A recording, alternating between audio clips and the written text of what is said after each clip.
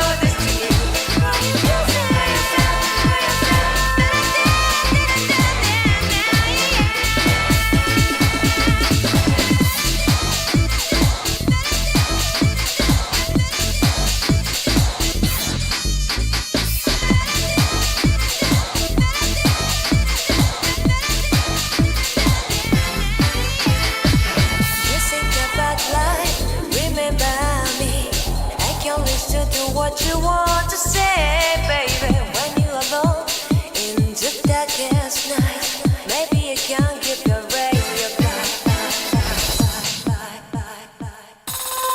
Open your heart and show your eyes that your destiny.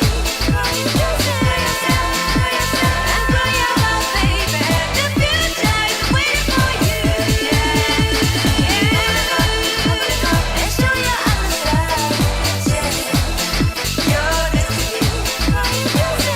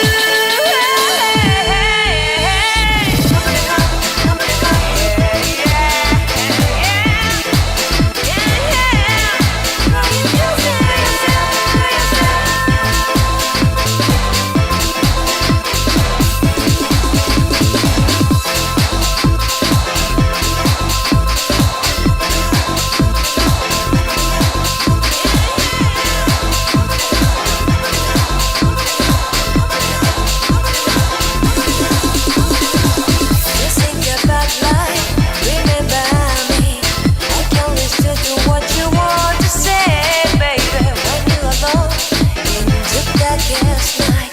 Maybe I can give you a ray of light. I think about you, you look so tired. Thoughts of the many heavy like you're carrying. You should let them go if you wanna do. You wanna dream and do. Open your heart and show you understand. Your destiny. You say yourself, and cry your life, baby. The future is waiting for you. And show you understand. Your destiny. You say yourself, you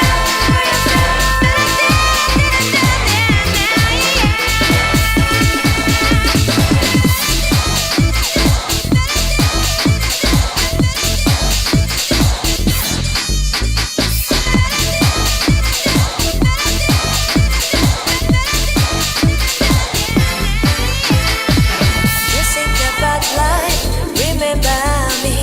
I can listen to what you want to say, baby. When you're alone in the darkest night, maybe I can give you a ray of light. Open your heart and show you understand. Your destiny. You say yourself, and cry your life, baby. The future is waiting for you. And show you understand. Your destiny. You say yourself, open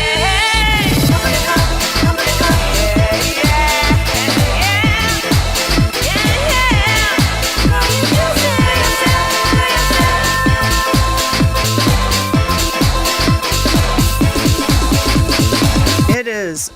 Tuesday. Even though it feels like a Monday, it's my Monday.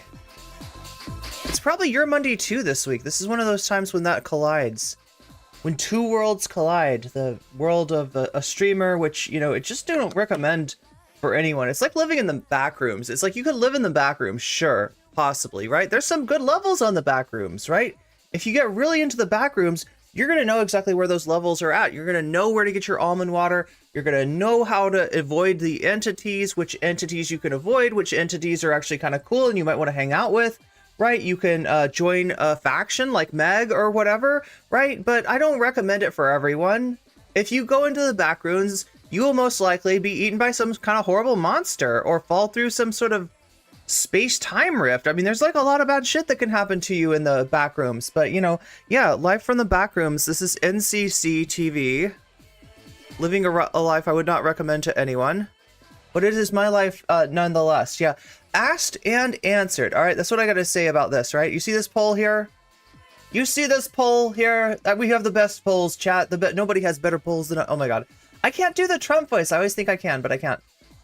So yeah, this is the poll that I conducted to ask you, my audience, you know, and I do this from time to time. So make sure to check on the community tab if these things don't reach you, and you can vote too. We got 105 votes here. More than... like almost a majority, a strong plurality is for Brianna. In other words, more votes than either of the two major candidates are going to get, more percentage than Joe Biden or Donald Trump are going to get in the election, right? For Brianna Wu versus, I almost said Billy Joel, but no, we know that Billy Joel is America. Billy Joel represents America to the incels. I don't know how that works. Somebody should call him and let him know that his name's being used by What If Alt Hist. Maybe he can sue What If Alt Hist. I don't know. I don't know if Billy Joel's the litigious type. He said we didn't start the fire, but he didn't say we didn't start the lawsuit. So anyway, I don't know anything about any lawsuits, chat. I'm not Demon Mama. I'm not going to speculate about legal actions against people that don't end up coming true. I am going to tell you about the new video that's out. Yeah, you asked for it, and I answered. I answered your request.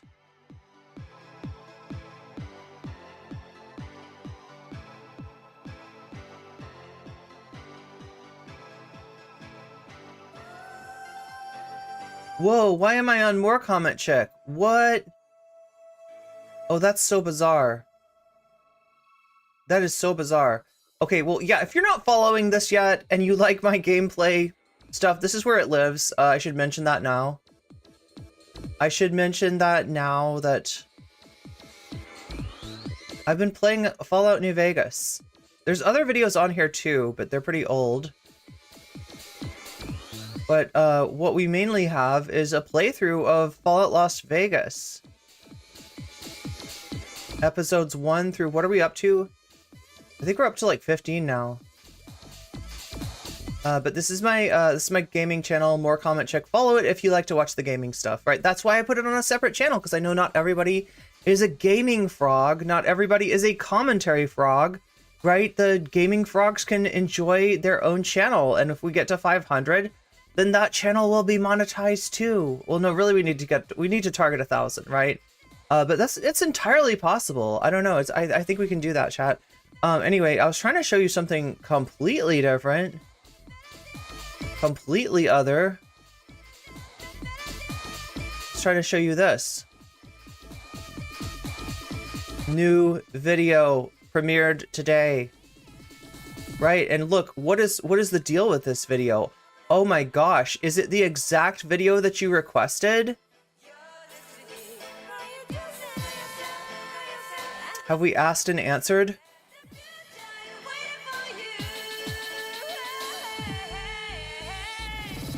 There it is.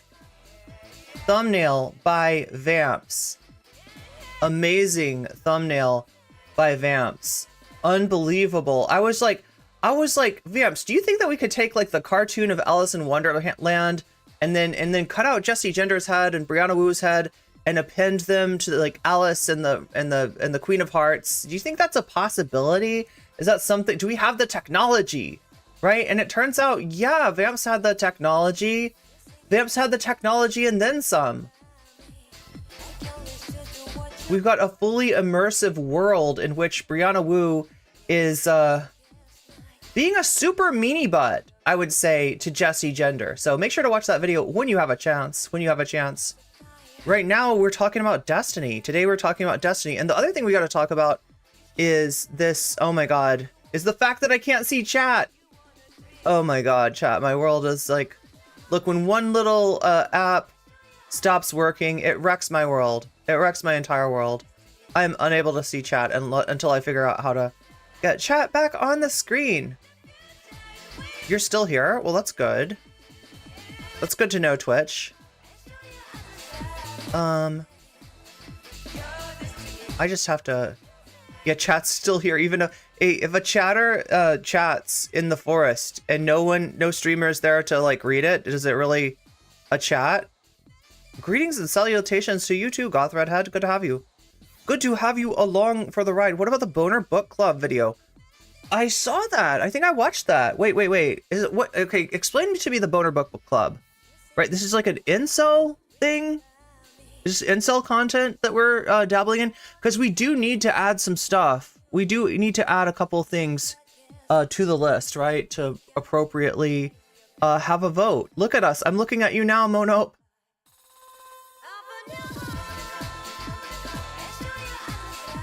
But yeah, always are the Queen's way, and that's Brianna Wu's way, or at least that's what she thinks it is. And in reality, no one cares about Brianna Wu. She has no constituency. The people who would like her for her takes hate her for her identity. The people who would be sympathetic to her hate her because of her takes. That's how Brianna Wu has painted herself into a corner. She painted the roses red a little too hard. She went hard in the paint, chat. Brianna Wu going hard in the paint. Yeah, it's like an incel video. Incel guy who invented his own kind of boredom. Wait, is this the guy that says that, like, you gotta, like, wait, the blue light of your phone, what does it do again? Does it keep you from sleeping? It's something about the blue light of your phone that's dangerous, right? This is what the incel guy is saying. I watched that this morning. That was kind of wild. Oh yeah, you know what we should watch right away though? Because I feel bad about this. I feel legitimately bad. So chat, what this is right here is these are the topics we're going to vote on. We might change them up some. If I got some suggestions from chat of things to add to the options, I give you 4 options. You vote on those options, and then somebody comes along with their big bucks and they steal the vote. No, actually, that didn't happen last time. Last time the vote was the sanctity, the sacricity, the sacrosancticity of the vote was preserved, right? And that's what Vox Populi... Oh, wait, German elections. That's something. Did you know this? There's some shit going on in Germany. There's a party called the AfD. It's a far-right party. Some would say a Nazi party, but I'm not, you know, allegedly a Nazi party, right? And a few of its members were photographed on a island in the north of Germany. Lies? Is that what it's called? It's called Lies. I'm gonna mispronounce it, chat. Any Germans in chat that can correct my pronunciation? Lyss. I've heard it's like the Monaco of Germany. Yeah, I know. No way. In Germany of all places? Yeah, they're in Germany and they're burning bridges, right? They were actually a pretty successful party because I guess Germans are really unhappy with some of the other parties, and they were getting they were reaping the benefits of that dissatisfaction because they're an outsider party, the AfD, and well, they're not reaping those anymore. They've gone down in the polls because there's been a lot of revelations about them having actual. There was a guy like in a clip that was like had his fingers on his like in his mustache area, like right here, and he was doing a salute. And in Germany, that's actually an illegal move. You can't do that. It's not a move that you can do. That's not a move that's not a legal move. I'm sorry. That is like traveling or double dribbling in basketball, right? It's double, you know, you can't double dip into the mustachioed one. Lis plus Lies? Lies plus Lies? It's Lies? New Nazis, just like the old Nazis. Ich bin kein Berliner. Ich spreche kein Niederlander. Oh my god, my pronunciation is so bad in German and in Dutch. But yeah, that's going on. Somebody mentioned that in Shorts chat. Shorts chat? Shorts chat? We have a Shorts chat? Yes, we have a Shorts chat. I just haven't opened it up yet. Lys just means lease? I was gonna guess it means school, but that's French. Oh, des élèves. Oh, what am I doing? I don't know where the voices are coming from, chat. I've got so many voices And most of them are not, luckily, Brianna Wu, but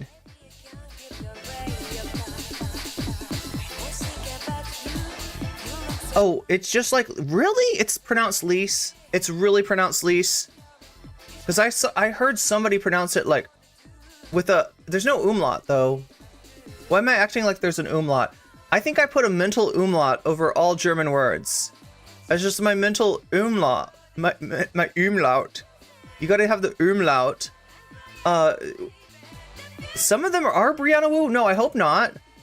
That would be some kind of Harkonnen shit. If Brianna Wu could possess me, that would be super bad, right? Like that exists in the Duneverse. I don't know if it exists in the actual reality verse. In Denmark, they say it like that with an umlaut. An umlaut. They're all, ich spreche kleine Deutsch. Eine kleine Deutsch.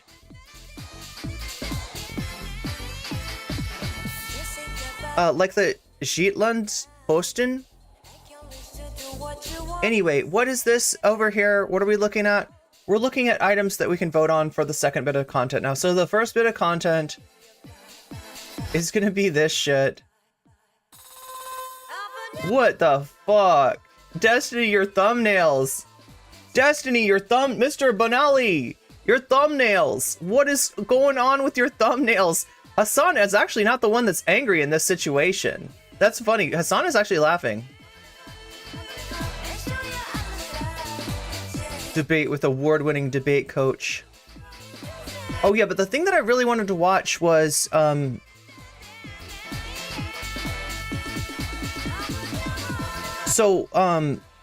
I said, we've been doing this for a few days. It's a fun way to make donations and memberships and that kind of stuff like fun, right? You get to pick something, right? So that's the idea. If you super chat, if you super sticker, if you get yourself a membership, if you gift a membership, if you get yourself a sub to avoid the top of the hour ad break over on Twitch, if you gift someone else a sub to pull them out of the top of the hour ad break, if you donate bits or anything else, we need to get it set up so Patreon automatically does that too, right?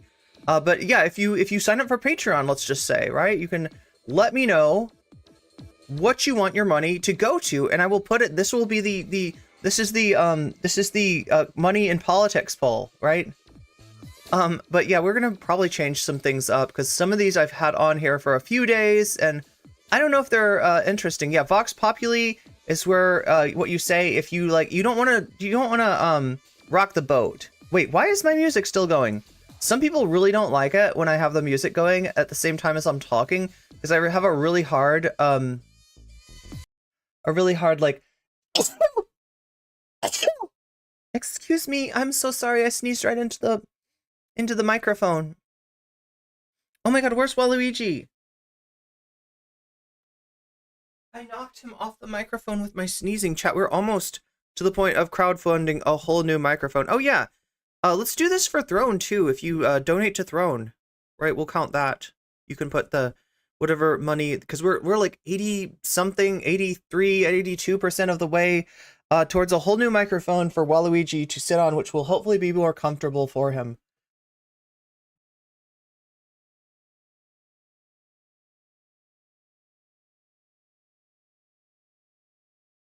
Yeah, so we're talking about. Did you see this? D found the Wisecrack video and start. Here, let me give you like a.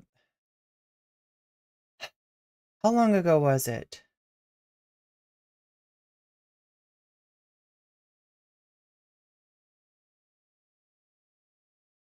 So we watched this video a few days ago.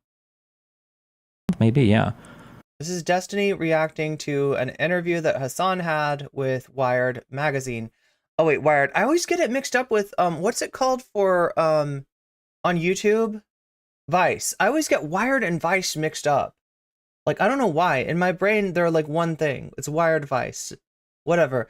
It's not the same thing. Vice is still on YouTube, right? I thought they were shutting down, but they still see videos from time to time.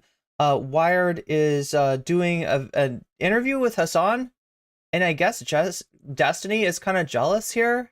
So he's got to watch anytime Hassan gets a high profile interview. He's got to watch, and yeah, they do mention Destiny. They do mention Mr. Bonerelli, so he's got to watch. And you know, he got pretty mad about this. He got pretty angry. Right? So after that, what happened was a channel called Wisecrack. Do you all know Wisecrack? I feel like some people know Wisecrack. Wisecrack is like an old YouTube channel. It's been going for a long time. It was very different back in the day. It's gone through, I don't know, maybe different owners or different, like it feels like the person on it now is like, the main person on it now is like the only person that does videos on it, I think. And it's very different. It's become like political, whereas it used to be like pop culture videos and stuff like that. Okay, so this happened. Wisecrack watched this as well, and then Destiny found out. Destiny found out that somebody talked about me. Oh my god, this is what I'm afraid of, chat. I'm totally afraid of the Daliban, and that they might swoop in and you know, attack us. They might brigade us, right? They might link this video in one of their subreddits or some kind of splinter Discord, or maybe even in the main Destiny, you know, maybe in r/Destiny. I don't know, chat. I'm very, very afraid of the Daliban and their ability to destroy me like they did before. They totally destroyed me by talking shit about me on the subreddit, right? So please don't do that again, Daliban. Like, right? Don't throw me into that briar patch. Okay, that's all I'm saying. Don't do that. Don't do it, Daliban. But anyway, yeah, Destiny, the Daliban reported, you got reported, Wisecrack. You got reported to Destiny. And, well, let's see what Destiny did, and then we'll get our poll going after that, right? Azan, did you see this? D found the Wisecrack video and started malding and literally told his fans to mass harass them. If I could Michael had to make his account private because of deranged freaks. harass people in any way, it would be call out culture. Like, fucking August, if you make this a video, it should be like a call out. Okay, now here's the deal. No, for real though, for real. Okay, I don't take any Destiny clip at face value. You know why I don't? Because I know this motherfucker makes clips purposely that he calls bait clips, that he hopes people will cover. He hopes people will take them seriously. So I'm going to take this with a grain of salt. I'm so sorry, Destiny. I am not a sucker. I am not born every minute. I am born every second, which makes me superior. All right. And, oh yeah, speaking of which, chat, I've got this problem with, my memory, right? I forgot, who I am, apparently, because, when I started the new, Weasel Cord, and yes, the Weasel Cord is underway. We've got the mods, joining it right now. We got the new Weasel Cord, so we got to get, hold of all the mods and get all the mods in there. We're going to start off with mods, then we're going to do patrons, then we're going to do, members and subs, and then we're gonna eventually, it's gonna be the Cord. It's Weasel Ranch, right now. I don't know, maybe we should change the name before I get canceled. I don't want to get canceled. I don't want anybody to think I'm doing like DIY you know, Weasel stuff in the Weasel Ranch, or that there's anything untoward happening in the Weasel Ranch, right? But right now it's a Weasel Ranch, and just the mods are in it. But I finally did get that out of the way. Yeah, it's eventually going to be that next are going to be patrons. So we're re-adding permissions one at a time. And if you're a mod, check your Discord DMs, because you may have gotten an invite to this, right? And I do want you to go ahead and use it if you want for coordinating moderation. A lot of times when you're moderating, you're in chat, you're making decisions, but you know, there's more than one of you. You might have different ideas of moderation. You want to work those out. You want to solve those behind the scenes instead of having to talk about it in chat, which I know is annoying to a lot of mods. Many mods have told me this, folks. Many mods have said this, that it's annoying to have to try to you know, talk it out in chat. Now you can talk it out in private in the Weasel Cord. So check your Discord DMs, and I'm going to try to get an invite to all the mods. Bring them in and get those permissions firmed up. When I had my charity stream on Sunday, we had trolls come in and say weird stuff in VC. We left it okay, the VC for your Discord then. We left it open in case people wanted to play Scribble. Jesus Christ. I mean, that's classic. That's fucking classic, right? we had a special, you know, if you join our Discord, right? You'll join up and you'll see no, you'll see no channels. You'll be like, it's just welcome. Why would I want to be in this Discord? You haven't even finished the Discord. But like the truth of the matter is, you got to have a role to see the rest of the Discord. That's an airlock. That's an airlock that we use to make sure that everybody in there is on the up and up. Because we did have some issues early on. There was a point at which I don't know why, but Demon Mama's community tried to. I mean, it seemed like a brigade. I don't want to, you know, allegedly, right? Yeah, they were trying to flood our Discord. But anyway, so do we have any evidence for that? Oh yeah, that's right. Do you have any evidence? Yeah, Destiny's community never bothers anybody. They never do anything wrong. Here, so we're gonna watch this. This is a Hassan clip. This is gonna be like the preview. Okay, so we're gonna do the preview to today's content before we get into like the actual fucking messy back and forth between Destiny and I guess Michael Burns. Is this who runs Wisecrack now? It's Michael Burns. And you know, Destiny does not let anybody talk shit about him without sicking. Well, anyway, so what I was trying to say, chat, is that I know he does bait clips, right? We've seen it before where he talks about getting cucked, right? And he wants people to find that and be like, oh, look at this guy's getting cocked. And then he can be like, haha, it's a fake clip. Haha, got you. Right? He says that he learned this technique from Nick Fuentes. So great that those two are cross-pollinating each other. Is it okay if we invite other mods? Yeah, as long as confirm their identity, right? Just make sure that you're sending it to the right Discord account, right? And that it's not somebody trying to trick you. Trying to trick their way into because everybody wants to get into the Weasel Ranch. Everybody wants the DIY Weasel treats, and we can't share them with those who are not moderators, or else something bad happens. Something really bad happens. That Weasel is Hamas. That's what I heard. Those Weasels are with Hamas. Anyway, so we're gonna watch the rest of this, get an idea. Again, like, I don't think that Hassan would fall for a bait clip.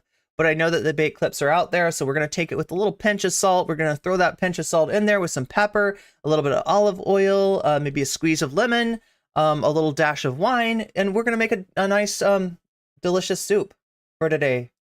Like, I will debate either of you too, or have a conversation, or talk, or whatever, about any of the shit you're saying here. I think that yeah, if you know other mods, you know, Discord IDs, and you're sure about it, right? Then you can go ahead and invite them. As long as people invoke my name and then mischaracterize me like this, every comment section you have should be like, hey, why are you guys still avoiding Destiny even though you're talking about blah, blah, blah. I think so, until people just don't talk about me. If they fear the Daliban or there's... And if, in case anybody's wondering, yeah, we might add some mods too. The community's growing. I want to make sure that we got full coverage. I want to make sure that we've got enough mods, but not too many mods. It's just the right amount of mods. Then they should be. Then yeah, because like if you're gonna be this much of like a spineless, cowardless fuck, right? And you're just gonna like blatantly fucking soy sauce and buckwheat noodles. Let's add some green onions to that. Lie about me and some or poison the well. Some sesame seeds in any other community you're in. Yeah, I think you should get fucking every single comment section of you should be like, hey, so why'd you sell this shit, but you weren't willing to talk about it? It's weird because now he just wants he wants people to shut the fuck up about him. That's very odd. He doesn't get it. The video is about his desire to just debate everything. Yeah, the video, like he's fulfilling the claim of the video. That's the irony. And also, the other irony is that Destiny has been trying to get Hassan to engage with him for years and years and years, right? They broke up. They were together, and they broke up. No, they were friends, and then Destiny started shit-talking Hassan. Hassan had some degree of patience, some degree of trying to reach out, some degree of, you know, good faith, but you know, it just Destiny just like absolutely wore that out. And then Hassan was like, fine, we're not talking to you, we're not talking about you, right? At the time, Hassan's a smaller streamer, so it kind of makes sense that he just doesn't want to have anything to do with Destiny or his toxicity. That did not stop the Destiny fans from talking about Hassan, right? They continuously did that. And this has all been up until like this fall. This fall is when Hassan like legitimately started to engage with Destiny. Destiny was inserting himself as some sort of expert in the discourse about what's going on in Gaza. And no, he's not an escort. He's a clown. He's a clown who's got no business in any sort of conversation about this. And, you know, so anyway, Hassan started to talk about him. There's been back and forths. At this point, though, it seems like Bonerelli now like does not want people to engage with him, wants to use his community instead of to try to force engagement, to try to, I don't know, intimidate people off. At least going by this clip, again, chat, understanding that we got to take this with a pinch of salt, because Destiny sometimes makes bait clips. And until I see it in context, I don't know that this is not one of those. The video literally, the live stream Divorcestiny that he did, that we watched on our live stream, was specifically about like culture online. It's just odd that he's like demanding his community brigade anyone and everyone that mentions him until they are silenced. No criticisms whatsoever. No criticisms whatsoever until, you know, you can silence all opposition to shut the fuck Shouts out to Hassan's editors.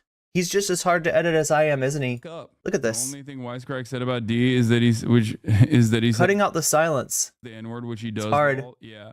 He's failing personality cult is getting real fucking old for everyone across the board. This is what happens. Why do you continue to give in and talk about this? Well, first of all, I think that this in and of itself is ridiculous. I think that it's like you guys immediately are like, oh, why are you doing this? But it's like, the fuck do you mean? I don't think that random people that have random people that like even mention Here's what's weird, right? Destiny's or Hassan's community, like there's a portion of his community that just doesn't want they don't want him to talk about Destiny. Destiny a little bit deserve his like community's wrath. The fuck are you talking about? Like why shouldn't I get this community to at least like defend people for being honest? People could never say the name and he would make an assumption to interject.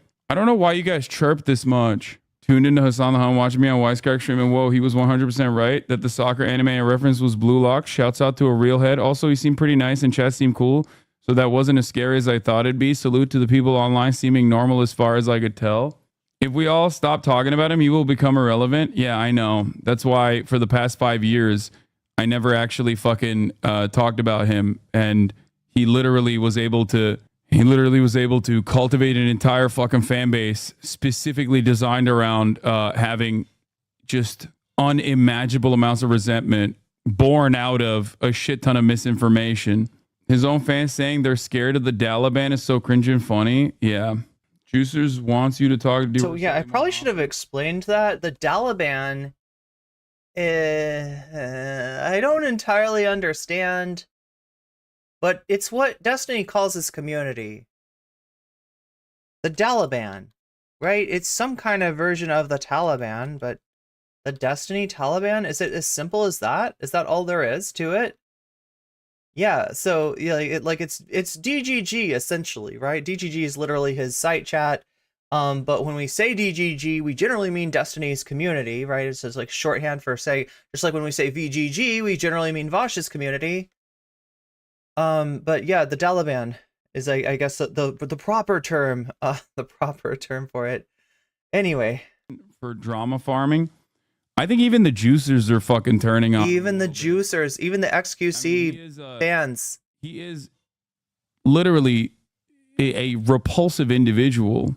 So I think if you watch it long enough, you either have that same exact repulsive mindset and agree with it and you know become a part of the cult, or Cultstiny. At some point you're going to arrive at a position that he firmly holds that is truly unconscionable for the average person, and they're going to be like, okay, this is kind of gross. Yeah, there's a reason he's getting upset, because shit talking Upsetstiny. He's becoming a lol cow. Yeah. The only reason why he was never considered a lol cow, I guess, by many people is because they had no idea who the fuck he was. They just kind of saw him in the best light against like objectively idiotic people that he was owning in the marketplace of ideas. But now that like people are paying attention to what the fuck he's doing and realize that he is truly a repulsive, toxic individual who will literally debate any and every issue. He's a toxic clown. Most normal people would consider ridiculous, gross. He doesn't like being on the other end of that. I wish people understood that you've dealt with constant harassment for him for half a fucking decade at this point. You can't just turn it off and ignore him. It's really sad that people still refuse to trust you on this. Yeah. He controlled most of the lolcow watchers. My call is that they'll turn on him at some point in this year. Yeah. Those guys are not exactly loyal fans in general. I mean, some of them will become loyal fans, but as long as you like, you can only maintain that audience if you keep the blood sport and if you keep the toxicity. When more people start recognizing that you have like ridiculous opinions, just gross opinions, inevitably people will go, what the fuck is up with this guy? Brace summarized this perfectly. What is this? I think the reason you're finding Norman Finkelstein is more popular with some people than you is because he's an intelligent man who gives sometimes angry voice to sentiments many hold, and you are a golem made up of all the ultra-modern horrors of the world. We don't talk about TrueAnon much, do we? I don't really know what to think about TrueAnon because I just haven't I really like I was a Chapo fan way back in the day. I know some of these people, obviously there's some spin-offs from Chapo or some people that were like related to Chapo who turned out really bad, like Red Scare. I don't think TrueAnon is like this. This is Brace Belden. I think and that's the main TrueAnon I'm guessing who's up behind the TrueAnon account, but oh my god. What is it about the Chapo sphere that they are so good at roasting debate bozos, right? You've seen Matt Christman talk about like jingling his keys in front of Vosh, right? Somebody wanted him to debate Vosh, and he's like, "What am I gonna do? Jingle my keys in his face, right? You know, just like he's beneath me, right?" And then you got here Brace saying, "I think the reason that you're finding Norman Finkelstein is more popular with some people than you is because he is an intelligent man who gives sometimes angry voice to sentiments many hold. And you are a golem made up of all the ultra-modern horrors of the world." I mean, this is some straight up... I didn't even see this. Eldritchdany. The telltale sign of a delusional ideology is when every single potential outcome favors the preconceived beliefs. Insulting people, if Destiny does it, is bad.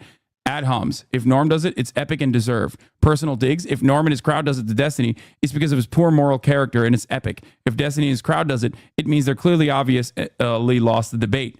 There is no sane world where you watch a supposed historian scream and shout like a petulant child for 5 hours and come away thinking, man, you know who really did well in that conversation, unless you were so lost down an ideological hole and can no longer see the light. That's great. Yeah, that's precisely why I don't think a lot of people understood.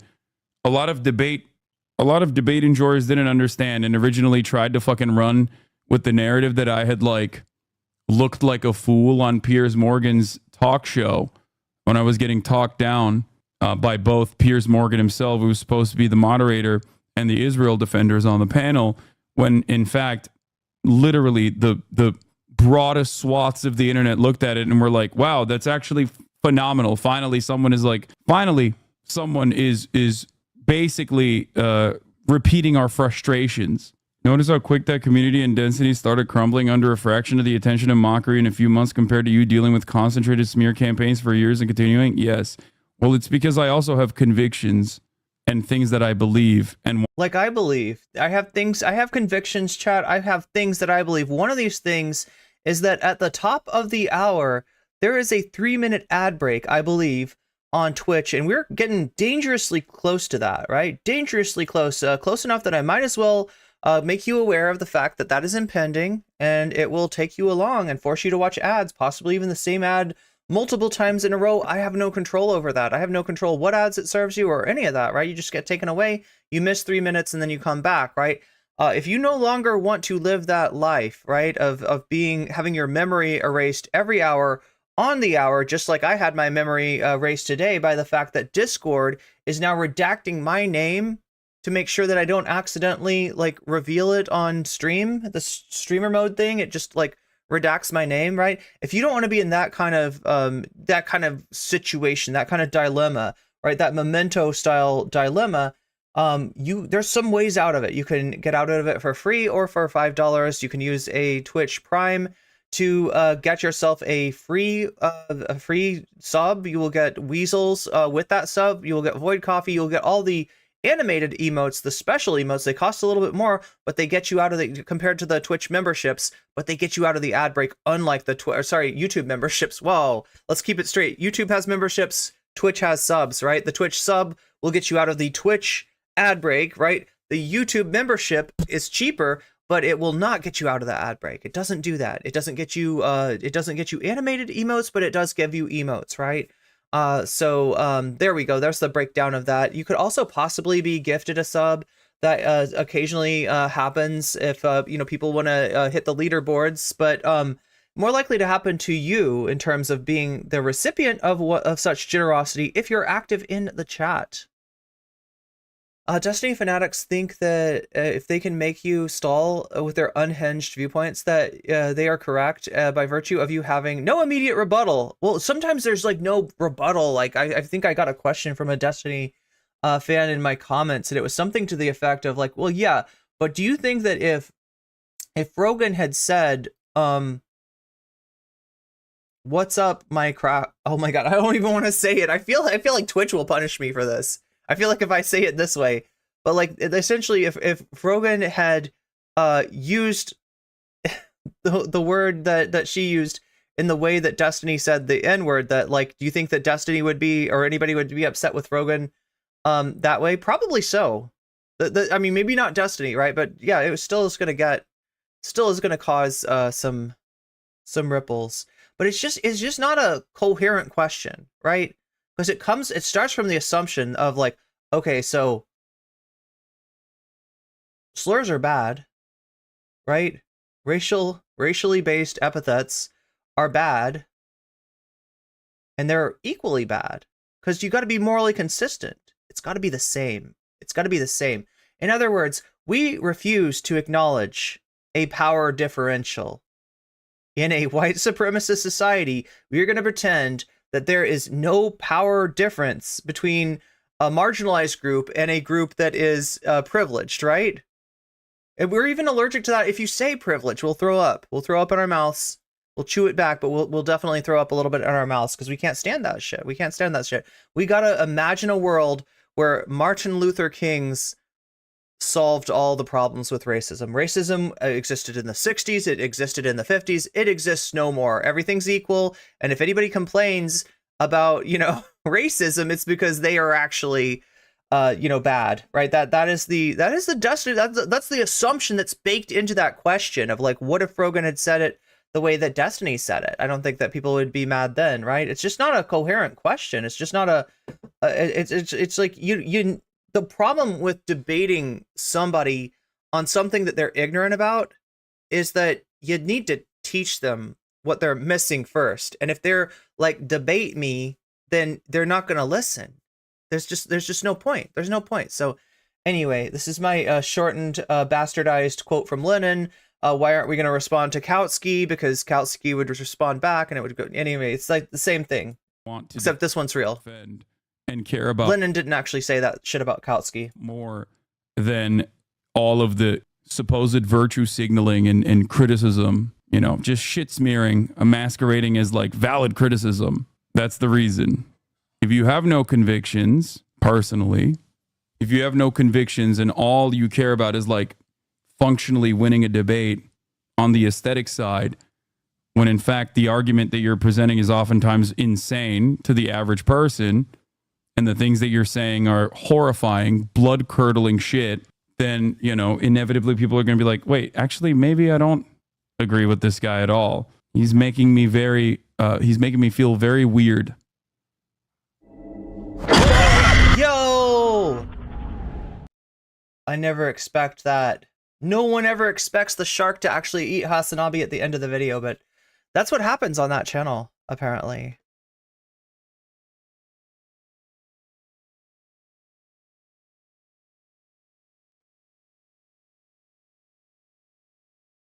And there's the ad break now. And there's the ad break right now. We're talking about saltines, yeah. We're talking about Zesta.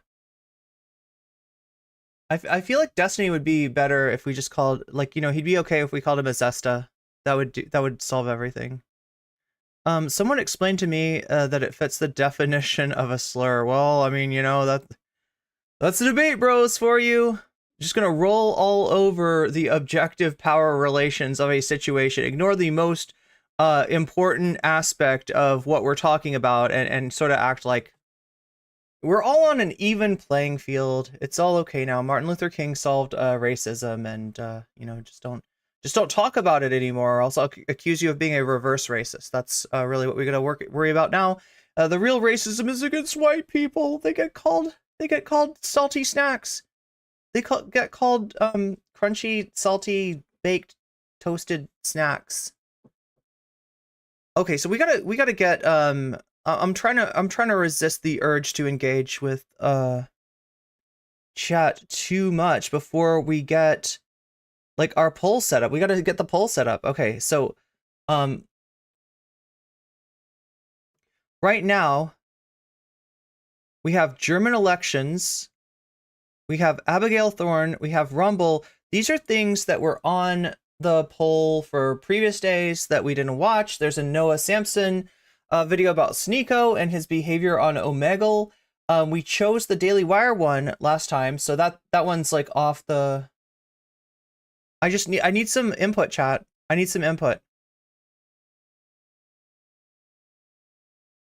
Right, because we're going to cover this Destiny thing, but after we get done with covering the Destiny thing, right? If there's enough donos in the kitty, we can watch something else. But I need your help in deciding what that thing is. I almost feel like we should use stream suggestions, but somehow give people the ability to vote. I just like, the only way I can think of voting would be that there's like a certain emote that's like for voting, and you put it on the stream suggestion link that you are wanting to nominate. The problem with that, though, is that stream suggestions is a very busy, very quick,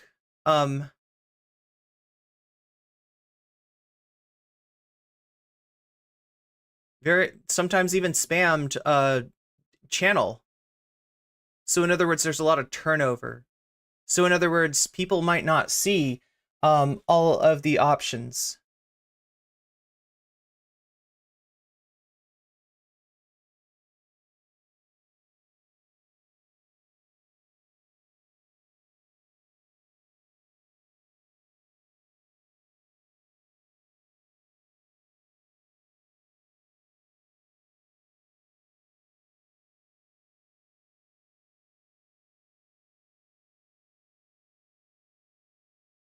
Lonerbox is getting mentioned in my Discord, in my stream suggestions.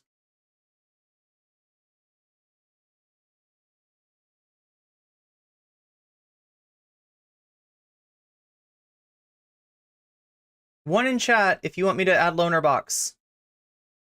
Apparently there's some cringe from Lonerbox. And I've got timestamps, which really helps.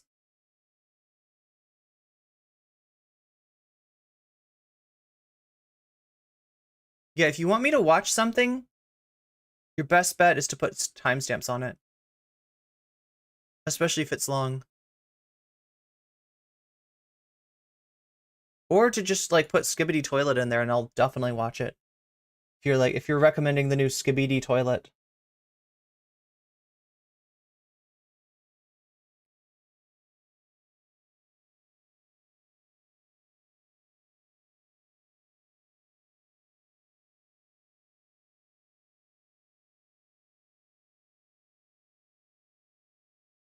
I feel kind of bad about offering a Lonerbox,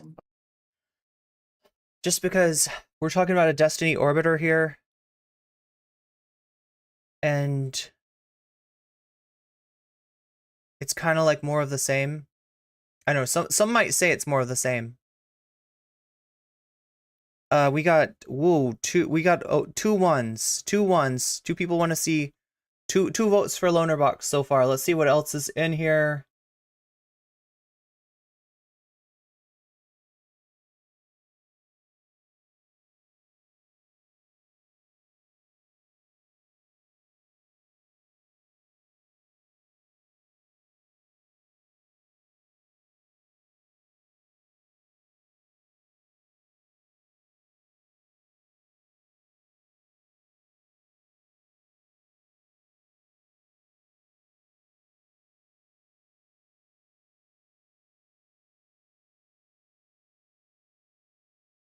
Oh, man versus bear. That's a good idea.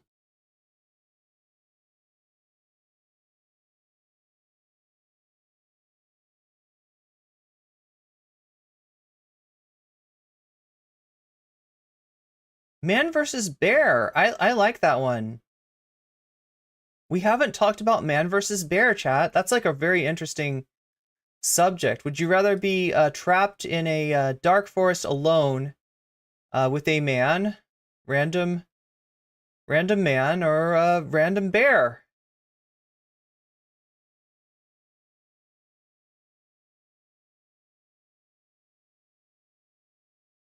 Okay, I'm gonna add that. So man versus bear, that's for sure. Man versus bear.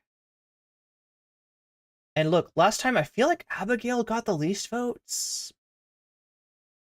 Rumble won one of the polls, so I gotta leave Rumble on. We can maybe replace Noah Sampson and Abigail Thorne unless people have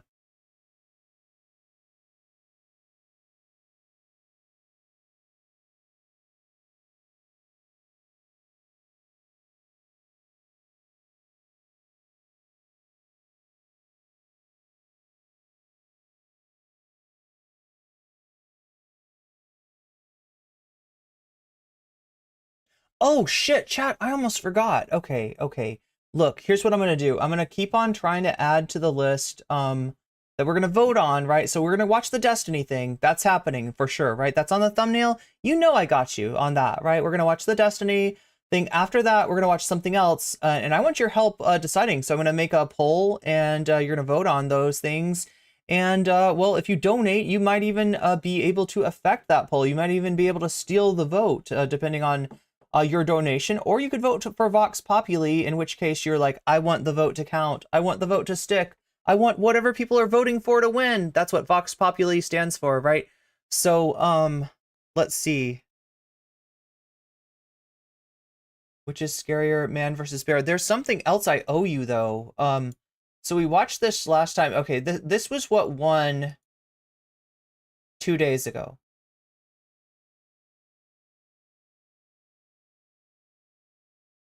Oh no, is there tipster content?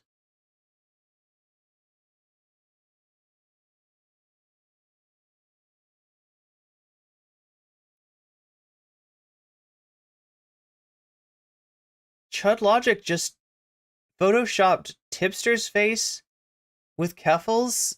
Oh my god. Oh god, it's about Tipster having a dream. Oh my god. I don't know. I don't know, chat. I don't know. That sounds cursed. That sounds cursed. What else do we have? I feel like, okay, so yeah, a few days ago, the winner, right? And not the winner by votes, but the winner by stealing the votes, by stealing the vote, by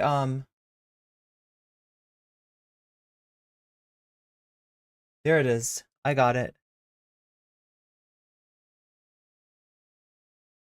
So I think that was the day that Rumble won the poll, but somebody donated a whole bunch of money to change the results, and they successfully changed the results, and they forced me to watch Goku Naru supposedly talking about Muay Thai muscle mommies. Now, if you watch that, you might remember that the coverage that I gave you was very scant on Muay Thai muscle mommies, right? There's one mention of muscle mommies, and a lot of talk about health, a lot of talk about, I don't know, philosophy, or not philosophy. It was like I don't know even how to characterize it. It was a Gokunaru going over the Illymation video, right? The one that Think Before You Sleep said was health disinformation. Gokunaru did not agree with incel before you sleep, and you know, that was mainly what the video was. So some people, like, given that I sold it on the idea that it was about Muay Thai muscle mommies, right? I could see you being like a little bit upset about it, right?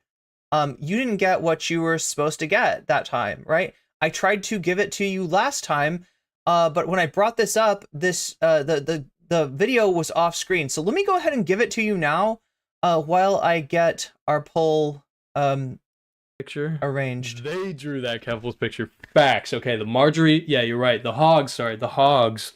You see, the hogs are the reason that Mudahar is getting canceled. Okay, that's what we need to understand. We need bicep mommies in office. Okay, that's facts.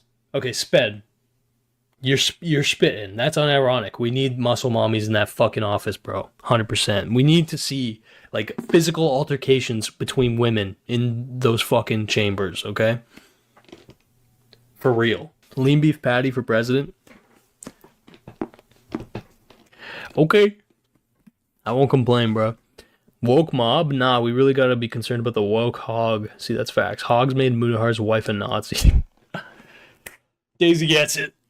As always, not a serious fight, but MTG and another lady had a cat fight. That's awesome. Another reason to vote for her as prime minister, whatever bullshit. Bro about to lax his hog out. Okay, relax. Maxter. Chris knows lean beef patty. I think we got it, chat. Bro, am I getting outed here? Shit, this is not a safe space, bro. Guys, I have a confession. I was in Lean Beef Patty's Discord. That's what I was gonna say, but now I can't find it. I've been lurking in the Lean Bean Patty, whatever the fuck, Discord. What can I say? So if you don't know, Lean Beef Patty is a fitness influencer, pretty muscular. If I don't really remember that much about Lean Beef Patty. I know that Lean Beef Patty has been on Hassan's stream before. I can't really tell you much about Lean Beef Patty, although I will say that's a weird name for a fitness channel, but whatever. That's just like that. That's not what I eat for gains, but it doesn't mean what it's, your mileage may vary. Regardless, that's who Gokunaru is talking about there, right? A verified muscle mommy, I believe. I'm a simp. I will take my lashings, okay? You can fucking chop my head as I stand, as I sit. Fuck off.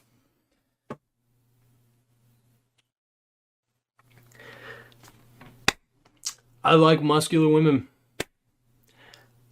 On a purely physique level, okay? There's nothing sexual there. This is, this is just an admiration of, aesthetic, okay? God, I hope Tipster doesn't win.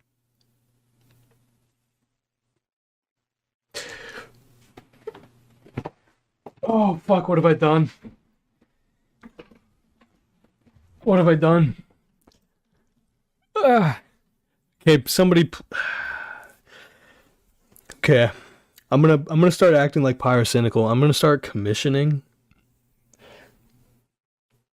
Instead of fat, furry, fucking, inflation porn fetish bullshit, I'm just gonna have you guys. Anybody know about, like, there was like a pyrocynical scandal, right? Pyrocynical. I don't know anything about pyrocynical, but there was some kind of scandal with pyrocynical that involved like some kind of furry fetish art. I really don't know much about pyrocynical. Like the artists in the Discord, I'm gonna commission you guys to have Lean Beef Patty just like giving me a fucking noogie or something, and then like just snapping my neck. Damn. Wait, that's called a guillotine, right? Like that is like is it jujitsu or is it just wrestling? Like what is this? What is this?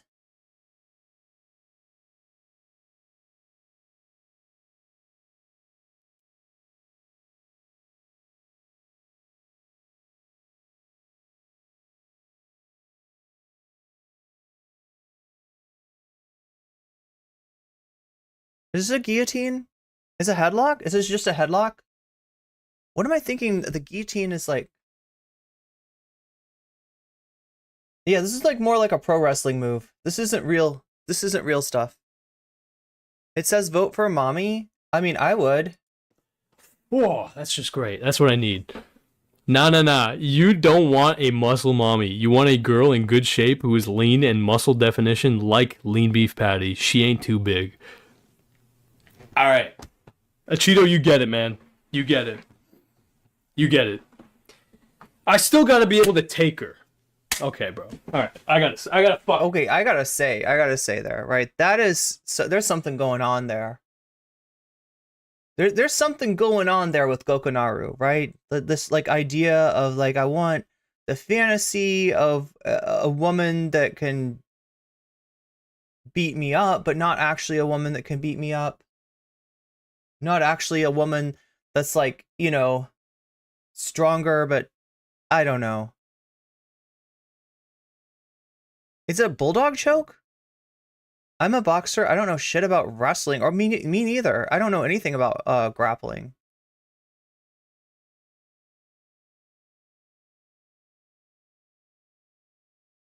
See, I'm a little bit disappointed by this, right? The fact that, you know, he's into this like whole idea of a muscle mommy, but he's still got this like complex of like, oh yeah, but like she can't actually. I don't want somebody that's actually like stronger than me. I was ready to be impressed, but color me disappointed. You know, I gotta fucking relax because, you know, it's a problem. And like you also gotta ask how much of this is like peer pressure, right? How much of this is like you don't really want like a really strong, like actual like muscle. You don't want like an actual bodybuilder, right? You want like a TikTok influencer like Lean Beef Patty. Goka has some weird views on corn. Oh, you're not talking about the band, are you? You're talking about the other kind of corn. A different type of corn altogether. We're having fun, but I'm a But little... yeah, chat, I just wanted to make sure that like nobody feels like ripped off by the polls, because somebody donated a lot of money to watch the Gokunaru content, and they got a lot of Gokunaru content. They just didn't get a lot of muscle mommy, and they didn't get a lot of Muay Thai. So but they're probably not here now. They probably left because they think that I'm a scam. I'm not a scam. I'm real. Okay, I'm real. A little bit too much. I'm giving you the content. The only issue was that the person that suggested the content forgot that this discussion, this deep dive into Goku Naru's feelings about muscle mommies was actually in another video. It was the classic princess was in another castle kind of thing. Okay, anyway. Let's, jokes aside, everyone, jokes aside. Precisely, you can't have her in a position where she could submit you. Bro. I'm about to train for fucking Goka, why are you lying? This guy's lying. Like, he's into the idea of a stronger woman, but he doesn't want to say that like, look at how much fucking peer pressure there is with just like, yeah, but you don't like that, right? You like that, you want the TikTok influencer, right? You don't want the actual, you know, like, I'm so glad. I was worried, but refused to Google. Plain oopsies, left-wing grifter. Wait, what's a left-wing grifter? Hopefully it's not me.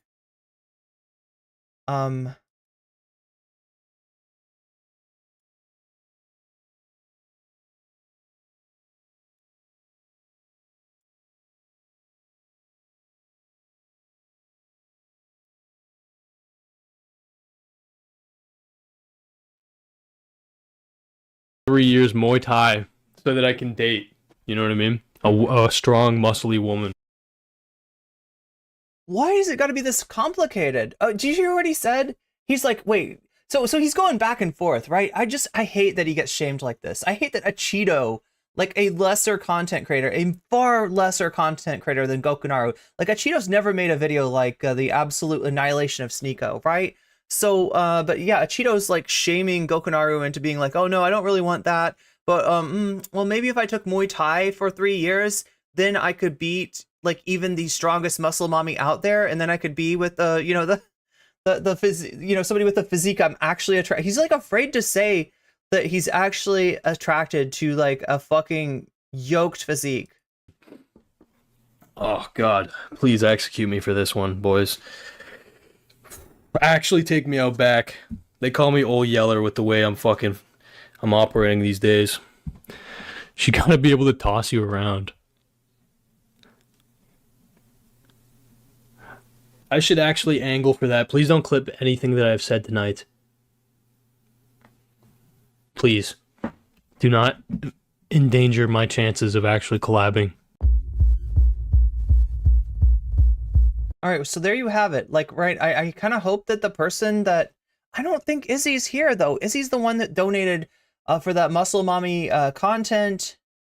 I don't know how to get the person responsible for us watching Gokunaru the other day into, you know, give them directly the content that I feel like they asked for. But and our love. so yeah, if you don't know, this is the video that I'm talking about when I talk about Gokunaru's like epic video essay. It's called The Absolute Annihilation of Sneeko. That kid named Sneeko, I don't know what that kid thought. First of all, he's so silly for doing that, for agreeing to do that with Sean Strickland. You're about to have a really bad. Oh my god, we can't watch this, can we? We're on Twitch. We gotta be careful. You know what happens here, chat.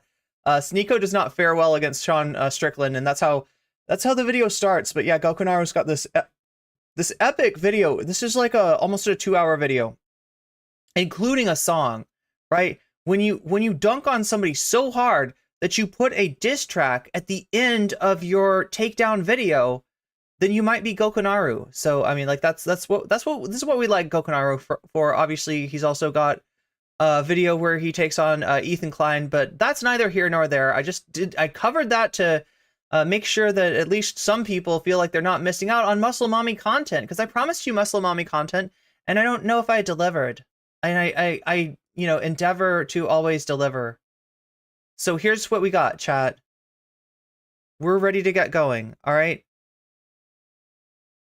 We're gonna create a poll.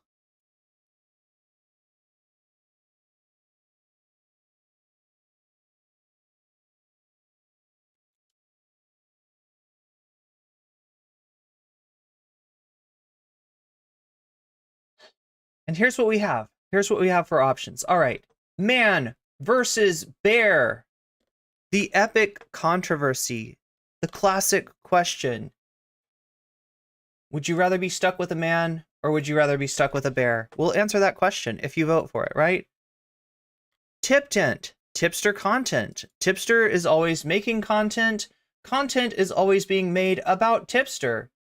If you select this one, we will check in to see what Tipster is doing now, or what is being done to Tipster now, right? Either way, there's been some updates on Tipster that we haven't gotten.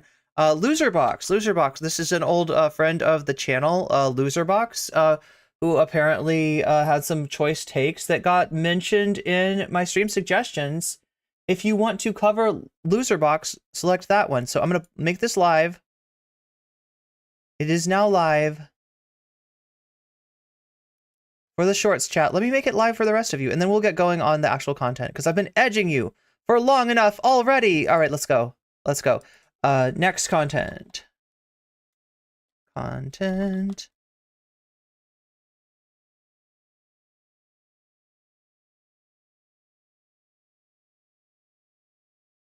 I don't know, chat. I'm kind of hoping I get man versus bear.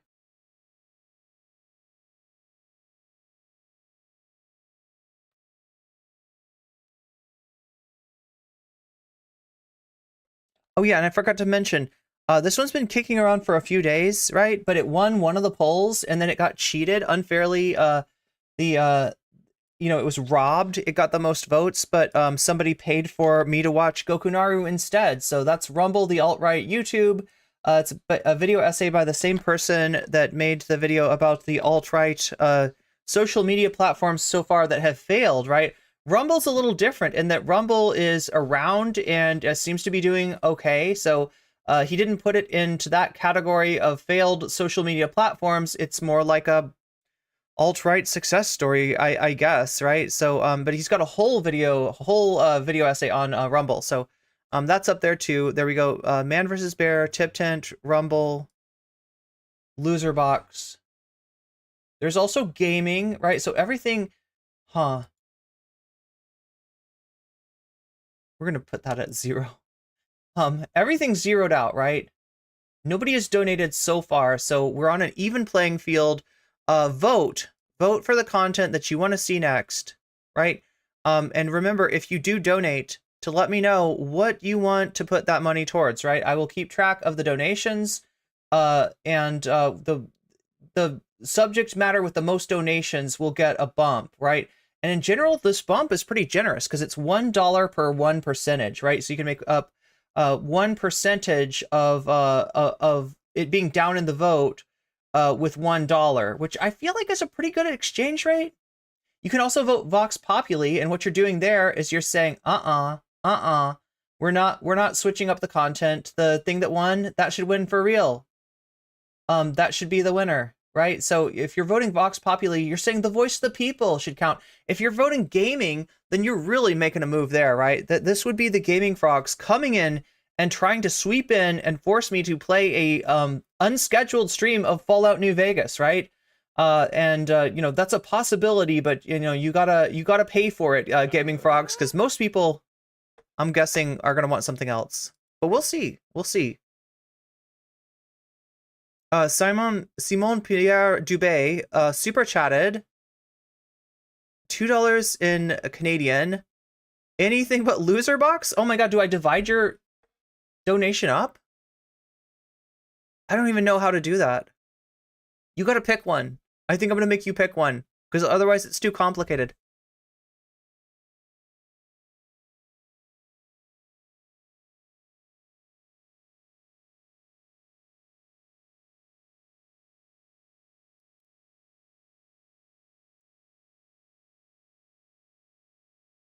But yeah, thank you for the $2 super chat.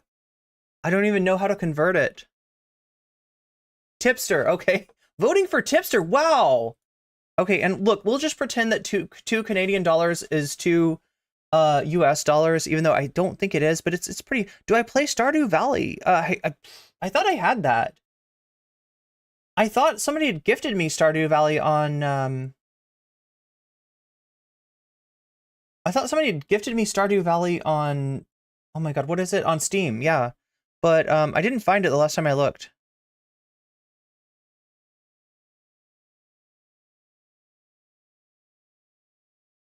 It's 1.6. Well, we'll round you off. All right. That's what I'll do too. If you don't, if like, let's say that you donate a membership cost, I think $2.99 to get.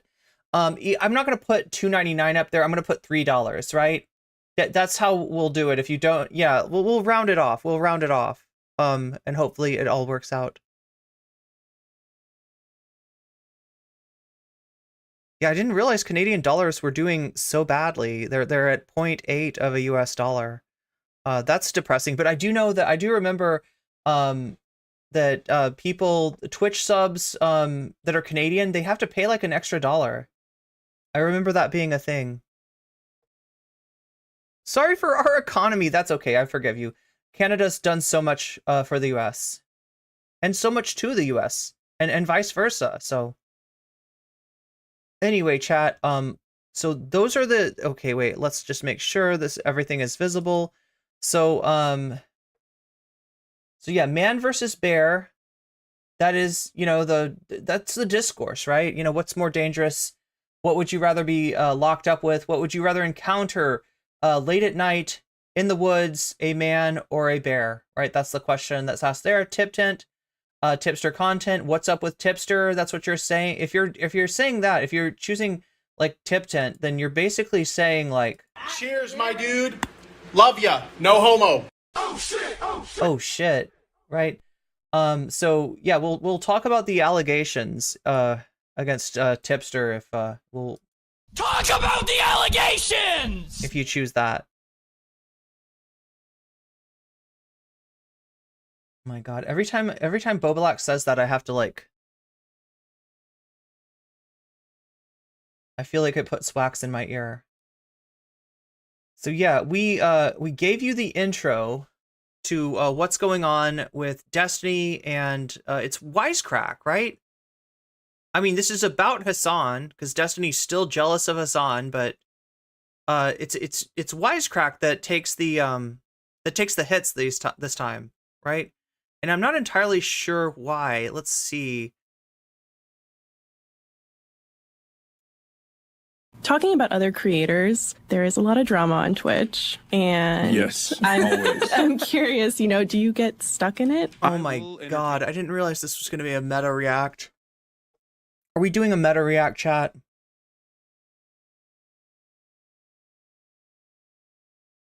Meta react. It's kind of a meta react.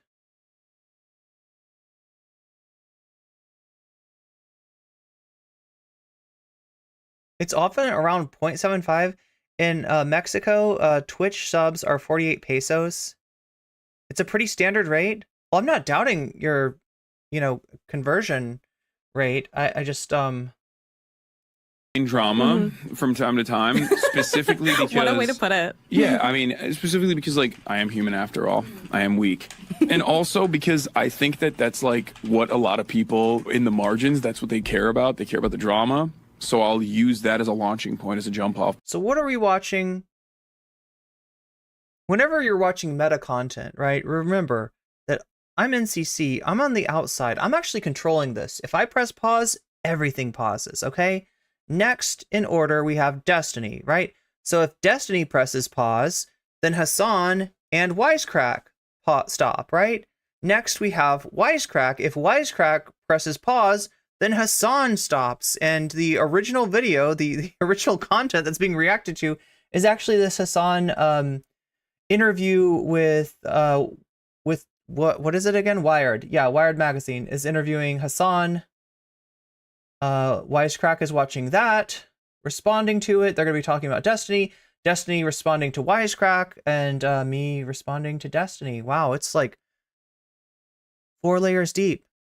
That is quite some lasagna. That is quite some bitch lasagna you got there, NCC. I know. Point to like go back to more serious news coverage and educate them. I use it as an opportunity to educate my audience. So like, I bring in the eyeballs for playing video games, or I bring in the eyeballs of the collaboration. Gatsby Cat with a resubscribe. Thank you, Gatsby Cat. Gatsby Cat, if you want to. Oh wait, I gotta bring this over, right? Because it's right here. Wait, is it just not showing up here for some reason? There we go. So Gatsby Cat, if you want to, okay, let me know what content that you want to see next, right? We've got Man versus Bear, the discourse of all discords, Man versus Bear, right? We got Tip Tent, which is tipster content, means we check in with Tipster and see what's up with our good friend of the VOD. Cheers, my dude. Love ya. No homo. Tipster, right? Then we got Rumble, the alt-right YouTube platform. This is a video essay about Rumble by the same person that wrote the video essay about all the failed alt-right social media. Like they have parallel platforms. If you ever watch The Quartering, right, you'll see like he's on YouTube, but he's got a whole list of platforms that he's on, and a lot of them you maybe have never heard of before, right? It's because he's, I don't know, banned on certain things, or he wants to use the conservative version thereof. Stuff like Patreon. Can you do Rumble? Okay, I can indeed. I will put your $5, which is the price for a sub, and I'll just assume that it's like $5 American, because I don't want to do the complicated math for conversion. So Rumble out to a lead, followed by Tip Tent, and everything else. Also, you can always feel free to choose Vox Populi if what you want to do is support the vote of the masses, right? If you wanna just say like whatever's winning, that should win. I don't want to rock the boat. I want to put my money behind making sure that the vote does not get stolen. You can do Vox Populi, or if you're a gaming frog and you want to steal the stream away from everybody else, you can donate to gaming. I put this up here because some gaming frogs were interested in that. They've never put any money towards it, so I don't know. It would be pretty bold. It would be pretty brash of them to swoop in and try to just snatch that away. But they could do that. They could do that. And then I try to refocus their interest on something that's like genuinely important. And for every 3,000 people that come in just for the drama, if 500 stick around to hear my coverage on what's going on in Rafa, right? And then that's great. That's what I'm trying to do. I'm always, the reason why I'm trying to grow always. Oh god, yeah. Is this the one where Divorcestiny gets offended when Hassan says what he's doing is not activism? Yeah, Hassan being humble, right? Not trying to put himself above, because if you ask Vosh, like I feel like he's literally had a take where he said activism, why would I do activism, IRL activism? Maybe this was Xander Hall. I think it was Vosh though. Basically saying that he does more from his gamer chair than any so-called activist does in real life.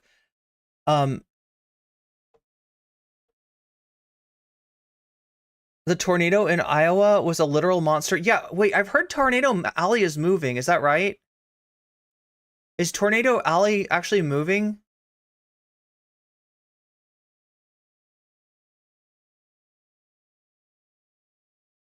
Isn't Stardew transphobic? I'm pretty sure it's not. I'm pretty sure it's just Stardew Valley.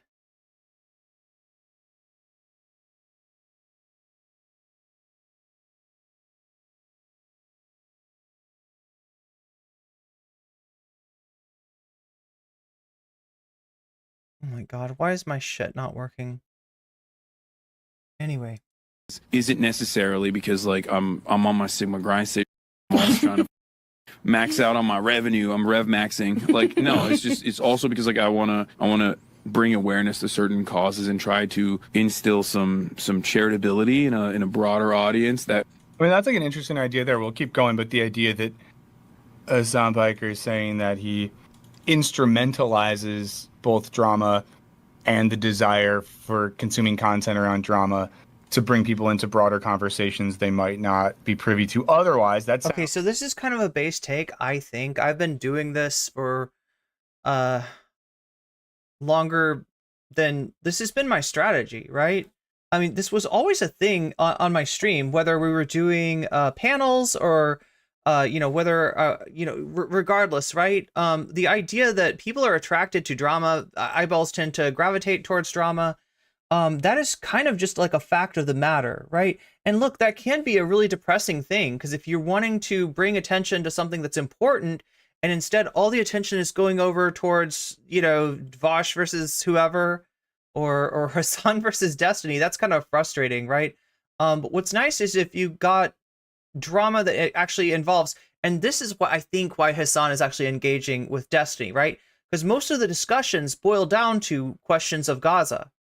Most of these discussions are actually about, like, one of the biggest issues that's going on right now. So it's actually, taking the drama viewership and sort of redirecting it towards an actual substantive issue. So you sort of use the attention economy to your benefit to direct attention where it needs to go. That sounds fair. But is that true? What drama does Hassan instrumentalize? And it's funny, not to jerk myself, but like, this is literally what I do, right? Like, this is like the back and forth of like, yeah, we'll have on the last Destiny's like, no, I invented it. Books. Or like, yeah, we'll do like the crazy Orbiter Wars, and then we'll read like a UN report. Or yeah, we'll do like like, this is like my content style. Like, is he going to say next, like Hassan paved in his own? Hassan, the only drama Hassan gets involved in is when he's dragged into drama because he's getting called out on something. I love that that's somehow a dunk. I love that that's somehow a dunk, right? He only engages in drama when he has to. So in other words, he's not trying to start bullshit drama. He's not doing kayfabe, Dylan Burns style wrestling content or glup shitto DGG Orbiter content. Like, really? The Orbiter Wars? Chat, is there an Orbiter that's actually interesting? Because if there is, I don't know who it is, right?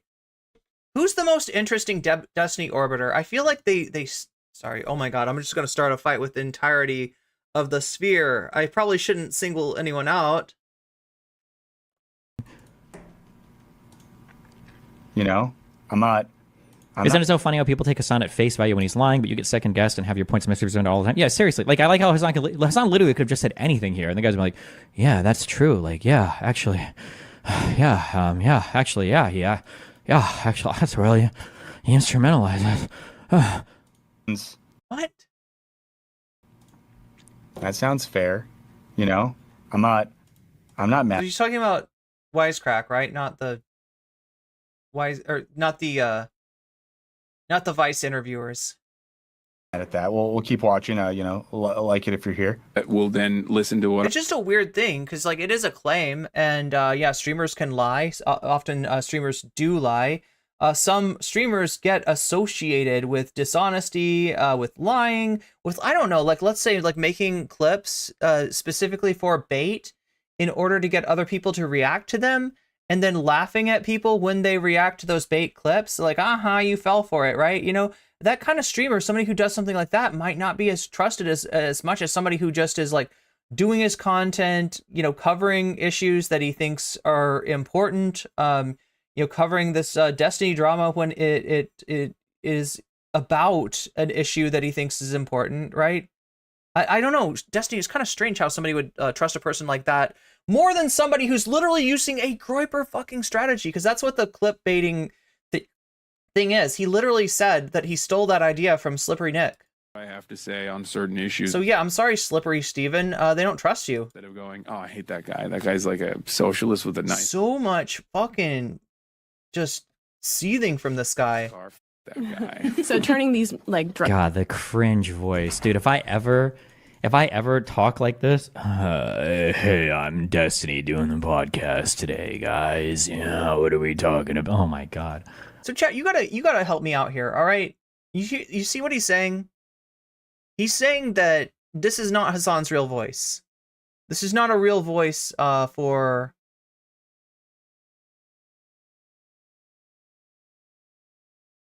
This is not a real... Like Hassan's faking... He's making his voice extra low.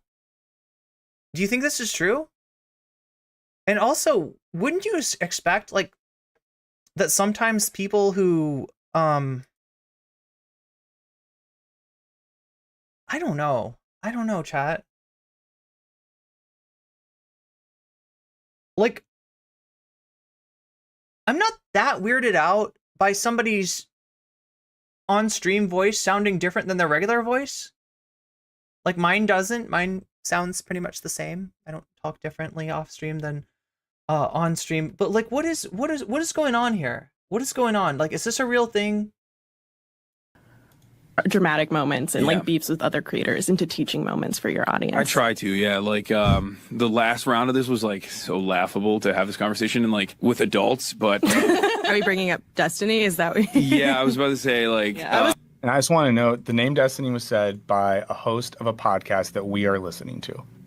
That's who brought I wasn't going to name names. Yeah, no, there's a content creator who like loves debating, doesn't really care about any of the things that he debates about, but like he will assume like ridiculous stances, ridiculous positions. He's relatively skilled in rhetoric, not in ridiculous position. You got a compliment. Relatively skilled in rhetoric. Are you just going to gloss over that? Anyway. Ridiculous, like, yeah, okay. Necessarily very knowledgeable on the issues, but okay, there goes a very long way in debates. But it's a compliment sandwich, actually. It's a compliment lasagna. On that, this dude is very edgy. Loves saying gamer words, the N-word specifically. Okay, so let's pause there for a like this funny thing too is how much of an like that's not even really what I'm known for in wider political spaces, unless you're like Hassan, right? Like people that are inviting me on like I've never seen anyone try to micromanage his PR to the point where it's like somebody's on an interview. And he's like, actually, if you were to give a accurate bio for what I'm most famous for what I'm best known for, the N-word would probably not be the top item in the list, right? Okay. Breaking points or like Ben Shapiro, Jordan Peterson are like, oh yeah, we're gonna get Destiny on because he's like the N-word slur sayer guy. Like that. These are just like caricatures of me that have been created by you. You know how it got created by you saying the N-word on stream. Not a long time ago, recently, right? You, I mean, like, this is old lore, too. This is N-word Andy. You wrote a whole manifesto, apparently, on your use of the N-word as a gamer word. What a gamer word is, chat, if you are not, if you're not an OG, when it comes to streaming, right? The N-word Andy arc was, started, I think, when Destiny mentioned maybe on stream with Trihex. I know that Trihex was, this is why Trihex doesn't fuck with Destiny anymore. But he mentions that he uses the N-word as an expletive when he's playing gaming. So this is where heated gamer moment comes from, right? This is the origin of that concept. The idea that somebody might say a slur, and in Destiny's case, I guess it's the N-word, when they are gaming and they are particularly frustrated. And to him, it's okay because there's nobody there to hear it, right? He's not saying it to anyone.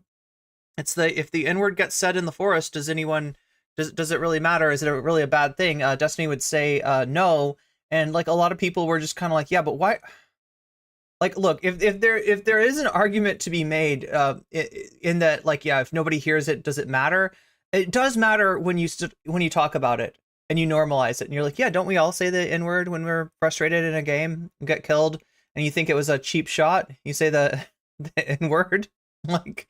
Right? And I mean, it's most people are like, no, I don't actually. I don't say that. The online lefties are like, oh, you're a Destiny prolific N-word. You like, yeah, okay, dude. Second, so why do they all have so much trouble saying your Sean just name? Everyone knows who they're talking about, but they avoid it so much. I don't know. Maybe because they know they're full of shit. I'm not sure. maybe because of what you just said about the Daliban going to attack people. I don't know. Why not just say like, I Just a don't want to guess. talk about Destiny. I don't want to talk about that. Okay, so let's pause there for a second. So, Honest question, how are we supposed to reach the truth without debate and conversation? Do we need some dialectical method? What is the alternative method these types of people offer? I've never gotten a good answer. They don't believe in debate because they want to kill people that disagree with them. I'm not joking. That is like the lefty. That's why Hassan said re-education camps. That's why not. There it is, chat. If you don't think that debate is a good forum for concepts that people lack knowledge on, because you think that the stilted situation of a debate doesn't provide a good learning space, and your streams are more focused on teaching and learning and educating, right? Then you literally want to unalive the people you disagree with, right? You're actually more hostile than the debate lords, than the person in your DMs saying, debate me, why won't you debate me, you fucking coward? Like, how dare you disagree with me without giving me free content? Competes at re-education camps. That's why lefties had re-education camps and gulags. Remember, liberals value like open political conversation between two sides. That's a liberal feeling. That's not a socialist or communist feeling. That's not a fascist feeling, right? This is a liberal idea. But what good is a conversation between two sides if one or more of those sides is utterly ignorant of the subject matter? If one or more of those sides is coming in bad faith, and if one or more of those sides has inductively reasoned themselves into a viewpoint that they emotionally resonate with, but which is not backed up by the facts of the situation. If one or more of the parties is giving in to perverse incentives on the platform to represent fucking genocide, which, despite the fact that it's less popular now than it maybe was before, there's a lot more people that are open to the fact that what is happening in Gaza is actually, a crime against humanity, right? There is still there's still there's money to be made reinforcing people's like worst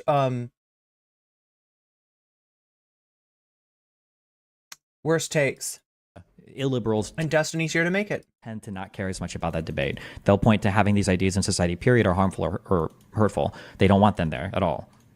Hassan just said that there's a kind of creator who loves debating, doesn't really care about any of the things that he debates about, and is relatively skilled in rhetoric. I think this is really interesting. I think we can learn something about this, and I know a lot of us. Wow, so interesting. He's made these claims without asserting any evidence, but they're going to bring the evidence now for this, I'm sure. Okay.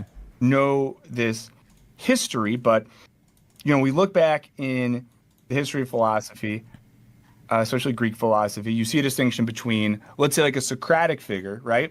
And what marks a Socratic figure, or literally Socrates' followers, Plato's students, was an underlying motivation for knowledge and wisdom. In particular, an underlying motive for knowledge of oneself and understanding oneself such that they can understand the world around them and seeking out ideas like truth and justice. And of course, a knowledge of their fundamental ignorance.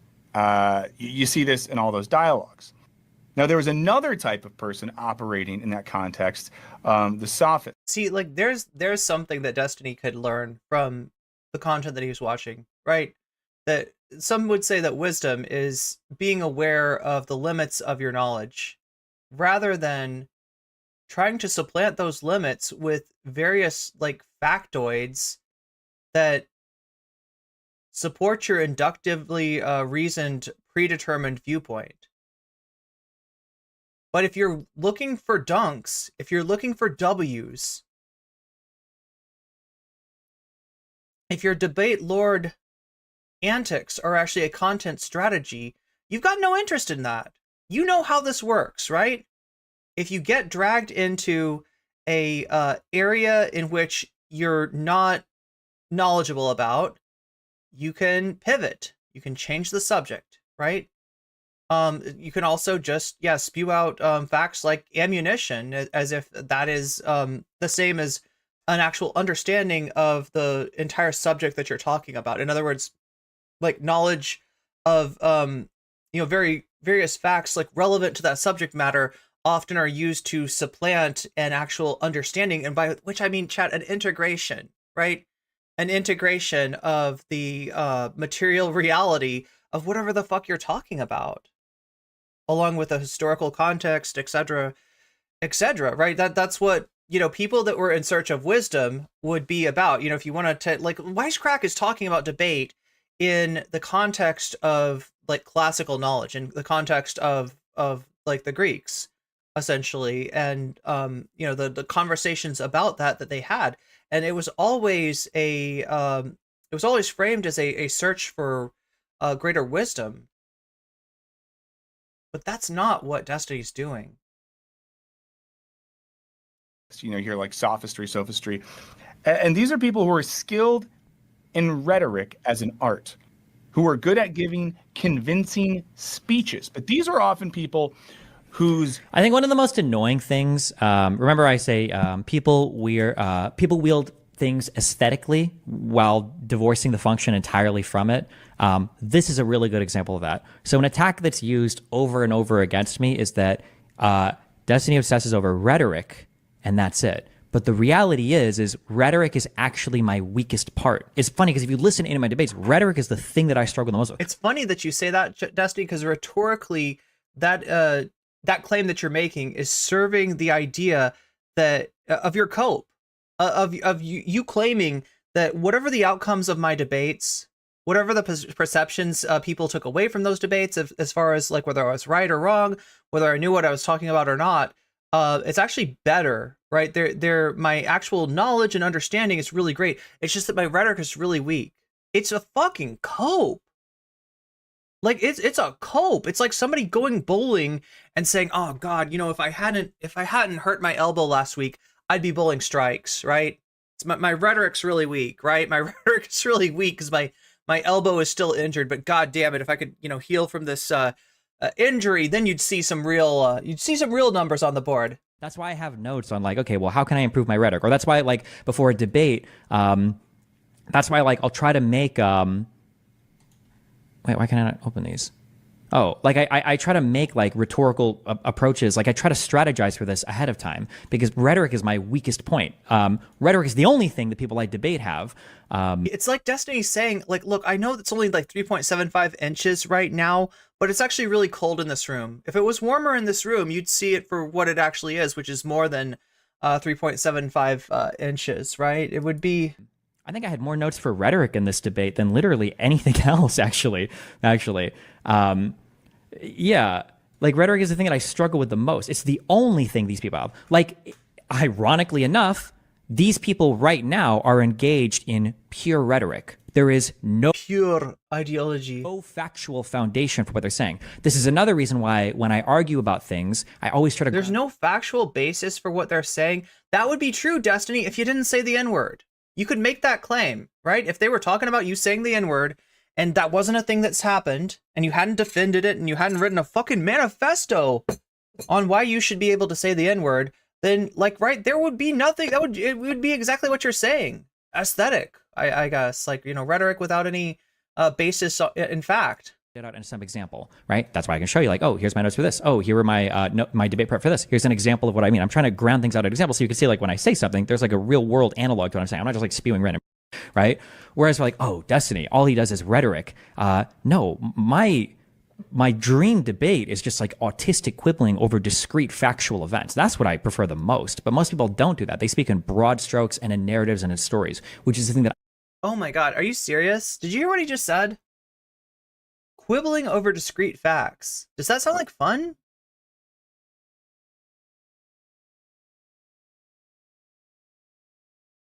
I have the most trouble with. It's very unnatural for me to do that. I don't think that way generally. I'm like, give me the stat and the figure. Like that's my brain, which is funny because I also get made fun of on the right for that. People say, oh, what's wrong, Destiny? You don't have a study to show you. It's just like me and Destiny. We debate. And he's like a weasel is a marsupial, and I'm like, no, a weasel is a mammal. And we look it up on Wikipedia, and it turns out that a weasel is a mammal, not a marsupial. Wait, are marsupials mammals? Anyway, that would be the kind of debate that he's talking about. Discrete facts, right? What order does this animal belong to? That's a discrete. Does that sound like fun? Does that sound like a good debate? What a ridiculous thing to just missing the whole nature of knowledge, right? The idea that he's putting the factoid, he's putting the discrete factoid at the pinnacle of the pyramid of knowledge, right?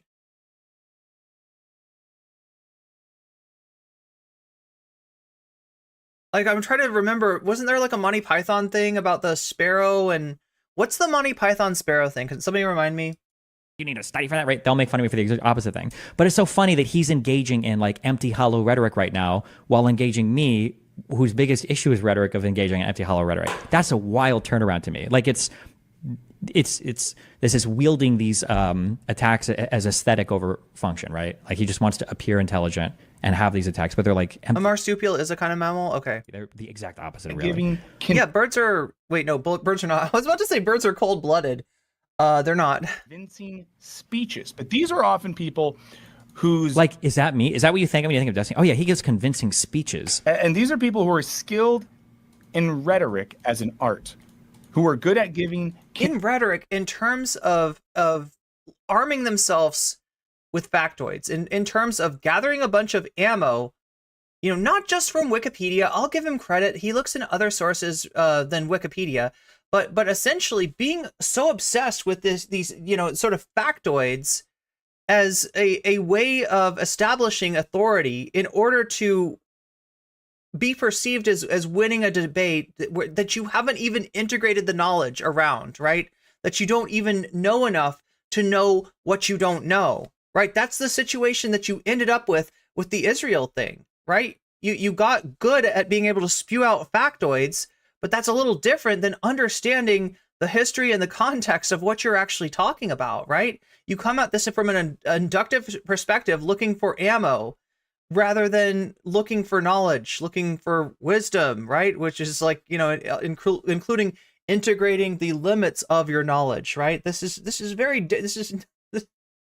convincing speeches, but these are often people whose aim or goal wasn't self-interrogation and external interrogation about wisdom, truth, beauty, meaning. The motivation was currying favor. Yeah, Jerem, it just ends up with talking points. Being on the side of the politicians, making money, convincing people to follow your ideological program, or just getting attention, right? So I think that when we think about debate and rhetoric, one of the things I think about is, what is the motive for those things? And here, at least, Hassan Piker is describing someone who debates because they love debating, debates because they're skilled at rhetoric, not because they are knowledgeable, not because they care about those things. And I think this is important, and I do think we'll talk about this more. When it comes to debate, I always think the first thing you have to ask, or at least the first thing I would ask myself, is the first thing you have to ask is an unanswerable question that allows me to write off my opponent's position completely without ever considering it, which is, what's the motivation for my opponent to argue? Oh, I bet the motivation is something that's not good. Therefore, I can ignore everything they say. Does this person care about the thing they're speaking on? Do they have an invested, emotional, or in the Greek sense, pathetic, pathos-based interest in the thing? Yep. Or is this just like a sport or a game for them? And then if it's a sport or a game, I can write everything off. Whether that's someone debating political ideas, debating their favorite games, debating music, people who love the thing are always going to be more. Look, there's an infinite amount of debate lords out there that would love to debate you, no matter who you are. There's a lot of people out there that are debate lords, right? You don't have time to entertain them all. You don't have time. So as far as deciding who you want to engage with, who's worth engaging with, yeah, I would say that somebody that came to their came to their opinions out of a search for wisdom, out of a search for knowledge, rather than somebody who's just trying to score points. To quote Destiny's own words about Demon Mama, looking for cheap dunks, right? I thought you weren't about that shit, but apparently you are. Apparently you're just as bad as Demon Mama. Interesting, and people that have a humility and are willing to interrogate the person that you said you wanted to like chase off the fucking internet, you are just as bad themselves. Always the thing that bothered you about Demon Mama is you saw yourself in her. And be more interesting. And of course, Hassan brings up that a lot of these people, one person in particular, loves saying gamer words, the N-word specifically. Is that good rhetoric? Is that good rhetoric? No, but it's something that you do, and a lot of people don't really understand why. But I do. It's a vice signal. You're essentially looking to capture an audience that is charmed by the by the illusion of consistency. Is that good path? A word is just a word. A word can either be good or bad. Or ethos? He's willing to say the spicy word. Careful, though, because you can't say if I engage in only rhetoric that I do logos, because that would imply that I at least have to have some factual foundation, right? Do people forget that logos is part of the rhetorical triangle? And, we don't have politics or stances on Wisecrack Live, but, Henry, are we comfortable in agreeing that white people just don't get to say the N-word ever? Yeah, I think we are. Yeah. Don't take this the wrong way, but you're generally quite unconvincing in an emotional sort of way, but much more so in an analytical way. I think if you were better at rhetoric, you wouldn't even have half the problems you do with these communities. You understand that you're just repeating what I just said. Yes, I'm aware of that. Yes, the rhetoric part is my weakest part. Yes, which is why it's so funny to hear the opposite from these people. Just don't get to. Does Destiny? I'm just wondering. He brings up logos. Does he understand what logic is? Like separate from, I don't know, something like epistemology, right? Epistemology is like how we know facts, how we know what is true and what is not true, how we know that the flight pattern of a sparrow is this and not that, right? That's but logic is actually it's the mathematics of truths. It's a way to get facts to interact, right? And to determine some questions that you might not have solid answers to by utilizing deductive logic. I guess it doesn't really help that much if your logos is inductive in nature, but it's just weird. Say the N-word ever? Yeah, I feel like he's a little bit, and this is what I mean, right? There's no depth here. There's no integration. There's no even attempt for integration. It's enough for him to know slightly more than his chat knows. This is the Ben Shapiro, style of intellectualism. Like, right? Didn't he just say the other day, oh, they don't like that I talk fast? It must be because they're anti-intellectual. That's right. That's what an intellectual is. It's somebody who talks fast. Fast talker. That's if you look up, the Greek behind intellectual. That's what intellectual actually means. Is fast. Intellectuals were people who were known for their ability to talk really fast, and that shows you that they are intelligent. I don't know. It's just. I think we are. Yeah. So yeah, I think that, you just don't say the N-word, guys. Just don't.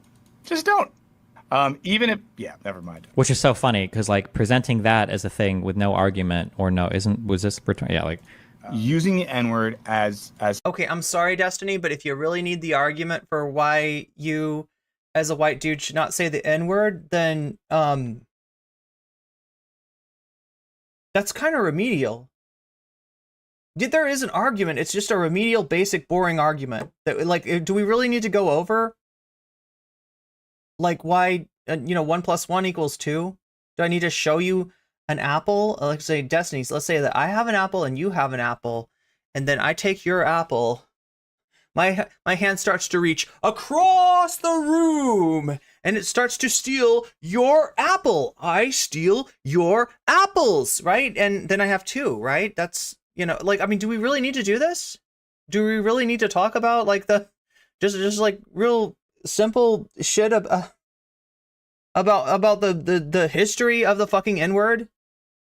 Someone who is not a black person. What is the motive?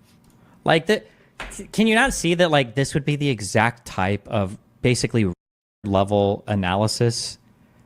Like how can you go on invoking like Socrates, like dialecticalism, or when you won't prove to me that the N-word is bad? Dialecticals.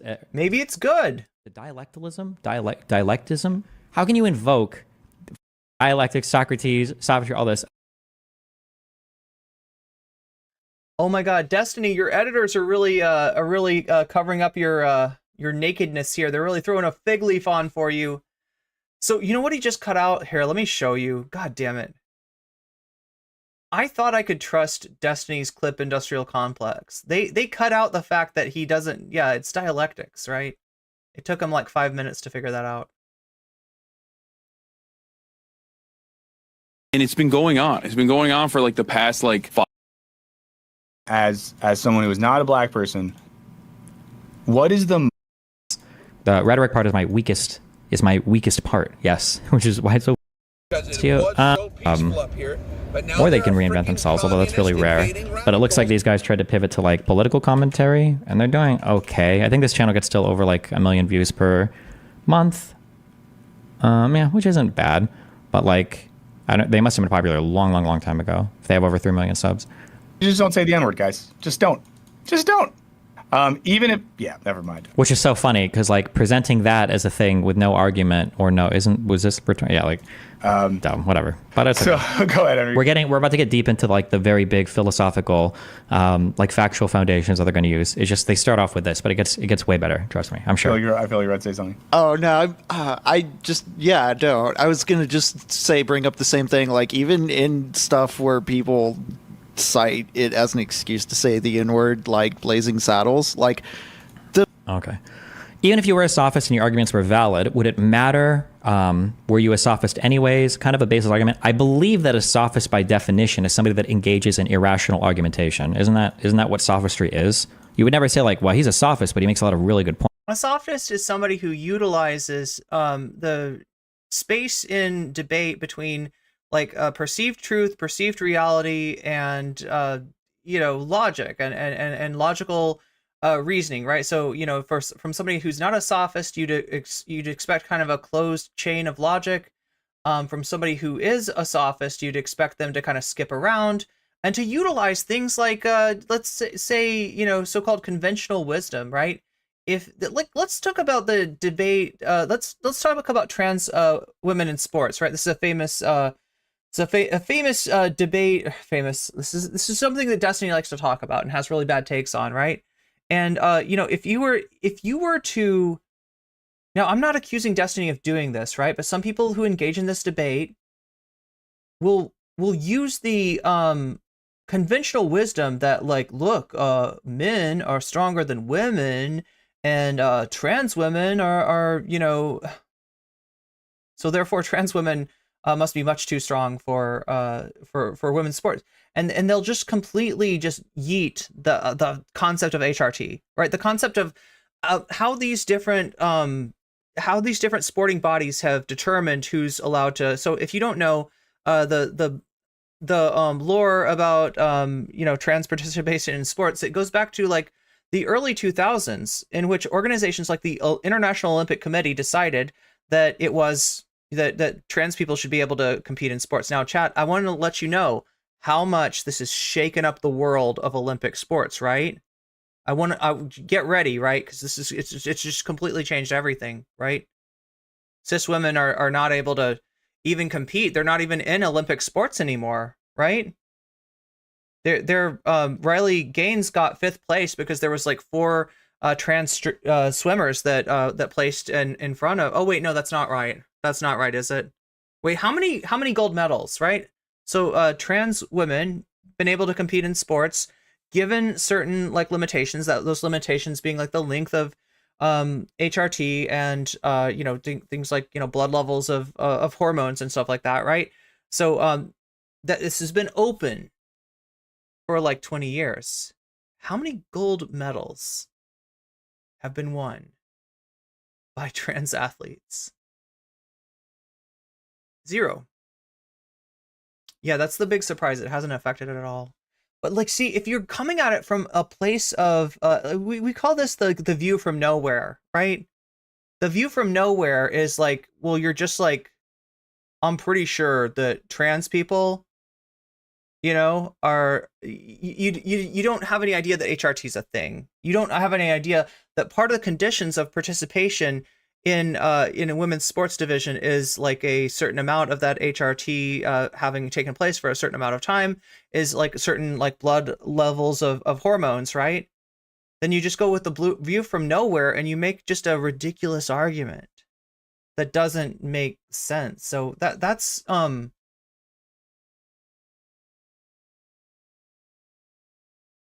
it as an excuse to say the N-word, like Blazing Saddles, like the Okay. Even if you were a sophist and your arguments were valid, would it matter?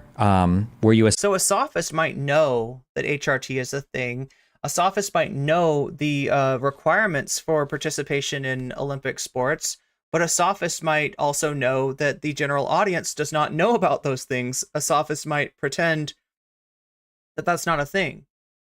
If you're relying on the ignorance of the average person on the street to win an argument, you're a fucking sophist, all right? As opposed to just somebody who literally doesn't know and is making that argument because they are as ignorant as most people out there.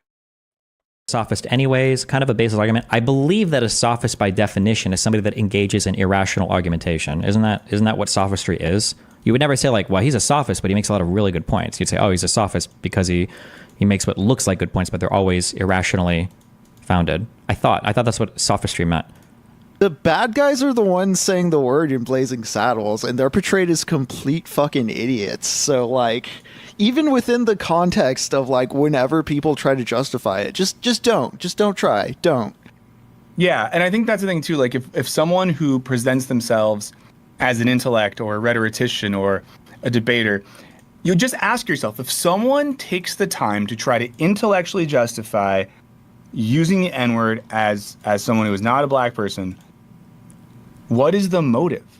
Like, can you not see that, like, this would be the exact type of basically retard level analysis? Like, how can you go on invoking like Socrates, like dialecticalism or dialecticals? Is it dialectalism? Dialectism? You see what Destiny's editors are doing for him? No, I don't mean like this is his main channel, all right? So like I'm not gonna accuse, like I mean he's laying bare his ignorance like on his main channel, but the DGG complex was the what is it called? DGG Vault is the channel that edited this part out, and yeah, it is kind of boring. But what this is Destiny educating himself on a concept he's not familiar with. And look, props to you, Destiny, for figuring out it's called dialectics, but, you know. The problem is that you present yourself as a guru, you present yourself as a master, you present yourself as, you know, the person that's got the master of the good takes, and you're not. You don't know shit. You're let me use another word with D, a dilettante is what we would call you, somebody with a marginal interest in a subject, but a great interest in appearing to be a knowledgeable person about the subject. And look, you can fool a lot of people. Like I said, Ben Shapiro fools them every day. Vosh fools them every day. If you use words that are slightly beyond the comprehension of your audience, you don't even have to use those words correctly, right? You're amazing them. You're mystifying them. And because of that mystification, they take you as a master. They take you as a smart person, a knowledgeable person, and they believe what you say, despite the fact that you are lacking ethos. You are lacking credibility. Material dialectalism. That's not the word. Material. Is it dialectics? It might just be dialectics. Sorry, too many isms. There we go. How can you invoke fucking dialectics, Socrates, sophistry, all this, and then you're like, the N-word, as someone who is not a black person, what is the motive? Like, Now, are we going to now? Do we want to be real about what the motive is? Because I think I know what the motive is, right? Let's say that Jamie Oliver had been really successful in getting, what is it called, pink slime out of food, right? So if you don't remember, Jamie Oliver was a foodie with a television show called, what is it, like Jamie Oliver's Revolution or something, Food Revolution, something like that, right? He'd go to schools and he'd be like, what are you serving your children? They're like, turkey Twizzlers. And he'd be like, oh, that's not very healthy for the kids, right? He'd try to convince the schools to get healthier stuff in there. One of his demonstrations that he did in front of the students was to show them how a chicken nugget is actually made, right? Chicken nuggets, I remember being delicious as a child. Like, I loved to get chicken nuggets. I loved to dip them in the different dipping sauces. It was wonderful, right? They're really tasty and everything, but I didn't know how a chicken nugget was made, right? Jamie Oliver shows you that we're not just taking the chicken, we're not just taking the good meat, right? We're taking a little bit of the good meat, we're taking a lot of random shit like organs, viscera, we're maybe even taking some bone. Like, there's a lot of shit in there, right, that you don't really want, and we grind it all up into pink slime. We then, what is it, like freeze it and cover it in bread, or I don't remember the exact process, right? But essentially, he would show, this is how a chicken nugget's made. Once you know how it's made, maybe he thought you won't want to eat it because you'll realize what utter crap that it actually is, and you'll want to eat, like, I don't know, chicken breast, right? Might be a better alternative to a chicken nugget. Now, this funny thing is the kids that he showed this demonstration to, he would make a chicken nugget, like he would show them how it's made. After it was made, the kids wanted to eat it. The kids didn't care. The kids were like, I don't know, it's a chicken nugget. If that's how it's made, I still want to eat it, right? But let's imagine that his food revolution had really taken hold. All of the restaurants were shamed into eliminate. I don't know if this is true, right? I don't know, just example, right? All the restaurants were shamed into eliminating pink slime as an ingredient, right? They no longer use this stuff. But some people were like, I like the nuggets. Where can I get the nuggets? Destiny's the guy that opens up a restaurant that serves you the nugget, right? Most people know that white people using the N-word has a certain effect, that it has historically been used to, assert a hierarchy, assert the white supremacist hierarchy, essentially, for white people to pull rank, as it were, on black people, to just kind of like pull the rug out from under somebody.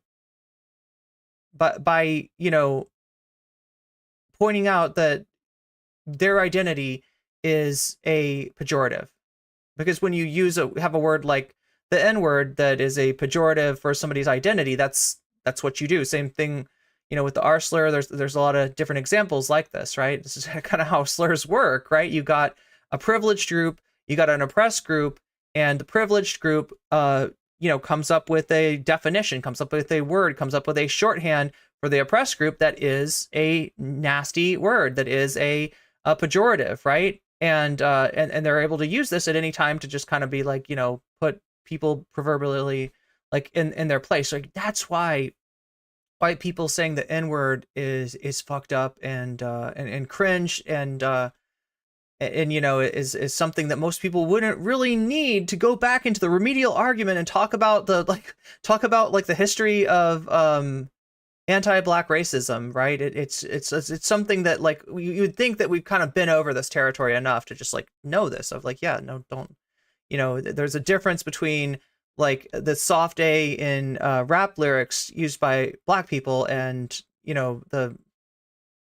even the same thing, done by white people. There's a reason why that's offensive, right? So, but Destiny's the dude that's going to be like, well, I know that this is off the menu in most places, but there is still a cult following. There are still people that want to, eat this pink slime, the pink slime of racism. So I'm going to offer it, and I'm going to capture this market. They're all mine because I will give them what other people will not. Most people, don't want to. Most people even if they are like, even if they are like racist, or if they don't particularly care how the use of language, affects other people, most people will refrain from using it because of, like, let's say like a streamer like Destiny wants a sponsorship, right? When he's known as somebody who says the N-word, it's going to be a little bit more difficult for him to get. There's going to be sponsorships now that are off the table for him, and indeed there's going to be friendships, there's going to be collabs that are off the table because he's fucking around with this pink slime. Engaged in a whole bunch of like critical thought and questions. So we're gonna say like, well, the motive could be this or that. Destiny, isn't he the guy that serves pink slime at his restaurant? Yep, that's the guy. Motive could be this or that, or maybe he blah blah. Or is it just gonna be like? And people are like, ooh, and you're like, what? Literally what? Well, the motive is racism. People like this pink slime. Right? Like, what would be the self-interrogative or externally interrogative principle? What would be the seeking of wisdom? What would be the teleology of that desire other than A, it's dank to be edgy, or B, like racism, getting off on transgression or something like that? Yeah. And there is a way, of course, that one could how could we use so many words, so many $10 words, and then we're like, so the only possible way they could do it is if they're kind of evil or really evil, right? Like, you can do a thing where you rhetorically like break. I think what he's saying is that, you as a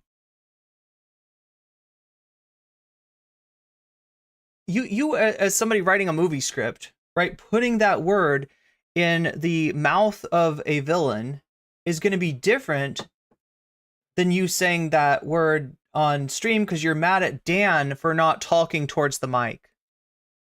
Down logic and break down language such that technically it's okay when I say this word, but then that completely, in this case, obfuscates the idea that that word is connected to a history and a context, and that word has a very effective particular political oppressive meaning in a community of people that you are not a member of. Okay, let's go. Also, like, let's understand why the word is still, like, let's understand a little bit why the soft A is still used, right? That is a reclamation. That is a group that's had that word, with the hard R used against them, reappropriating it, changing its meaning, and taking away the pejorative, and using it themselves, but still reacting, harshly if somebody, if a white person uses that, even, with the soft A, right? There's it's not really reclaimed if it's no big deal for like Destiny to still use it. We're not here to express opinions. We're just seeing what is on Pike. Recently, I feel like that happened. Yeah, recently. It happened like 2 weeks ago, where he said the N-word on a podcast. And 2024, and we have people getting really upset about the word cracker. Yes, which is really funny because like that is. I'm gonna pause real quick. I don't know if any of you guys probably know this. Do you think he's gonna represent what anybody was mad about in any of these conversations correctly? Place your bets. He didn't care. Or do you think he's gonna summarize it as? How can you care about the C word, but not about the N word? There's a reason why we call it the N word, and we can say the other one. You guys probably know this. I didn't catch up on this till recently. That then the response. Here's the other thing, right? You kind of out yourself as being utterly ignorant when you're like, yeah, the C word is a pejorative word against white people, and for people to use that, it's just kind of like on the same level, or it's also right when you put the C word not even on the same level, but in the same fucking category as the N word, what you're saying essentially.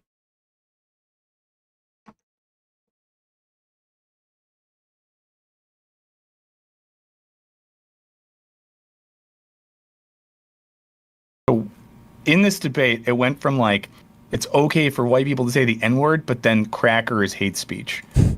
It's not. Definitely a very like reactionary aspect of the game. What you're saying is that the problem that you had with the N-word, right? Which I think Destiny would say that he does not say the N-word with a hard R, like in an insulting, pejorative way to a black person. I think that if I had him to just what I've garnered from his discussion of this stuff is he still there's some ways of saying the N-word that he still thinks is wrong. it shows me that what you've learned from that is that it's not, you shouldn't say rude words. It's bad manners. It's offensive. It is mean, and that's the problem with it, right? You're missing the crucial aspect. You're missing the way that word was used to reify and maintain a white supremacist power structure. You're looking at that and saying, well, yeah, that's a rude word. You shouldn't say, but you also shouldn't say cracker, right? You're trying to, yeah, it's gaming space in general, unfortunately. Yeah, I mean, the power dynamics there are questionable at best. Yeah, and it's been going on. It's been going on for like the past like 5-6 days now, where everyone is like, yeah, you can't, anti-white slurs are on it. Am I just psychotic? How can so many people talk about someone else without an expectation of bringing them on and not come off as sore losers? Well, I think we're probably a more unique community where if somebody talks about somebody, there's an expected like right of reply, basically. Most people probably... The right of reply. What is up with this? Wait, is he ripping off the right of return? Is that where he's getting this? Anyway, I gotta check on the poll. Oh my god, Loserbox! Loserbox is winning the poll! 29% to 27% in shorts. What do we have in the other one? We have Rumble running away with it. Wow. People really want to watch that Rumble video. Tipster's losing. Is Tipster losing? Yo, Tipster's losing all around. Yeah. Man versus Bear. Pretty close on shorts. Not so close on the regular video. Interesting that. Remember, chat, you can affect this poll. So, like, let's look at it all together along with, yeah, we got $2 towards Tip Tent. So, despite the fact that Tipster is a loser, not trying to be mean to Tipster. I'm just saying in terms of the polls, he's a loser, right? He does have $2 to his name in terms of the donations so far. Rumble though, $5 to its name. So yeah, Rumble $5. Oh my god, I think Rumble's winning. I think if I had to now let chat look, we're gonna keep this poll running, all right? So make sure to vote in it. Also, I should probably tell you that you can vote in both polls. If you're in YouTube, the main stream, you can cross over to Shorts. You can vote in that poll. If you're in Shorts, you can cross over and vote in the main YouTube poll. I should probably tell you that because I know some people are going to do it anyway. There's nothing I can do to stop you from doing it, so I might as well let you all know that that's a thing, so you can all cross over and do it. And while you're there, leave a like on the other stream because that helps me out a lot. Yeah, keep voting for it. Keep your votes up. It's not over yet. We don't have that many votes in on either of the polls. Understand also that when you donate, I want you to tell me which content you favor. If you want to see Man versus Bear, if you want to see the Tipster content, if you want to see the Rumble video essay, or if you want me to look at Lonerbox's latest cringe postings from his stream, or if you want gaming, or if you want to just like make sure that the election doesn't get stolen, because I'm telling you, you can steal the election. You can steal the election with donations. It didn't happen on Sunday, but it did happen on Saturday, right? That the election was effectively stolen, right? Rumble was gonna win. That's why I kept it on here, right? Because it's been doing pretty well. So I wanted to give it another chance, but yeah, we got the rug pulled out right from under it, right? Somebody really wanted to see Gokunaru's takes on muscle mommies and Muay Thai, and we got that instead. So understand that you know it's like look, it's a very fluid situation, especially right now that there is only $7 in the kitty, right?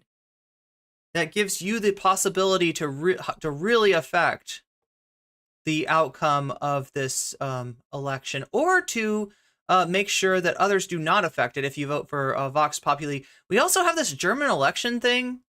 Somebody mentioned this yesterday. So in fact, somebody donated it. Like, right, they donated and they said, I want you to cover the, you know, AFD, the weird Nazi, I don't know if it's officially that, but like the far right party in Germany and what's going on with them right now, right? And they donated $10 to try to put that on the board. So I went ahead and put that on the board. And it's still on the board. I guess you can still technically vote for it. You can also technically vote for gaming. Gaming, you know, I don't know, gaming's never done well, but it's there in case the gaming frogs want to come in and hijack the stream.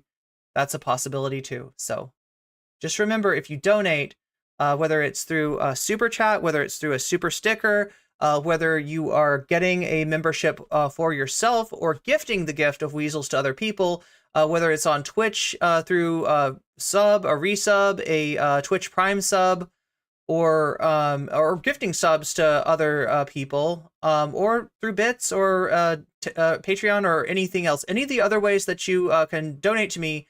When you donate to me, let me know where you want me to put that money, and I will put that money there, and it will affect the poll. But right now, it looks like Rumble doesn't even need. Yo, Omega Star with the gifted membership towards Michael S. Omega Star says Rumble. That is $3 for Rumble. Yeah, so there's $8 behind Rumble. Rumble is kind of running away with it right now. Let's look at the other poll really quickly. Oh my God, it's winning on both. It's winning on both. Yo, okay. Rumble's kicking ass, right? If you want something different though, you can jump in with a donation and just let me know where you want me to put that money towards.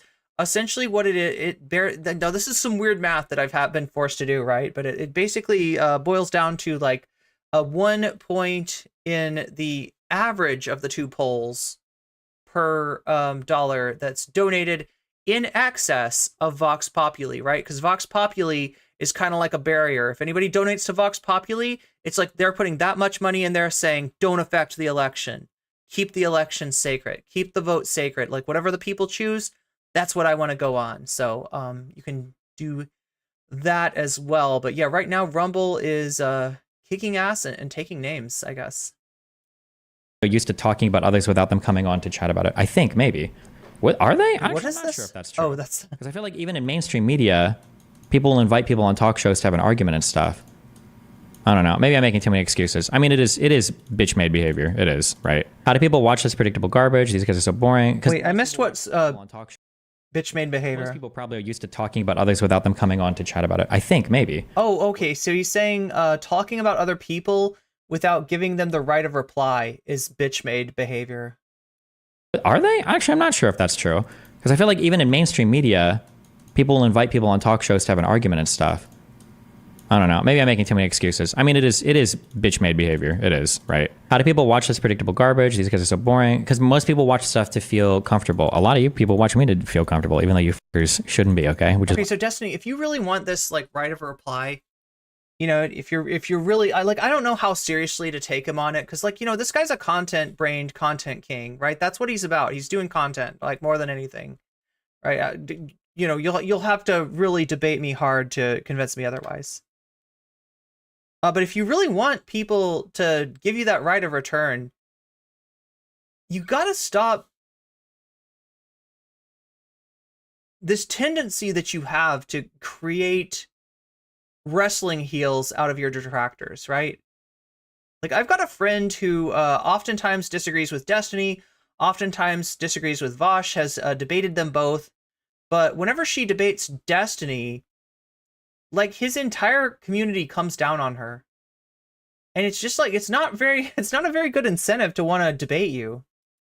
I have to throw a food take out there every now and then to throw you off your rocker. Like essentially for a streamer that's not like, you know, Hassan's size or whatever, there's no incentive there. People just watch it because they tell them what they want to hear. And right now what these people want to hear is Destiny bad. Into people like the etymology of the word and like the power dynamics and the history of chattel slavery. So it's not just like drama per se. It's not just me being like, that guy says the N-word. You're listening to a guy who says the N-word and I don't hear you criticizing him saying the N-word. You left that shit off, but then you spend a ridiculous amount of time talking about how dangerous it is to make anti-white racism permissible. I mean, a ridiculous amount of time. Bro is doing the America bad. Well, he's doing the Vosh bad meme, isn't he? Isn't this sort of Destiny sinking to Vosh's level? Like, I feel like I've heard Destiny, you know, criticize that sort of Vosh bad as a thought-terminating cliche. Right? If you ever, like, spend any time in Vosh's community, anytime Vosh gets criticized, the people roll their eyes and they're like, oh yeah, Vosh bad. I guess Vosh bad. There's no argument here. There's no nothing. It's just like, We're just saying Vosh bad, right? And like, I don't know, the implication is that it's a thought terminating cliche in the other way, that there's some sort of a conspiracy against Vosh and they're part of it, right? Like, or some kind of cult against Vosh. But meanwhile, they have like an actual cult for Vosh. Who does this? None of this is true. I always wanted to ask you this. Do you ever think it is a good strategy to appeal to emotion or morality in these types of debates like immigration? Yeah, a good speaker weaves all of these together simultaneously and then leans in more on one or the other depending on the environment. A good person should be able to lean into the strength of their character, the emotionality of their arguments, or the logic that they're deploying for an argument, like simultaneously and with different weighting depending on who you're talking. They all think Trumpism is kind of cool. Is it like a Trump thing? Oh, Orange Man bad. Thank you. Thank you. Oh my God. Chat. Wow. Chat, I swear to God. Here's my deal, okay? I have the memory of a goldfish, right? In fact, I even had to, ask chat who the fuck I was this morning because I forgot. And on Discord, I'm in streamer mode. One of the things that streamer mode does is redacts people's names. It redacted my name and I forgot who I was. So I had to have chat remind me, you are NCC. And I'm like, oh, cool. I'm based. Cool. That's great. I'm glad I'm NCC and not someone else. Right. But it's, but you just reminded me that, yeah, the origin of the X bad thing is Orange Man bad, right? This was Trump fans, MAGA faithful, accusing everyone else. I mean, like, and as I describe it as they imagine a cult against their streamer when actually they are a cult for their streamer. That is very Trumpian. That is very Trumpian. Thank you for setting me straight on that. I had forgotten about that. I was like, yeah, it started with Vosh bad, didn't it? No. Vosh stole it from Trump. He steals a lot from Trump. He steals a lot from Shapiro. Talking to, or what the topic is. We're going to talk about woke scolds later. I have a lot of trouble. I've got a lot of problems with the ethos and the pathos part. All three of us are white in this room is laughable, right? How are you able to read the double speak when it comes to these online conversations? How do you know when someone is being earnest or weaponizing these ideas they are using to attack you? Well, I mean, it's pretty obvious. Well, in some cases it might be hard, but it's really obvious in this case because you can just like listen to their words. Like if they're saying things that are factually not true, then obviously there's a reason why they haven't even bothered to do like the bare bones research. And then if they're like parroting the same like dumb talking points I've heard over and over again, like generally there's reasons why people do this. Yeah.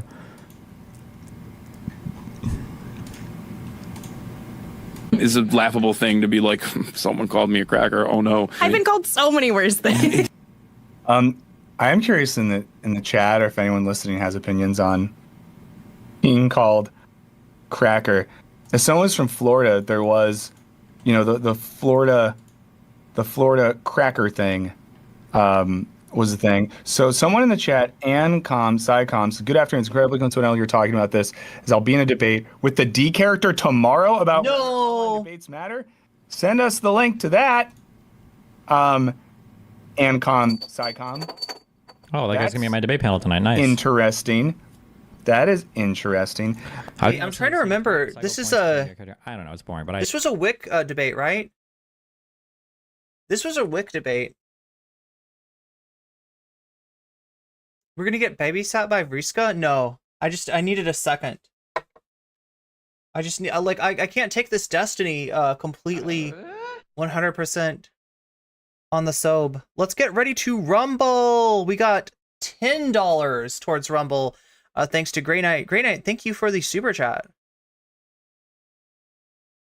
What's the deal with super chats now? They do do they have their own chats? I saw this the other day. Wait, let's keep track. Oh my God, Lonerbox. Wow. Really tight race between Lonerbox, Loserbox, and the Rumble video essay. Man versus Bear coming up strong with 26%. Chat, on the short stream, it is anyone except for Tipsters, because Tipster is a loser. It is anyone's game at this point. Sorry, Tipster. Wow. Okay, so but on the other one, on the mainstream, it is 40% Rumble. Loserbox coming up a weak second, literally like 16 points behind Rumble. Man versus Bear, 17 points behind, and Tipster, you got no chance unless somebody wants to like literally force my hand by buying a Tipster segment for the chat, upsetting the apple cart, right? and hoping that nobody comes back at you with Vox Populi, because that can happen too, right? That's the only chance that Tipster's got to win. Right now, Rumble is way ahead, and it's way ahead in all 3 polls. No, not except for the Shorts poll. The Shorts poll, it's very close. Yeah, Loserbox is tied with Rumble right there. So, yeah, Loserbox is a contender. Let's just say that, you know, like, unlike Tipster, Loserbox is in it. I realize this, but Man versus Bear is in it. after the Hassan chat, I probably need to respond to it so that there's like the responses are out there.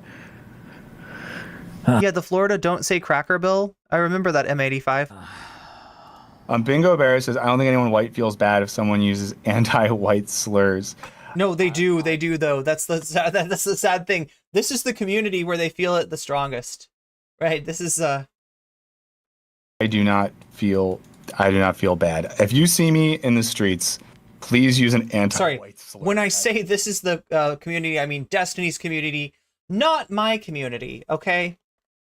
It's so funny that like creators like this imagine as they're speaking that like 70% of their audience is like black people clapping for how brave they are, when the reality is 100% of their audience are white people that are all clapping at how brave collectively they all are. Destiny, it's like they imagine themselves like this. I'm sorry, bro. Your audience is wider. Your audience is wider. Oh my God, we got the Game of Thrones reference. But in reality, all of these people are just as white as Daenerys. Like that's what's actually happening. Creative with it. Let's get back to Destiny. If you really want to talk shit like that, I need to see your back end. I'm sorry, I wasn't trying to. Not that back end, Destiny. You can put that. No. I don't need to see that. Destiny, really, I don't need to see that. I didn't pull your pants back up, okay? Pull your pants up. Pull your pants up, okay? I'm talking about your back end for YouTube. Obviously, we're both YouTube creators. I'm not talking about your ass. I'm talking about the other back end, right? Your back end for YouTube. Show me your fucking demographics. Show me what your audience is like. Actually, no, I don't know if YouTube keeps track of that data. Anyway. Right, and it's like it's so obvious what's going on, but I do think that a lot of people get duped, like good-natured people that have some biases get duped into like reactionary framing on that issue. It's like bullying. It's wrong. It's bad, sure, but it's like when you make that comparison, when you flatten it out and say like this is all bigotry and it's all unacceptable, and the people saying that are literally also saying the N-word simultaneously, I'm like, well, you don't think that kind of bigotry is unacceptable at all. Kind of seems like you're making this a talking point because you want to expose hypocrisy where no such hypocrisy exists. So that it's also crazy that like the hardcore analysis on every single part of my character, everything I say, everything I say I stand for, everything, like none of that can be taken at face value. All of that has to be second guessed. Not second guessed, also just flat out rejected. It's not being second guessed. It's being flat out. It's being rejected out of hand, right? But for Hassan, every single thing he says is fucking gospel. I gotta say, okay, regardless of the the facts of the matter, Destiny is looking really fragile here. Destiny's looking really, really fragile, right? And look, as somebody who didn't like to see like my image get like dragged through the mud the way that it was, when I had beef with larger streamers, I mean, I'd say that I coped slightly better than Destiny's coping. This is actually reminding me, chat. One in chat if you know who Praise for the Shadows. One in chat if you know Praise for the Shadows. This is a horror streamer named Praise for the Shadows that has been the subject of much controversy recently. It's kind of giving that. All right, Praise for the Shadows does like analysis of horror movies, including The Hills Have Eyes, right? The Hills Have Eyes, is that what yeah, The Hills Have Eyes. It's an old Wes Craven movie, and like his take on that movie just was not something that a lot of people reacted well to, and I just ended up watching like a whole video, like a long video, I think it was like 3 hours, of this creator reacting to people's opinions on that video in just like a really fragile way that I was just like, you know what, I think that maybe you had a point or two in your analysis, but I don't think that this kind of reaction is actually going to help you at all. It just sort of makes you sound whiny and hard to and maybe I was whiny and hard to listen to for a while. I don't know, chat. But I try to learn. Well, especially when he's saying things about me. That's, you know, I try to use that as a teachable moment. We're going to listen a little more. He gets back around to some of the comments. Or maybe he's about to be critical of what Hassan is saying. Other people who listen. Who are the other streamers that you do like that are focusing on politics coverage right now and doing it well? There's a lot of great people. You got Sean the Black, Frogan, Carol. Sean the Black made death threats against me and says he. Chat, what's our contention about Sean the Black? I think I saw a clip where I got convinced that maybe there were like threats being made. I wasn't aware of the fact that like Sean the Black actually censored what he said on his end, right? So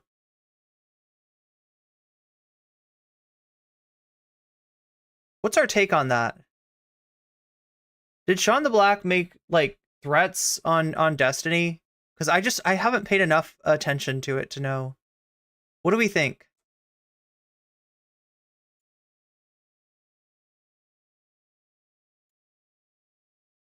He did not threaten Destiny? Do we need to look at that again? Because like I feel like I've just dodged like he needed a therapist not to make a video. Are we talking about Praise of the Shadows? Great horror channel. Yeah, I actually enjoyed some of his points. Like there was some stuff that I didn't agree with. There's some stuff that I felt like, you know, was just said in a way that was like bound to get misunderstood. But yeah, I like you know, he's definitely got like the horror channel vibes for sure. I wish that my ancestors would have been killed. So easy to just, it would solve all of our problems. We would have socialism at this point if someone just went out of their way and. Do you not get that when he says we would have socialism at this point, that he's not saying this on the 100. Like this isn't.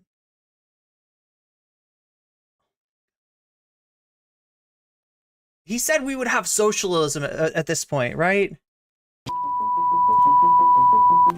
It would be so easy. This is what happens when you don't kill every single slave owner after slavery. That's what you get. You should totally be allowed to call it violence against Destiny. Like, this is disgusting. Exciting news! Twitch has chosen me to be featured as a legendary woman on the front page, together for legendary women front page carousel, not just for March, but for the entire year. Frogan on October 7th. Leftists preach and foam at the mouth at the thought of a revolution happening in America, but as soon as it happens in the Middle East, what they're doing is wrong. Personally donated 10K because I think it is worthwhile. And if you guys got some extra bread, I would recommend you donate. But I won't throw it on you, you know what I mean? No. Look at the bottom bar, emergency rent. Jesus Christ. No, it's really funny. It's really funny because he's going back to the Ludwig thing. He's going back to the Frogan thing. Like, this guy is... Copestiny.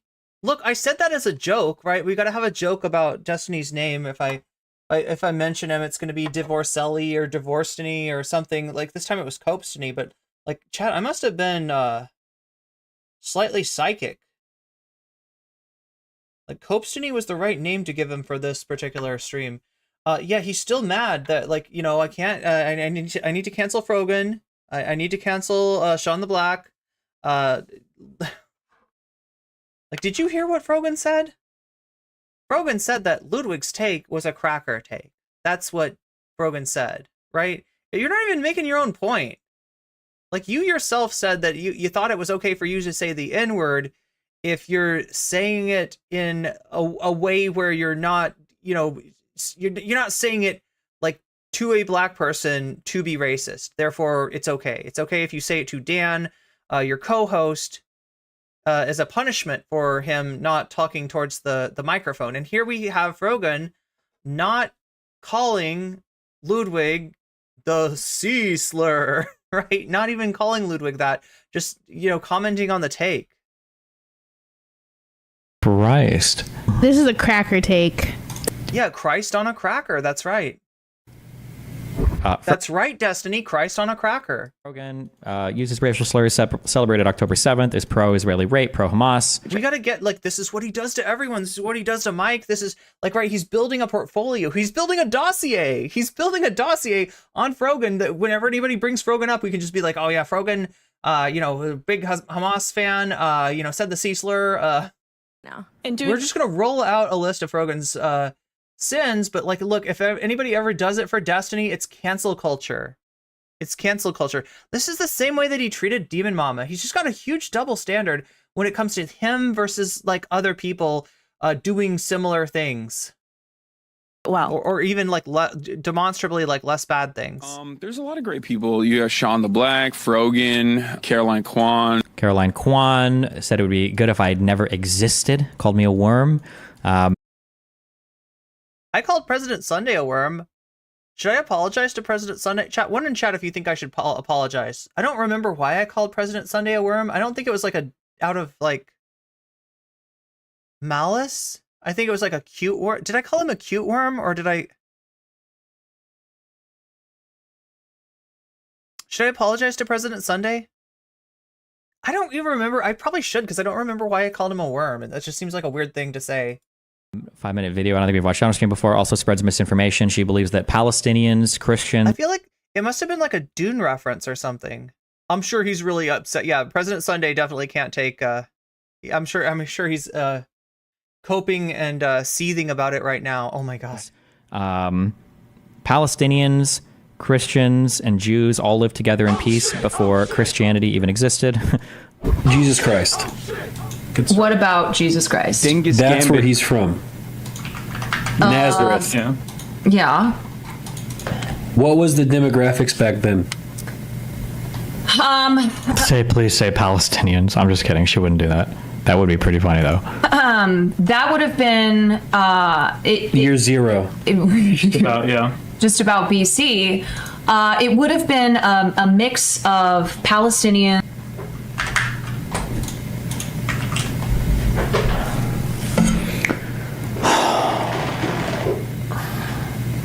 It would have been a mix of... I know nothing about Carolyn Kwan. I know that Carolyn Kwan is a Twitch streamer. I think I saw Destiny mention her, and I looked up her content, and from what I could tell, there wasn't a lot of political content. I think that Carolyn Kwan is like a just chatting streamer that maybe touches on politics from time to time. Palestinians, Jews... Sorry. Why is his audio so bad? That's a great question.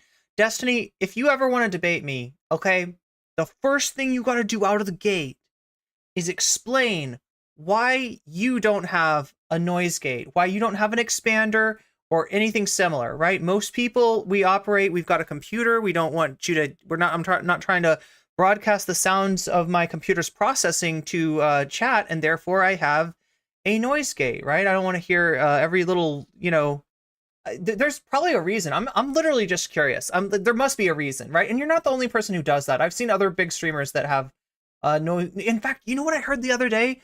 I swear to God, it was like MSNBC or something, and I could hear every rattle of the paper, and I was just like, "What is this? Like, is there some kind of like anti-noise gate thing going on? Is that what we're dealing with? I don't understand. I'm confused. I'm legitimately confused, right? I thought that noise gates were industry standard. I thought that at the top of the hour, there's a 3-minute ad break on Twitch, and you can skip that 3-minute ad break for free or for $5 by using a Twitch Prime sub, or by subbing yourself by paying $5 to Twitch to get out of that ad break. You also get weasels. You also get animated emotes, which is kind of cool, right? It costs more than it does over on YouTube. It's like $3.99 for a membership on YouTube. That membership, though, on YouTube does not get you out of the ads, unfortunately. I wish it did. And it also does not get you animated emotes, because YouTube just hasn't got their shit together yet. Twitch does it, YouTube doesn't. That's why some people enjoy watching over on Twitch. That's the selling point for Twitch. But you could also possibly get out of the ad break. I mean, theoretically, if somebody were to gift you a sub, although I gotta be real, to get gifted a sub, your best bet is probably to be active in chat, because otherwise, how are they gonna know you're there? How will they even know? Can you imagine how annoying it would be if Destiny and Anna had a show together? Yo, Aaron Patton, you might be psychic. Are you psychic? Right. Palestinians, Arabs, Jews. Just nonstop complaining. They could bring on Praise of Shadows too. And Christians. Sorry. Sorry, I don't have anything against Praise of Shadows. Okay, for the record. In this area. But I don't need Praise of Shadows to make a video about me. And that changed over time. Well, yes, but under... They got along back then? Yes. So... Wasn't it, I don't know my ancient history, wasn't it the year, was it 70 BC or AD when like the whole Jewish kingdom fell and Rome like fucked them all up? They were all getting along back then? Is that what we're saying right now? Or what? Like, This is a common misconception, okay? People think that Muslims, that Arabs and Jews have been feuding for centuries, when in reality... Wait a minute. How can there be Christians before Jesus? They were psychic. Early, they just knew. They had a good feeling. They were psychic. Are you talking about before? They were like, listen, my religion is placeholder, all right? I don't know what it's gonna fill up with, but I can feel a good religion coming on. It's gonna have wine, it's gonna have bread, it's gonna have snacks, it's gonna have fish, it's gonna make you a fisher. You'll be out there walking on the water and fishing for men, and then you'll be like, it's raining men, because it will be raining men. It will be raining 12 men to follow you around on your trek through the desert. You're kind of like the courier. You're kind of like the oh no, Chad. Let's not like make bad predictions about Fallout New Vegas, but because I don't think I'm actually psychic. I think I just made that part. I made it the fuck up. I made my psychic powers up, chat. I'm exposed. Now everybody knows. Cancel me. You made a second account just to, oh wait, you're talking to other people in chat. I'm sorry. I'm sorry for reading your chat out when you don't necessarily want me to do that. But what I will read out now is the results of our poll. So we got 73 votes in the main chat. Rumble, the alt-right Rumble, the alt-right YouTube is running away with it. Yo, Loserbox and Man vs. Bear losing badly. Tipster losing even worse because he's Tipster. Of course he's gonna. Anyway, I'm too mean to Tipster. I gotta be nice to Tipster. What Loserbox out in front of Rumble. Oh my God, no, it's a three-way race. Shorts, what is going on? Has everybody in Shorts voted? This is close. This is really, really close. Okay, Tipster's also losing in this one. I'm gonna be nice to Tipster from now on, all right? Everybody's mean to Tipster. I'm not impressed with Tipster, but I don't know. I hate, there's something there is that doesn't love a dog pile. You know what I mean? I think Robert Frost said that once. And then he got dogpiled. Something like that. Do you think he did? I feel like he was like the most annoying poet. Chat, one in chat if you think Robert Frost is the most annoying poet. If you don't agree with me though, and you say 2 in chat instead of 1, then tell me who you think is the most annoying poet, and is it E.E. Cummings? Is it E.E. Cummings? I need to know, chat. I need to desperately know. So yeah, 29% Lonerbox winning. 28% Man vs. Bear, 26% for Rumble, the alt-right YouTube. So yeah, it's anybody's game in YouTube Shorts. It is Rumble's game and YouTube Not So Shorts. Remember, you can cross over and vote in the other poll if you want to. There's nothing I can do to stop you, so the best I can do is tell you all that is a possibility, so that it won't just be certain people that are getting 2 votes and everybody else losing out. I want everybody to know that you can cross over to Shorts, you can cross over to regular stream, you can vote in that poll, and while you're there, leave a like. Leave a like, because that really helps me. Oh, wait, do you need to know how to leave a like if you're in... What's up, ya girl, Rose? Welcome to stream. Oh my God. So yeah, if do you ever have this problem? You're watching a live stream on YouTube Shorts and you're expecting that you're gonna like the video by hitting right there or right there, and it's just not there. You're looking for the thumbs up, you're looking for the thumbs down. It's not there. It's not there. Where is it? Oh, I will help you with this. I gotta levitate though. I gotta use my mystical powers of levitation right there. Oh my God, I can't get into it right there. Somewhere, right around there, somewhere. We're really close. There's ... 3 dots. Hit those 3 dots. You'll open up a screen that screen will allow you to like the stream. Like as Jesus was. There's no way a baby can be born and all of a sudden there's a religion. Not a big fan of YouTube's platform.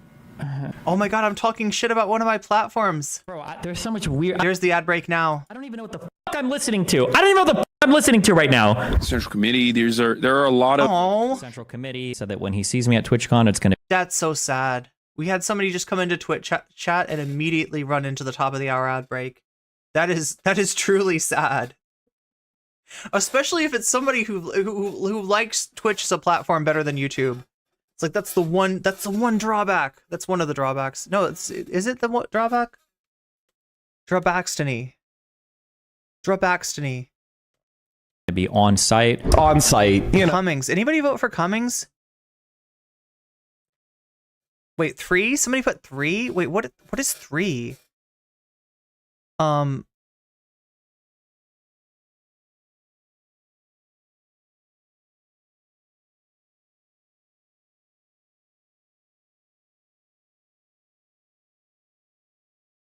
Dr. Seuss, most annoying poet. I mean, you might be right.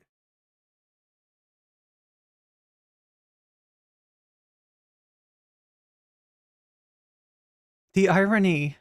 The irony. Oh well, it's only 3 minutes. I say as I realize that 3 minutes can be an existential hell at times. Oh, I would like him to come to TwitchCon and we'll see what happens. Wait, that's Mike from PA? No, that's Mike from PA. now. Central Committee. There are. You gotta love this guy. Like, Hassan shouts out 3 people, and Destiny can't just be like his chat already doesn't like them, right? No, we gotta remind you, right? Rogan is bad because of this, okay? Shonda Black is bad because of this.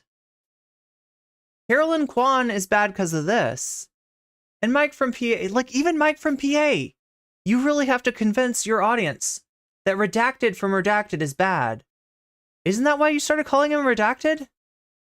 Because Mike bad? A lot of like Twitch. Central Committee said that when he sees me at TwitchCon, it's going to be on site. On site, you know, I would. Rose, it's way close on the votes. Like him to come to TwitchCon. And look, I would put the votes up on Twitch too. Only problem is that Twitch polls are only open for 10 minutes. Twitch, get your shit together. Let us have a poll that's just open. Just like let us leave a poll open. Like I want to leave the poll open, but Twitch won't let me do that, so I can't do a vote on Twitch. I would if I could. Loserbox is winning. Man versus Bear in second. Rumble in third. On shorts. I could afford all the lawyers. The guy is well known for introducing a black person because they were black. He thought they were progressive. They were actually a Project Veritas operative. He brought this person to. This is Mike. Rumble winning on the mainstream. Loserbox in second. Man versus Bear in third. And how are we doing on the other poll? The most important poll? AOC. The poll that could lied on stream and said that he was ready to beat this guy up for it, but when the video got released, you just see him awkwardly shut. A poll that could easily overturn all the other polls. Oh, it looks like it's not overturning much right now. Rumble with $8 behind it, Tipster with $2 behind it, and literally nothing else.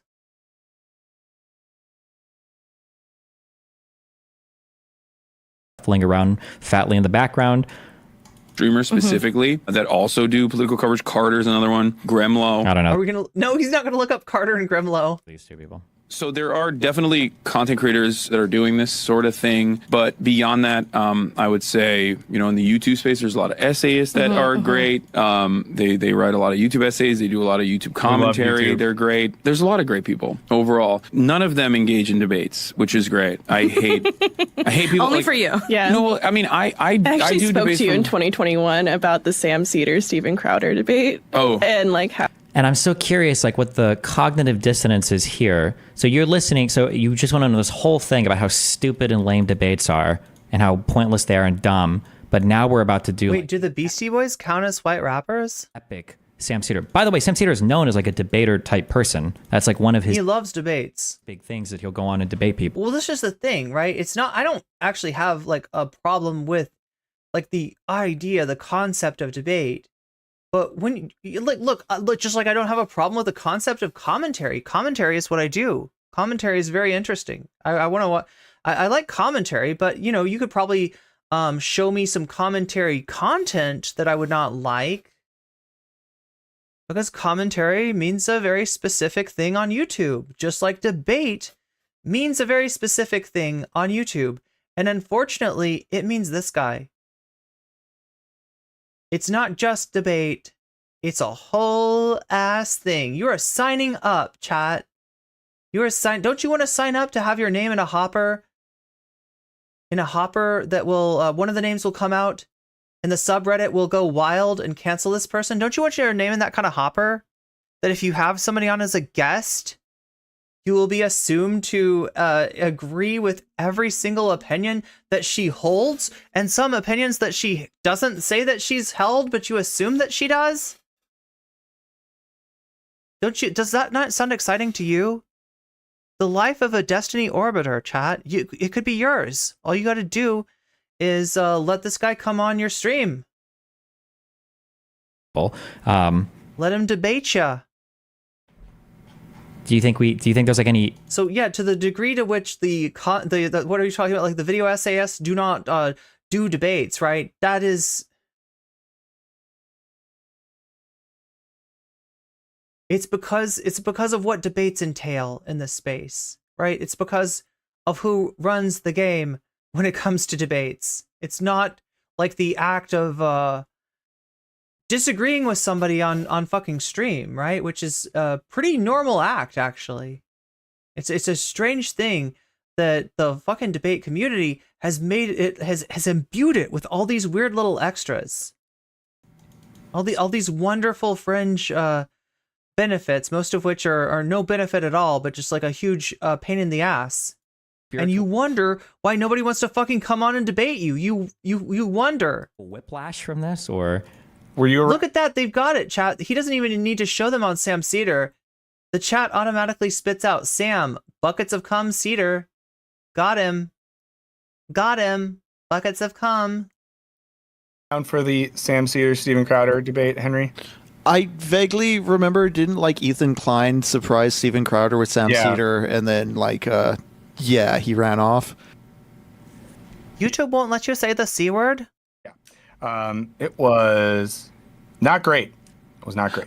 Well, that's the thing. Like, debates are just purely for entertainment. I think it can have an. And then just note right here, this is the part of his comments that Destiny reacted to in particular. So the first thing you just said was, this is so meta. This is so meta. So chat, if you're just joining us, sorry for the meta nature of the content. Let me explain. I am nocommentchick. I'm on the outside here.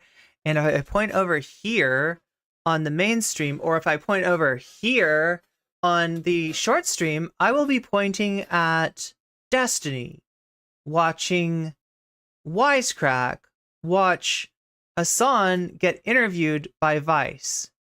Is that complicated? I hope it's not complicated. My brain can keep track of it, but I know that these meta reacts are a little hard for some people to conceive of. Just understand that when I hit pause, everybody but me pauses. When Destiny hits pause, only Wisecrack and Hassan pause. When Wisecrack hits pause, only Hassan pauses. That's the important part. Debates are just purely for entertainment, and maybe that's the cope that like, oh well, seeing Sam Cedar debating would have been funny, so that's the only reason we would have wanted to see it. I guess maybe that's the. I mean, I do think, and we'll listen to the rest of his comments, and then we'll talk about this a little bit more. But I think we have to ask the question as well: when a debate takes place, what is the context for the debate? Chat, why did they do the buckets of cum thing? I still don't understand. So just to like, if that seems strange to anyone, think that I'm randomly mentioning buckets of cum, bucket loads of cum or whatever. Destiny said that if there was a black person who had done what Kyle Rittenhouse did, that Sam would be quote unquote guzzling bucket loads of their cum. That's where the meme comes from. But I'm just wondering why. Of all the metaphors, right? Of all the metaphors that one could use, why that one? And I think I have the answer. It is to put a very specific image of Sam Cedar into my head. I don't want to imagine this. This is like I don't want to see Sam guzzle buckets of cottage cheese, let alone what is the goal of that debate in maybe a more material sense? Because, for example, I've been at academic conferences before where there's a debate. And maybe it's a panel of people and they're discussing a book and they're debating that book. Or I've given papers before when I used to be an academic where there would be a respondent. And in that room, at that setting, I would say it was always one of two things happening. Either one, I would give a talk or someone else would give a talk and I'd respond. And that person would respond because they shared an interest in interrogating the meaning of a text or an idea, and maybe they disagreed with me, or maybe they wanted to push me on some ideas. Sam kept saying that? Well, no, he's just amazed that Destiny said that about him.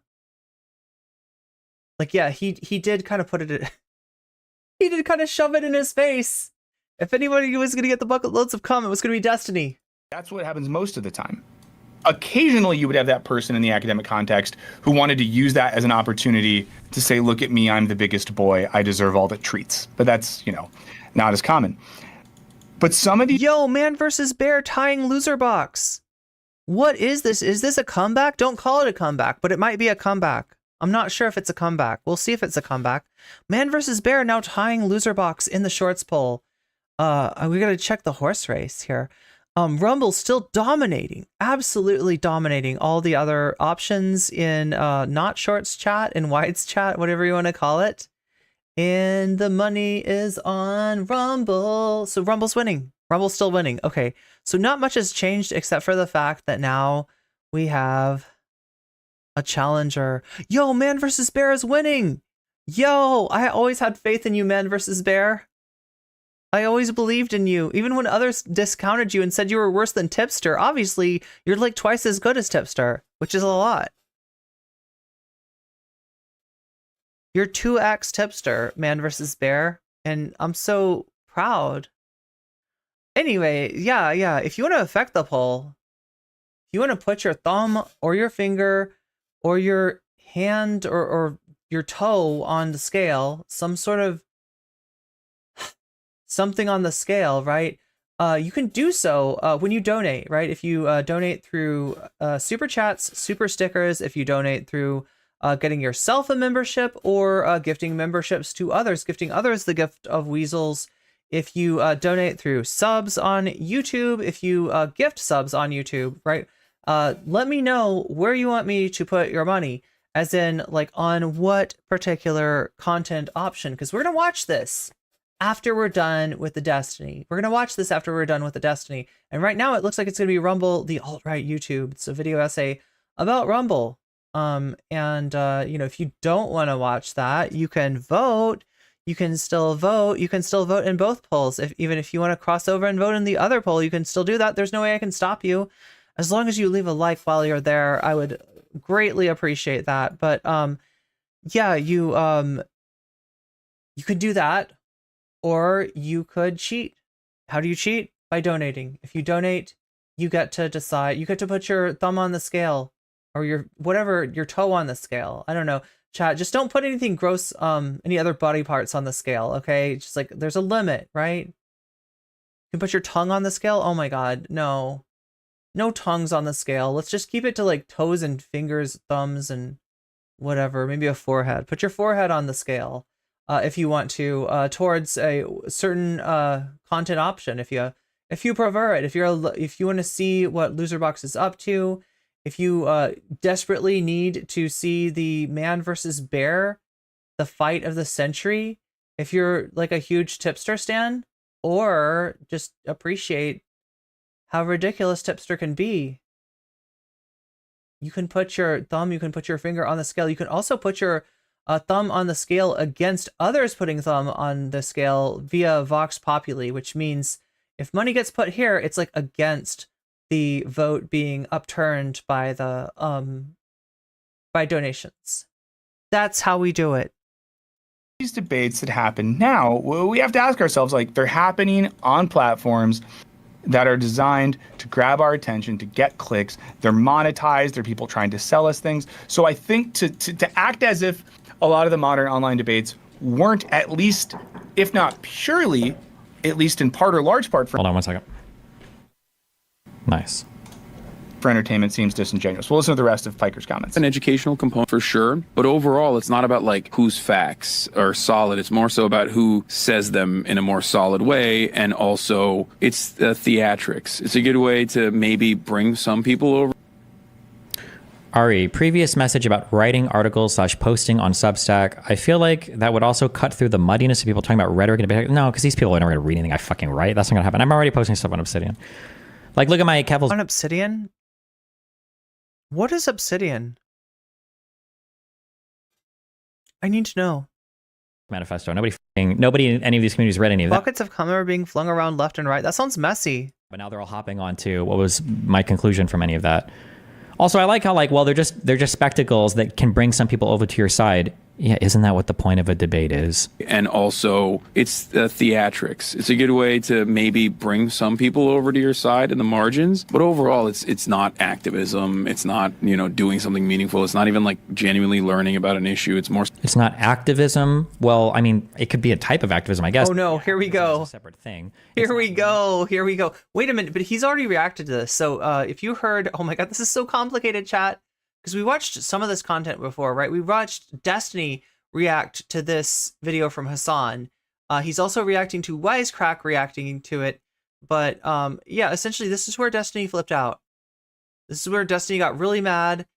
And he's like, what do you mean it's not activism? Oh, like, he's like, I'm an activist. God damn it. I'm better than an activist. And Hassan's kind of trying to be humble here.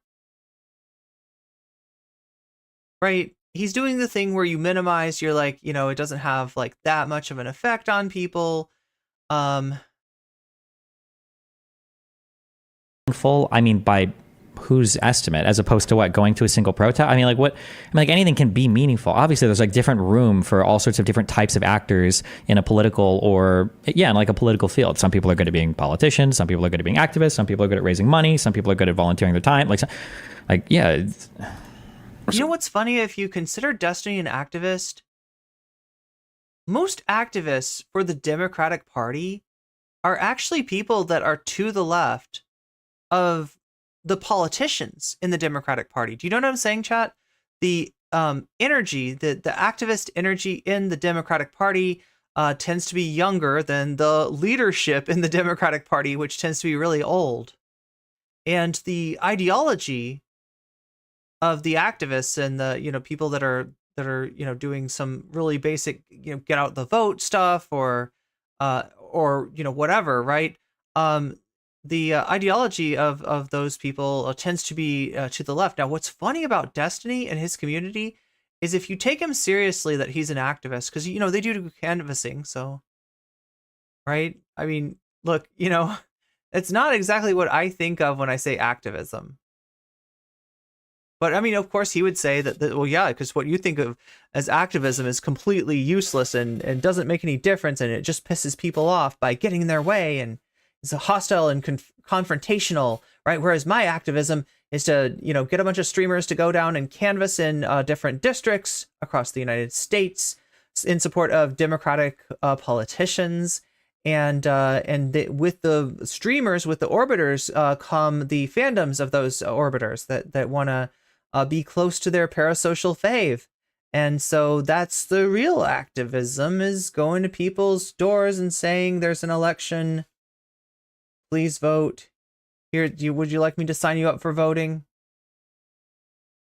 I don't know if they do any like debate broing of that would be funny. Actually, I wonder what happens. Chat, what happens in the what is it? They're still doing with Progressive Voice, right? What do you think the Progressive Voice procedure is when somebody answers the door and they say, "We love President Trump and we think that he won in right, do they have them argue with them? Or do they like say, "Oh, well, thank you very much. Have a nice day, folks," right? Or do they sign them up to vote? I wonder what the procedure is. What happens when they run into a MAGA? Learning the talking points. What happens when they run into the hogs? Honestly, But that's the end of the interview. There's a couple other comments there. Again, that's on Wired. Shout out to cousin-in-law Leah Feiger at Wired. Cousin-in-law? Destiny doing canvassing just helps whoever he supports lose because he is so toxic. If he hurt the candidate he supported in Nebraska. That was a long time ago. I forgot about that, GP. Getting a Destiny endorsement is like OJ Simpson endorsing you. Like OJ, yeah, that's what I want. I want OJ Simpson as my character witness. Oh wait, he's dead. Kept out of politics because people actively didn't want his endorsement. That's funny because the Praise of the Shadows video that I was just watching was about Kevin Spacey being invited to speak, or not speak, but to be a point of interest at a horror convention, right? You know how many horror movies Kevin Spacey has been in? One. It's just one, and it's 7. But I guess that was like, anyway, they invite a very controversial choice, and then it causes all this shit to go on, and that's what the latest video by Praise of Shadows is about. Did that. So, I'm going to mention one thing. Wait, Pop Bob? Chat, and we'll get back to that. Ancom Sidecom said, my position in tomorrow's debate is that online debates That is a deep meme, Steam Finder. Are typically entertaining sophistry. They're more for the entertainment of an audience than attempt to convince, much less to find truth. And again, to look back at debates aren't really where you go to find truth, because debates are like a contest. But that would be like saying MMA fights are where you go to like get stronger. Well, no, you're.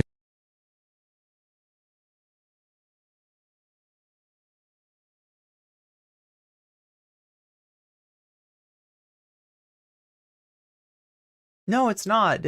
What?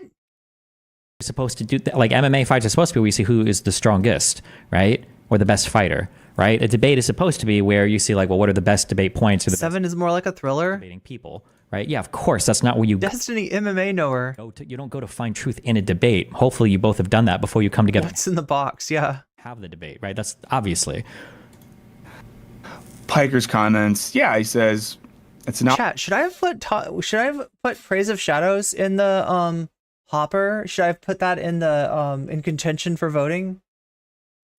Not about whose facts are solid. It's more like I literally just heard of this person like yesterday. Who says them in a more solid way in the theatrics.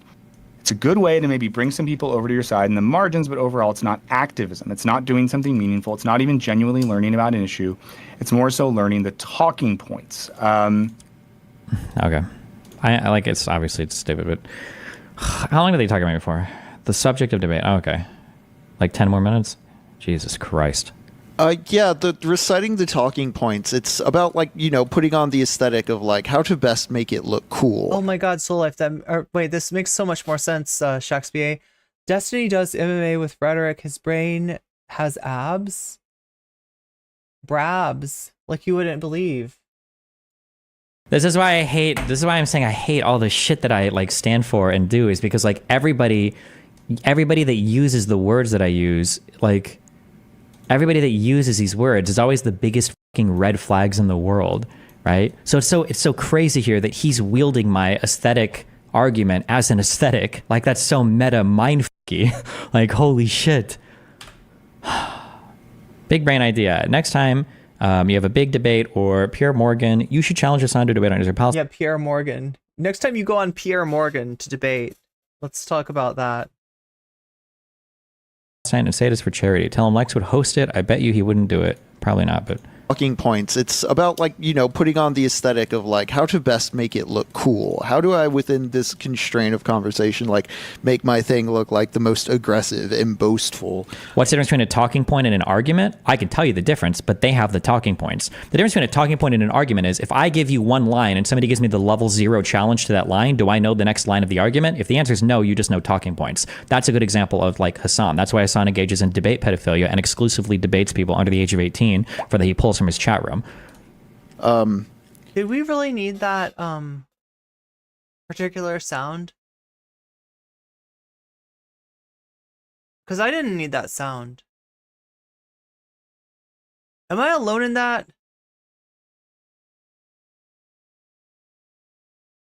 I would have massively appreciated that sound not being in that.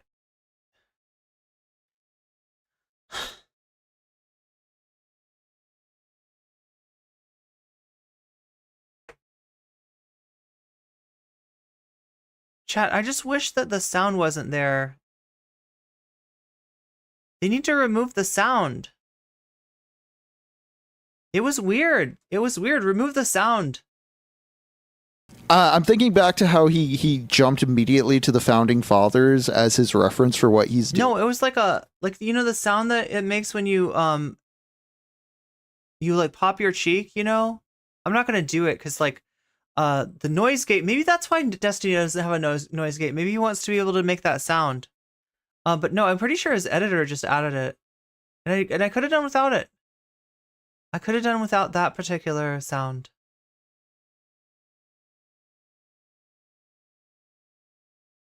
The sound of one hand clapping?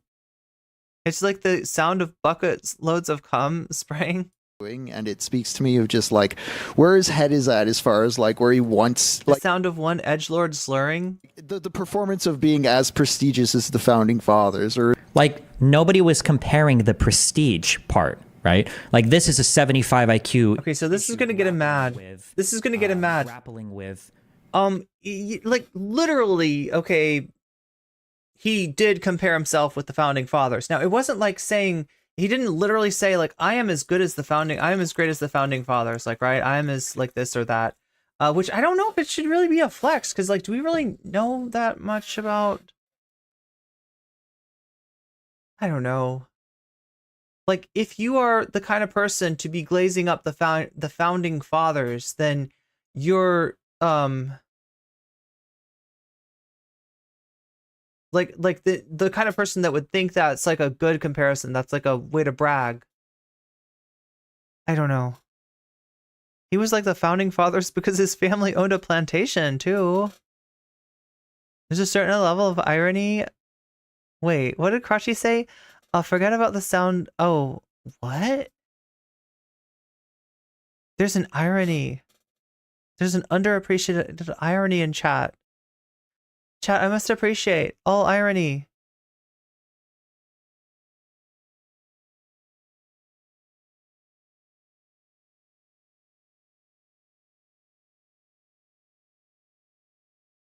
Man versus bear.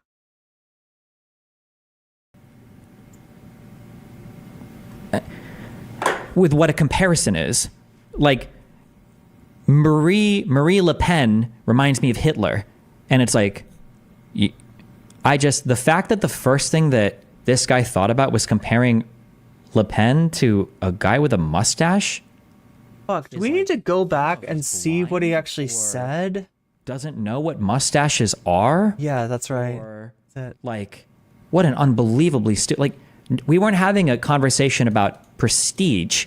That would be a dissimilar aspect of the comparison, right? To show that even more prestigious people engage in the similar aspect, which was debate. It wasn't a prestige comparison. Oh my god. You're gonna make me do it, aren't you? You're gonna make me do it. Fucking asshole.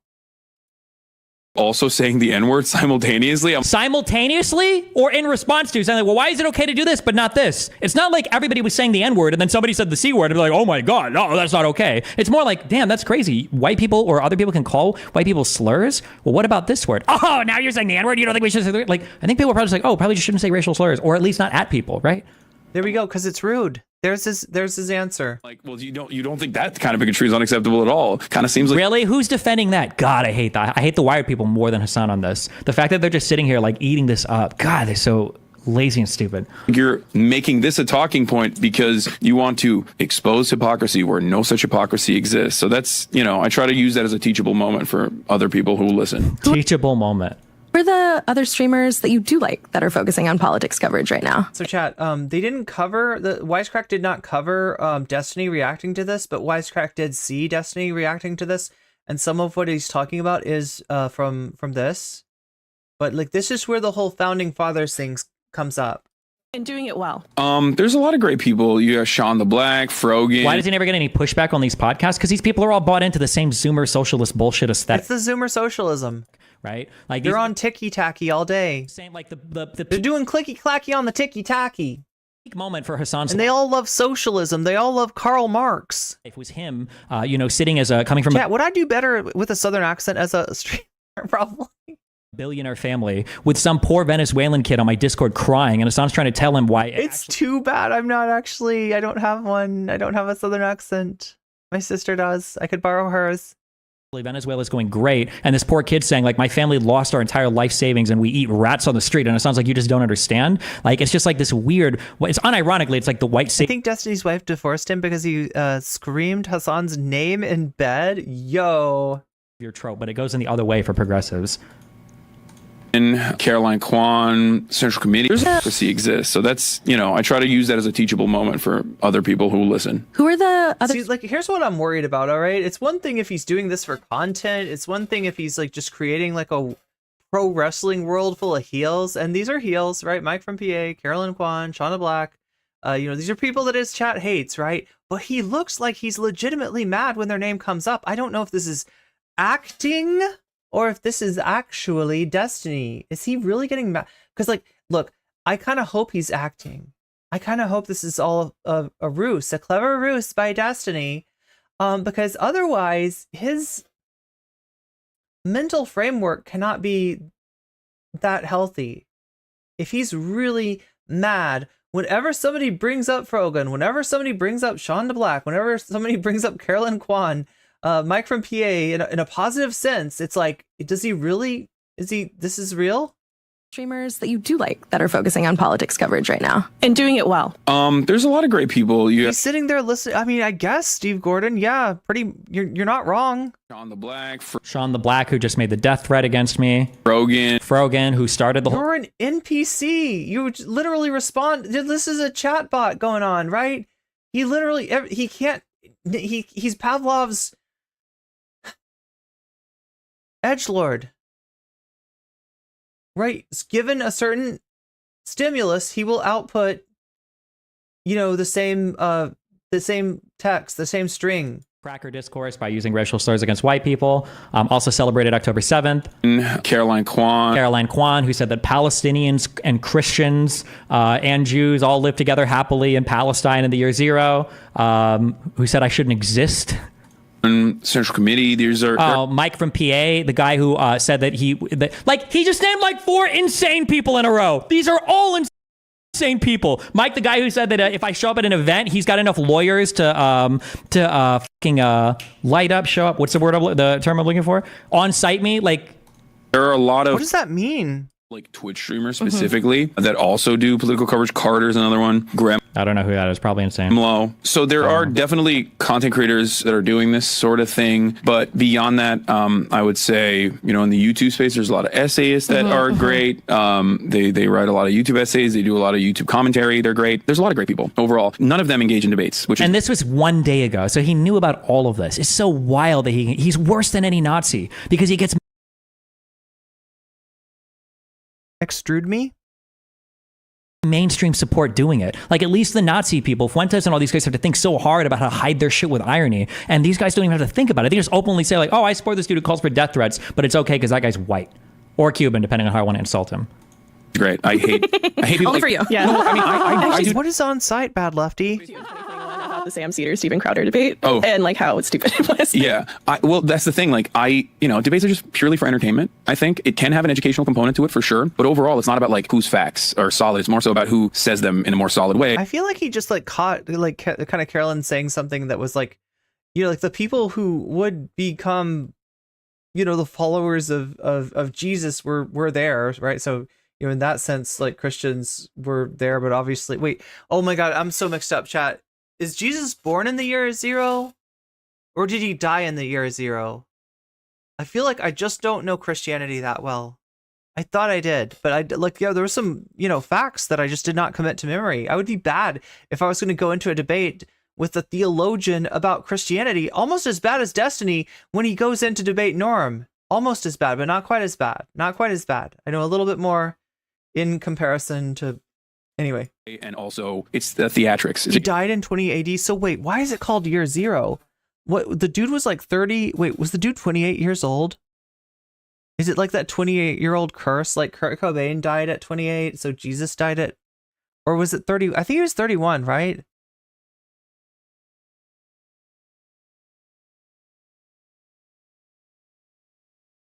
There was no year 0? God damn it. That ruins everything for me, Shakespeare. There's no year 0? That's so weird. They skipped it. They freaking skipped year 0. He was 33? Okay.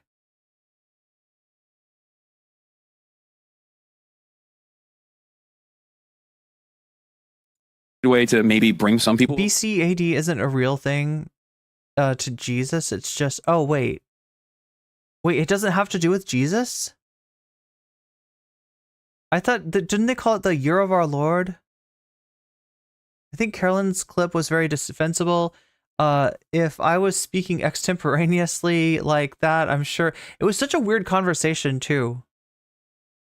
It's commonly called after death, despite not meaning a lot in Latin. Oh yeah, it's like year of our Lord.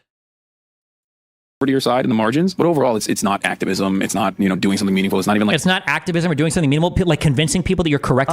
Benedict the 16th, wait, is that the one that was before the current pope? About a thing, by the way, that's all of politics, you fucking retard, right? Like, if you look at the founding of the country, okay, so here we go. Big, like, people arguing in Congress over amendments that you're trying to pass, like the founding fathers, like literally writing fucking pamphlets and shit to try to debate people into like, hey, here's why you should support the federalization of our fucking country. Here's why you should. The founding fathers were debate lords. Like writing pamphlets and shit. The Federalist Papers, writing pamphlets, is literally debating people on politics. Here's my political opinion. Here's why I think it's right. Please support it. It would be like they'd be sitting there in the Continental Congress and somebody walk by and they'd come out and just like put a pamphlet in their face and be like, fucking debate me. Fucking debate me right now. We can have a fucking country. I think we need a federal government. What do you think? No, debate isn't real politics. What real politics actually is me driving home from... No, but the thing is, he's saying he's not doing real politics, Destiny. Oh my god. We've been over this. I've reacted to this content before. Starbucks? I'm doing the NPC thing now. In my $300,000 I'm the NPC. So that I can get in my $3 million house, so that I can come into my $5,000 or $50,000 or $150,000 a month job to tell you about why socialism is the best thing. And now you're just jealous. Like, that's real politics.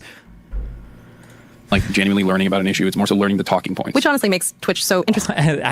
Yeah, people don't learn about an issue. They just learn the talking. It's so weird that he lost the point that Hassan was like actually like, I don't know. Is it a humble brag? It's not exactly a humble brag, but it's one of those things where you're humble because otherwise you sound like an asshole. You know what I'm saying? If Hassan was to be like, I really think that my up here, but now there are freaking communist invading radicals. If Hassan was to say, like, I really think that my Twitch stream is the pinnacle of all activism right now. But now there are freaking Two for Tuesday, or is it? It's 2 for Tuesday. if he was to say, like, I really think we're onto something with my stream. I think that I do more activism on my stream than literally any activist out on the streets. I'm the one doing the heavy lifting. I'm the one doing the work. When the revolution happens, it will be all thanks to me and my activism. I'm the fucking shit, man. Right? He would sound like an asshole. So instead you say, like, you know, well, I don't want to like over, you know, estimate the effect of something like my stream. Obviously there's activists out there doing stuff in the real world that's way more impactful than what I'm doing. Right? That's essentially what he's saying. He's like, he's deflating himself. He's deflator mouse. Anyway, so this is why the Western colonialist power, Israel, is an apartheid genocidal regime that is bent on the eradication of the Palestinian people. It's not, you know, doing something meaningful. It's not even like genuinely learning about an issue. It's more so learning the talking points. Which honestly makes Twitch so interesting as a platform for all of this, because this was not what it was made to do. Yeah. Well, I feel like this is a good point to end our chat on. Thank you so much for talking about all of this with us. And let's take a quick moment and then come back for... I love how he always pretends he is some kind of zen-like balanced teacher on these shows when he just screams ad hom hatred of people who don't align 100% with him. Teachable moment. Yeah, teachable moment. Like, I'll be unhinged. I'll be unhinged on shows. I think it's probably a little bit more unhinged on my stream than if you see me. But like, I'll argue with people like Jordan Peterson and stuff. But I usually go on more disagreeing shows than agreeing ones. Hassan can't handle any pushback whatsoever. But yeah, Hassan goes into these shows and he's like, yeah, so I look for teachable moments. I look for teachable moments through through all the fighting and the agony of the online discourse. And I try to help people go to a better... And then on his stream, it's like, this is why Divorcestiny is a fucking cock! Oh my god. Oh my god. I wish he would do that. I think that would be fun. I wish Hassan's stream was like that. It's not.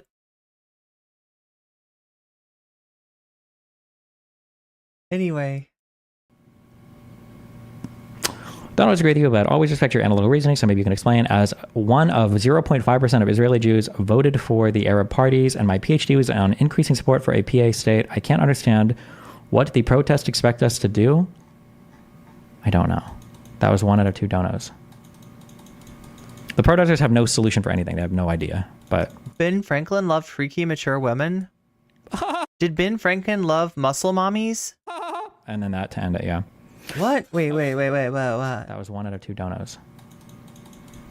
The protesters have no solution for anything. They have no idea. But I mean, that's got to be like a meme, right? That's got to be a meme, right? And then that to end it, yeah. Okay. I'll see you in 40 minutes on the anything else downstairs. I love you guys. Mochaccino, cappuccino, Al Pacino. Be careful. Fuck me. Frappuccino. Tomorrow we'll go over the what video? The Willie Mac video. Oh, of course, because Willie Mac has another like video, like it's just like another boring video about Hassan. Okay, so wait, this is we gotta go back.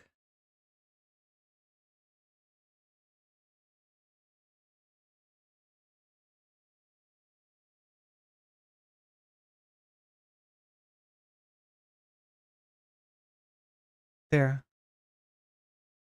Mustaches are, or like, what an unbelievably like, we weren't having a conversation about prestige. That would be a dissimilar aspect of the comparison, right? To show that even more prestigious people engage in the similar aspect, which was debate. It wasn't a prestige comparison. Is like integral to the importance of like national cultural doctrine as the founding fathers. It's wanting that skin more than it is like digging into it. Okay, so here's what we got going on, chat. Here's what we got going on right now. All right. And I want to see if I can give you some options here. So, there's like 10 more minutes of Destiny reacting to Wisecrack. And then apparently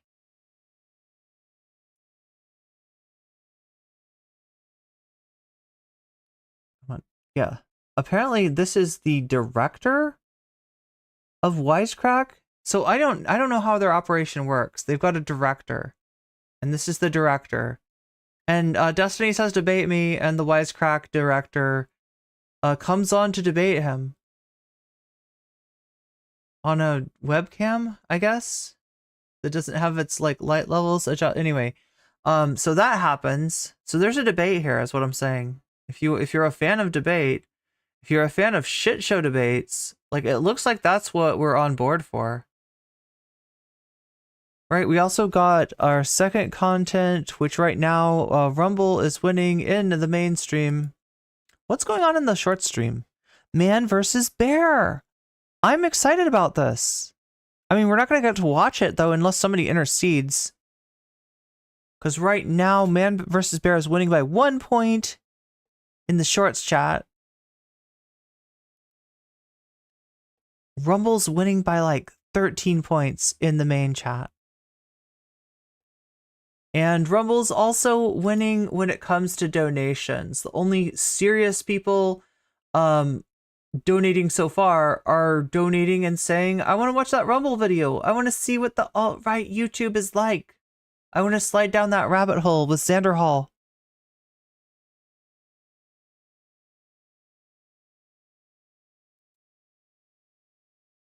Who engage in... What about like Cenk Uygur or any of the Young Turks people who have historically... I'll maybe come back to this. I have a section pulled up from Plato's Republic. Oh my God. In particular, I have Alain Badiou's translation, and then that was translated from the French by Kenneth Reinhardt and Susan Spitzer.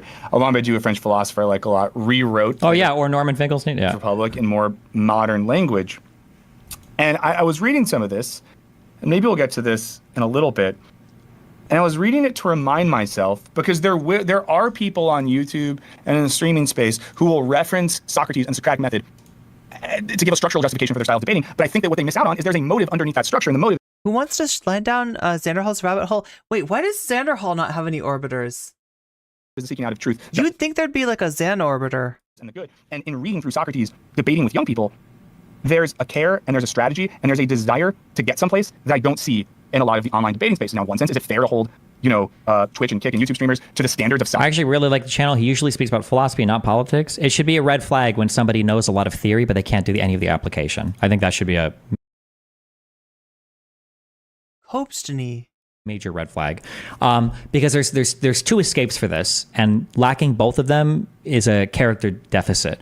The first escape is being good at both, being good at philosophy and being good at the application of it. But the second escape is knowing that you're not good at the application of it and then just not talking about it. Saying like, oh, I understand like a lot of philosophy and philosophical theory. I don't know how this like manifests in political theory. I'm just not aware of like how people practice this in, empirically or in application or in these ways.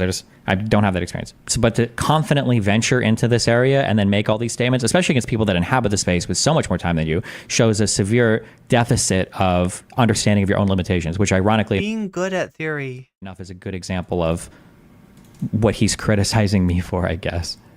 Socrates? In a sense, no. But in another sense, people are asking to be taken that seriously, and they're claiming that their style of debate and what they're doing can have a real political and ethical effect. And, if we're going to break down, and this is maybe... When is he coming on stream? The tall boy guy is ready to go. I'll just finish this and then... One of the people I'm about to reference, but all I know, someone that lives in the city of Los Angeles, where Hassan Piker lives, there are multiple instances in which I have seen or heard or whatever, that he's on the ground showing solidarity and participating in political and labor actions that are largely on the side of a just and egalitarian spirit. And whether that is supporting, striking union workers in Los Angeles, bringing pizzas to protesting students at UCLA, I think that when I see things like that, and then I watch someone like Hassan participating in any sort of debate, I think to myself, like, this is someone who, regardless of rhetoric, seems to have made clear in an active way what their social and political principles are and how those motivate things. And as someone who is, at the end of the day, a good materialist. Actually, I don't actually even believe he does philosophy well. I don't believe it. Or if he does, I have a really hard time understanding, especially philosophy that demands some adherence to... No, actually, that's not true. I shouldn't say that. It's not like all philosophy is like hardcore... I guess like syllogistic writing or like doing like hardcore complicated prop logic or doing hardcore complicated like wherever you're doing like the... He is talking about it like it's MMA. Would you call them philosophical proofs? I guess not all of it is like that. It could just be like basically, you know, getting high off your own farts and writing big papers. Is Mr. Bonerelli doing rhetorical MMA? Is that what this is? Is that what he thinks it is? It's like you learn a little bit of Muay Thai, you learn a little bit of Jiu-Jitsu, maybe some catch wrestling. Maybe a little Sanda. About abstract things, I guess it could be. Because this is demonstrating like a severe like lack of critical thought, which Hinkle literally tweets charts of Jews in politics and media. He's literally a couple of kicks from Taekwondo. A Nazi. Nazis aren't the only people that hated Jews. Far left people hate Jews too. Okay, careful on that one. Okay, Stalin had a plan for getting rid of the Jews in his own country. He just fucking got fucked by Hitler before he could actually enact anything. Yeah, I mean like the first. Yeah, what? The idea that only the far right hates. Only the far right hates Jews is not true. Listen, everybody hates Jews, okay? All right, let me use the restroom real quick and then I'll chat with this guy. Well, not this guy. We're talking about the other guy who was on the call. Do you want to... I thought he was going to take his... Oh, he doesn't have a lapel mic. I thought he was going to pull like a... What was it? Like, oh my god. So wait. This happened with Vivek Ramaswamy, right? Didn't this happen with somebody else? Who was the latest person in chat? Can anyone remember the latest person to be on Zoom and accidentally take their microphone into the bathroom while they pee? To be in like an official Zoom call for like a court proceeding or something like that? When did this happen most recently? Yeah, Stalin got fucked by Hitler is what he said. I don't need to imagine that. This is what Destiny does, is he puts weird images in your mind of Sam guzzling from buckets and Stalin and Hitler in romantic embrace. I don't need these images. I don't need these images in my head. Introduce yourself for all the people in chat. Oh, we're streaming. Hi, I'm Lux. I'm the director. It's Lux. I guess I don't know Lux. Former award-winning debater and professional debate coach. Although it's been several years since that was my job. Well, that's cool. Wait, what do you mean by where did you like for like college level stuff or other like?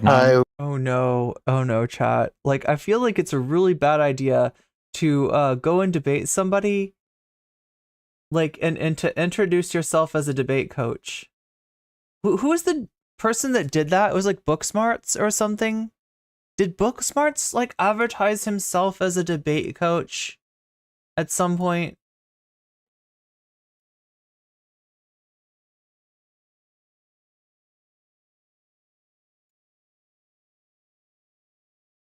Was that a thing? I feel like it's a bad idea to just start off with like, like if I was like,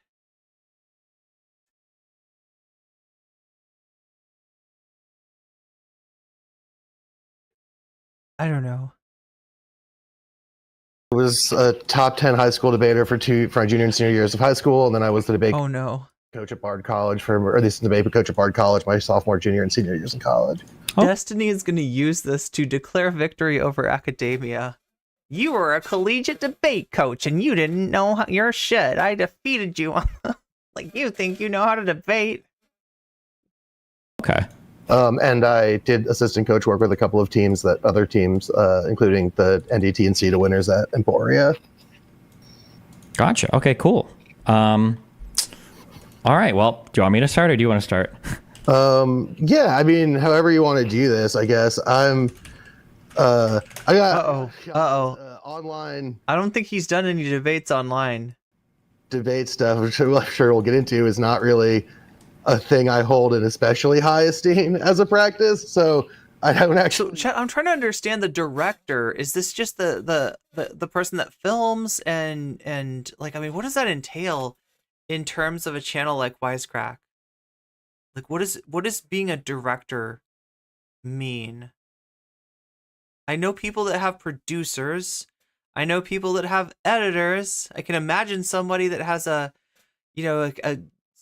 camera person that they work with. But I don't understand what oh my god, pro debate coach. You can tell you can tell that. But look, this. Okay, look. Let me scroll down and show you what I'm talking about. Look at this. Look at this.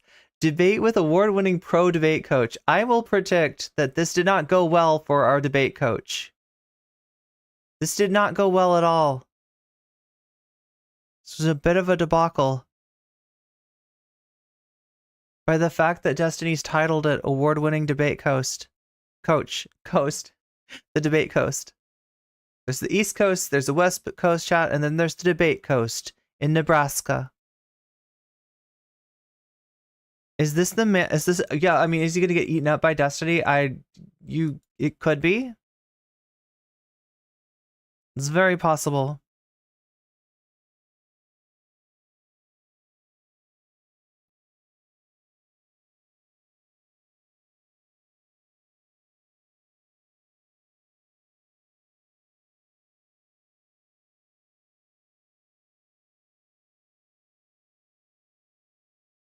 Let's see what's going on here. Know where this is streaming or anything, so I would love to. Oh no! You know what? Did she? Oh my god! I'm so worried for this person. Why did they agree? Sure, we'll get into is not really a thing I hold in especially high esteem as a practice, so I don't actually know where this is streaming or anything. So I would love to be able to look at the chat. I don't even know where this is streaming. Okay, so he's just literally asking for the URL. So you can look at the chat. That's not necessarily, like, if he knows that there's a chat, I guess. Now, is looking at chat a good idea? I think not. But some people will do it. And I've actually seen somebody who was doing badly in a debate, go to the chat as a way to escape. That being Xander Hall. Or whatever. Yeah, I mean, if you go to youtube.com/destiny, I think the live stream is like on the front thing there. Yeah. Cool. Although it can be really distracting to read chat and talk at the same time. Yeah, I just want to let you know what's going on, Sure, okay. I probably won't look at it. I do this on the Wisecrack streams too, and then never end up looking at it. But I just like having it up.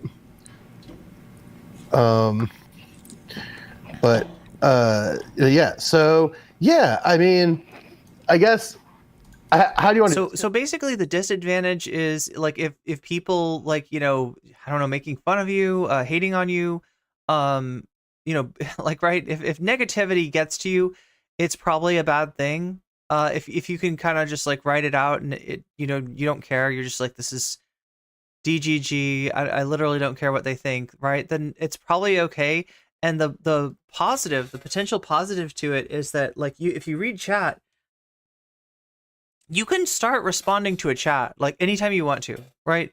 You shouldn't, right? Because that's not like the debate is between you and the other person, but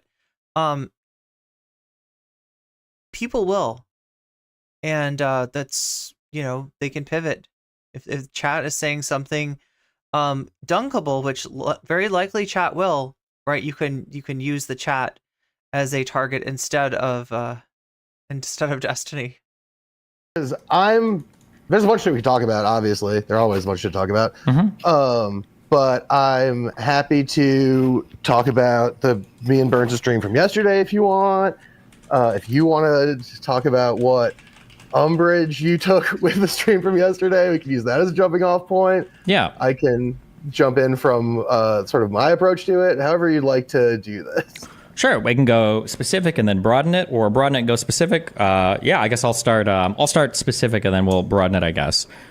I think the first thing that I get a little bit frustrated about is I feel like people that are in communities outside of what I directly interact with seem to obsessively misrepresent my motivations, what I say, debates I've been in, and it seems like it's always done for like social credit purposes. Ordinarily, I might not care, I guess, depending on what people are attacking me for, but it's very frustrating that the well is so poisoned against me in so many communities by people that are engaging in like the most like sophist type arguments, I guess, to borrow what you guys. It's so weird that this is how he's going to start out. It's so strange. It's so strange, right? It's just like, I mean, I guess he's not really worried about it, but can you imagine being introduced to another community like this? Can you imagine you're a streamer and you go on to debate somebody and the first thing that you say is like, I just think I'm treated incredibly unfairly. The most unfairly treated streamer of all times, folks. What I'm trying to say, in not so many words, is that I did everything right and they indicted me. that's what you sound like. That's what you fucking sound like, Destiny. And, you know, even if it were true, it just like that is so wild that, I mean, like, look, let's be real. He probably doesn't care. Right? The audience, whatever audience is watching Wisecrack, is going to be smaller than his audience, especially since this isn't the main person on Wisecrack. This is the director. So that is... He's literally performing for his audience. He's performing for his chat. That's who he's taking into consideration. It's funny because it looks funny if you're not in his audience where you buy into this. Like, oh my god, yeah, everybody's super unfair to Destiny. I don't know why. It's not fair. They're mean. Everybody's mean to Destiny, right? If you're not like that, this comes off so whiny, so fucking whiny. But yeah, this is who, the crowd he's playing to. Let's go. Talking about that are like imaginable. So for instance, like, well, I don't know if do you want to respond to that, or do you want to get into specifics, or? Well, yeah, okay. Well, actually, that raises three quick questions for me. Sure. Well, one is an ambiently raised question. My dogs are moving around. If I start going outside, am I allowed to smoke cigarettes on your stream? You can do whatever you objectionable want. Practice? Yeah, go for it. That rocks. Second of all, yeah. So you mentioned like your purpose or like your goal of doing this kind of stuff. Like that was sort of, you talked about that being like misrepresented, right? That's something you said. So like what is that, right? Like what is the objection here? So personally, my goal is I want people to do more reading and research. I want people to adopt more critical approaches to how they analyze their thoughts and arrive at their political positions. I'd like to be influential in terms of how people think, because I think obviously my opinions are better than other people's opinions. That's why they're my opinions. And then I want to motivate people to do things in real life political, like organizing or real life political events, basically. They're kind of like my four like broad things, I guess. Okay. Yeah. So that seems cool. So then, I guess to me, and obviously I think this is probably a place where we're going to diverge meaningfully, and that's totally fine. To me, the online debate stuff as a practice seems almost antithetical to that goal, almost diametrically opposed. To which just part? Because to the idea of getting people to critically engage with their political assumptions. And I don't think, I don't mean this in sort of a like manipulative claim or anything, but just that the form of the debate by its nature becomes this question about like who people think wins and who they think loses. And the only mechanism people have to evaluate that are the sort of ideological claims or ideological positions with which they come into the debate, right? Sure, but when we say that like debates are a bad way of getting people to critically engage with their assumptions, there are a variety of ways you could do it, but how is arguing with somebody who has a different opinion than you, or watching an argument between two opposing opinions, how is that not more critical engagement than just watching a video essayist tell you something that you already agree with? Where's the critical engagement there? Totally, yeah. So I think you've hit on something that's a distinction I would like to draw. I think arguing with people is a great way to enhance your critical engagement of a topic. I do it all the time. I love it. It's so fun. My girlfriend is mad at me constantly because of this tendency of mine. But I think watching a debate has a different set of pre-existing, good way to put this, pre-existing agendas is the wrong word, but I'll just use it because you come into it with an ideological bias. I agree with you, but right, nothing about that is. And so then, as a watcher, you're judging that debate in those terms. And so instead of it challenging those presumptions, it's a matching game to who matches those assumptions more effectively. Yeah, but you're describing every single thing. All things are like this. Even going into a college classroom, you can come preloaded with ideological bias. Going into a video essay, you can come preloaded with ideological bias. Going into anything, this is the case, right? Right. Yeah. I mean, I think like one thing we try to do at Wisecrack that we're not always super good at, and something that we try but we're not great about, obviously, is that like we try to present alternatives to our own shit and leave the citations as visible as possible, cite our authors, etc., to encourage further work on that kind of stuff. Do you acknowledge so you guys might do that sometimes, that might be the case, but you acknowledge from my video that wasn't the case. You took the word of a self-admitted propagandist Hassan about things that he said about Yo, which were clearly totally not true. You took that self-admitted propagandist. I personally was mostly reacting to your reaction to the song clip, which is what I saw. Sure, but even your reactions, like for instance, you know what a comparison is, right? You know that a comparison. You know what a comparison is? Things, right? Right, but I was saying that was a bad comparison. When I say that debate is an important part of political movements, because debate has been, especially in the United States, like a really important part of convincing people to do things, and then I cite like the Federalist Papers, where politicians or politically minded people writing to ordinary citizens trying to convince them of certain ideas, how is that a bad comparison? I think that's a bad comparison for a couple of reasons. I think the first reason it's a bad comparison is that those people aren't actively being sort of in the role of entertainer, which regardless of both of us, that is part of our job. And I think it's sort of silly to pretend like it's not. I also think it's a bad comparison because there isn't the sort of immediate feedback reaction. And while there were some immediate partisanships, the question of partisanship was part of the thing being defined. I also think it's a bad comparison because, I mean, I guess this sort of falls in the first or second thing. It wasn't like a YouTube or Twitch debate, right? Those were just papers being written. There were also papers being written somewhat for ordinary citizens, but also for other politicians. There was a very specific rhetorical and intellectual frame in mind. Sure. So hold on. They were writing to newspapers at the time. They didn't have internet connections. Not all the Federalist Papers. Like not all of those debates happened to newspapers. I thought the Federalist Papers were all published to newspapers. They were published under pseudonyms to newspapers in order to convince citizens that this is why we need a federal government. That's why they were called the Federalist Papers, right? Yes. Yeah. Right. They were. So they were written in papers and newspapers, not in academic journals and not in halls debating each other. They were literally written in newspapers for the common man to, or as probably like landowners or whatever, but like not politicians to like consume and to consider those arguments. You mentioned, but already the landowner distinction and the anonymous distinction are like pretty substantial here, right? Yeah, in the United States now, thankfully, voting is extended to more than just landowners. So I imagine if they were writing the Federalist Papers today, they would probably not just write it in a way to landowners. They'd write similarly to how like the Communist Manifesto was written, right? Which was a pamphlet that was supposed to be accessible to anybody, right? For sure.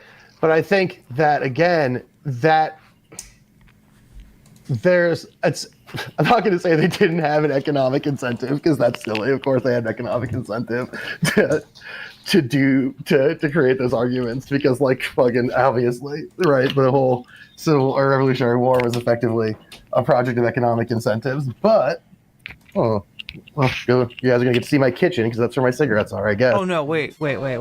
There is something going on in this video? Wait a minute. That's true. I was playing Vampire Survivor under the impression that it would have a different implication. There was not. But the fact of Okay. the matter is that like there was a given expectation of ideological position, et cetera, into those. And again, like you said, So it's a moving debate. Anonymously, right? And they weren't meant to be immediately reacted to. They were meant to be effectively It's a walking debate, Chad. propagandistic positions. Yes, but I don't think, but none of that, the only point I'm making is that like convincing other people of your opinions via some kind of Are we going to touch grass in this debate? persuasive process. It could be like a pamphlet. It could be televised debates in the United States were incredibly popular, and they still are. It could be, like literally two politicians arguing with each other. Like these are part of our historic tradition in engaging in politics, right? Yeah, totally.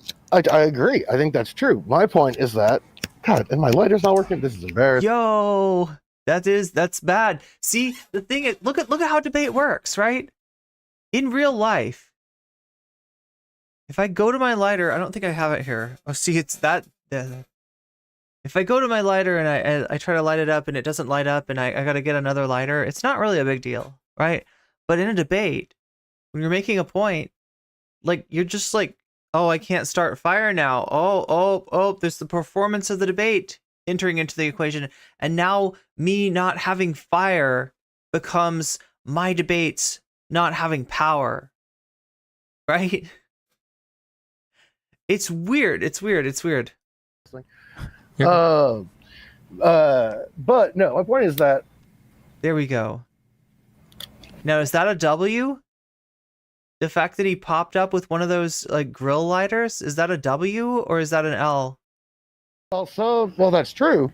I think that the context of the YouTube debate and the community around YouTube debate, Twitch debate, online debate, whatever, has rendered it in such a way that the comparison of its political stakes or its political function, it's the debate subtext. The Federalist Papers is not a good comparison, right? I understand. Well, I know you're saying that you're just reasserting your conclusion, but I'm attacking every single premise that you're laying, and I think they're either. You're so serious about. Wait, what is your argument then?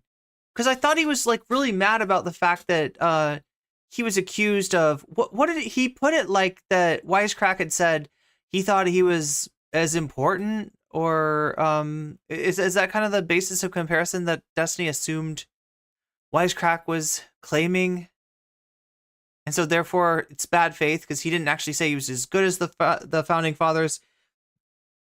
He just said he was doing a similar sort of thing, trying to convince people.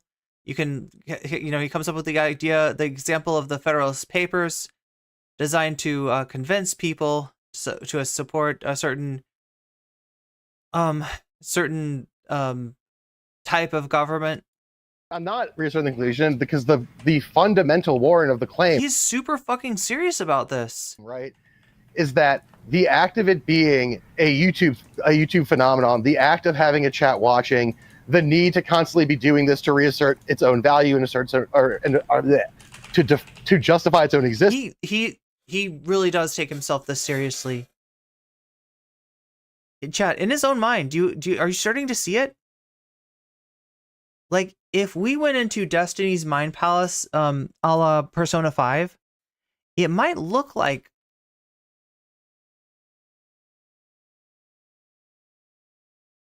some sort of great library. I don't know. What do you think, chat? What would Destiny's Palace be like?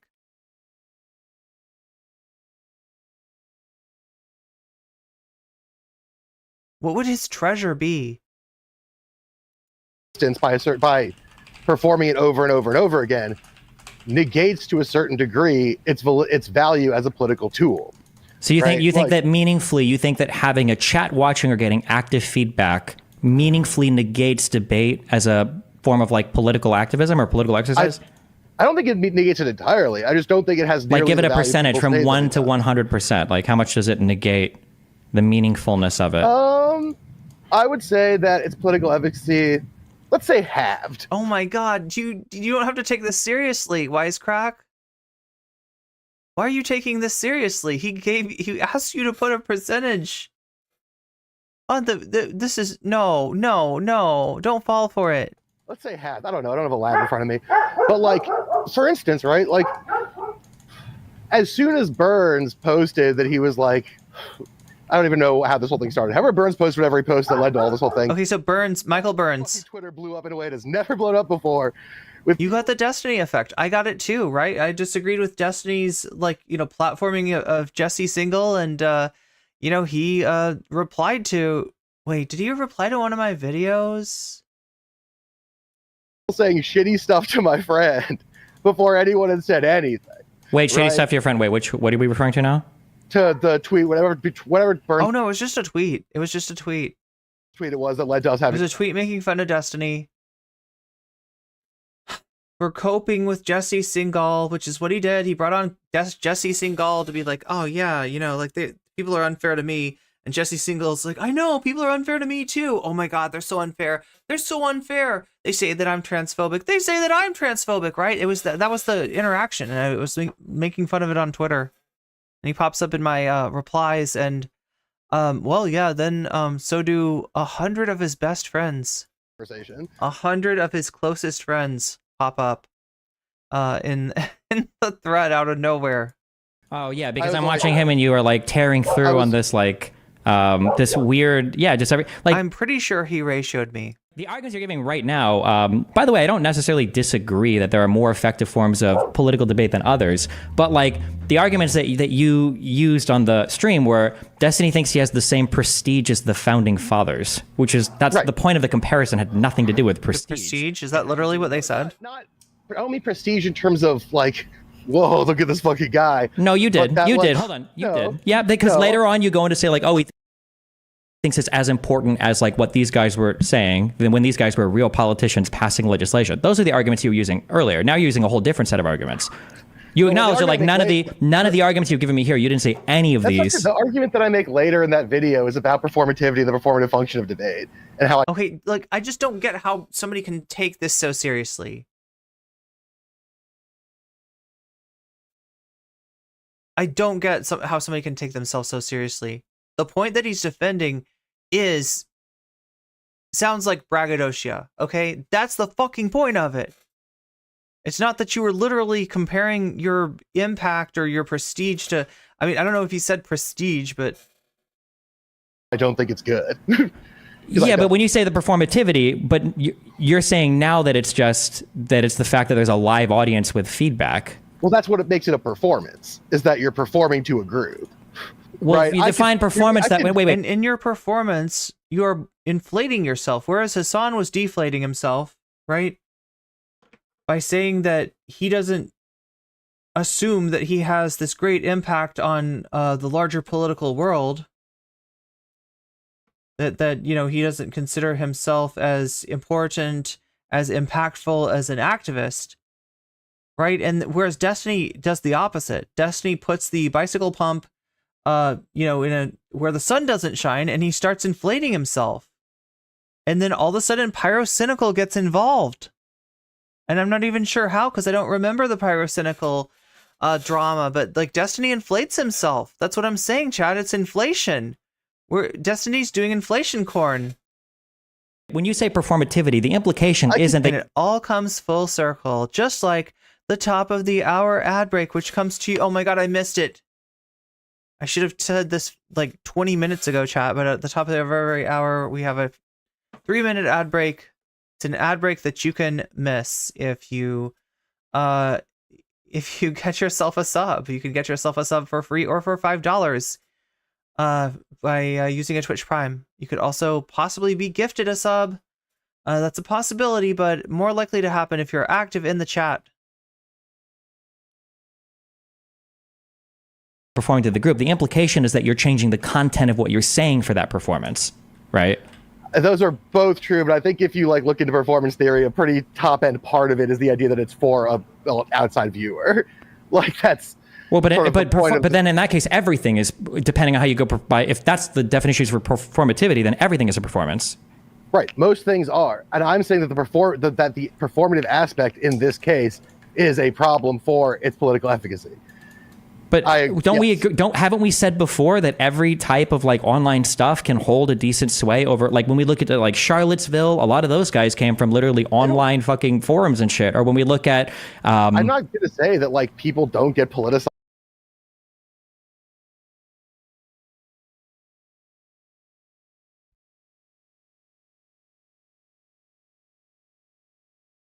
Of all the things to bring up, online, they obviously do. I don't think that that's wrong. I think what I take issue with, what I think is sort of silly and self-indulgent, is the idea that something like what you and I are doing right now is anything more than litigating debates that other people have had in more compelling and more interesting ways in other places. But like you say, more compelling and more interesting by what metric? More interesting and more compelling. How are you measuring that? Oh my god, bro is so serious. Like, oh, you say more compelling, but how do you measure that? What are the units for how compelling something is? Better thought out, better formed, not just like me stopping looking at cruise videos for a video essay to chat with you about a thing because you tweeted at my friend and I thought this would be interesting. Sure, but if you have a debate that is like the most compelling and interesting debate ever, and it has like 10 people that watch it. Look, this one is compelling in its own way. I gotta say the performance aspect of this, of the, going outside to smoke a cigarette, the attempt to strike it with your regular lighter, and then using your whatever lighter that you can find as a backup. I feel like what we're doing here is we're actually taking some of the wind out of Destiny's sails, or out of Destiny's abdomen, if you're going with the inflation corn metaphor, which really says a lot about you. If you've still got the inflation corn metaphor in your mind right now, that really says more about you, I think, right? But either way, Destiny is slightly deflated by the lack of seriousness with which the director of Wisecrack, I still don't understand what the director does. And then you've got another debate with 5 million people that watch it. Does it really matter? Like, which one is more politically effective? I think that's an interesting question, because I think that something like, for instance, the Foucault-Chomsky debate, which I like quite a lot. I wonder if Destiny has seen that one. Extremely fascinating, and has turned out one in chat if you've watched the Foucault-Chomsky debate to be an extremely important political document, even if it wasn't at the time.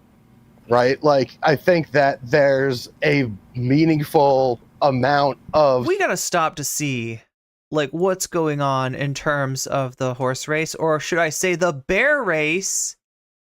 Man versus bear topping Lonerbox and Rumble on the short side of things. We have had a come from behind victory. Amazing. Rumble still winning on the main chat with 99 votes. We got 99 votes. So we've got some people that have watched that debate. I have a book of the full text of that debate. The gays are in the lead. Wait.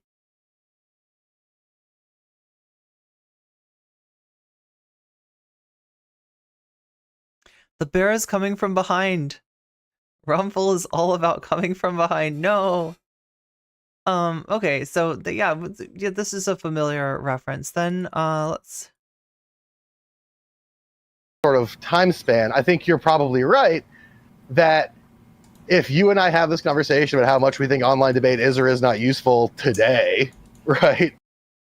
And 50,000 people watch it or whatever. I don't know how many viewers there are, but whatever. Like, a bajillion people fucking watch it.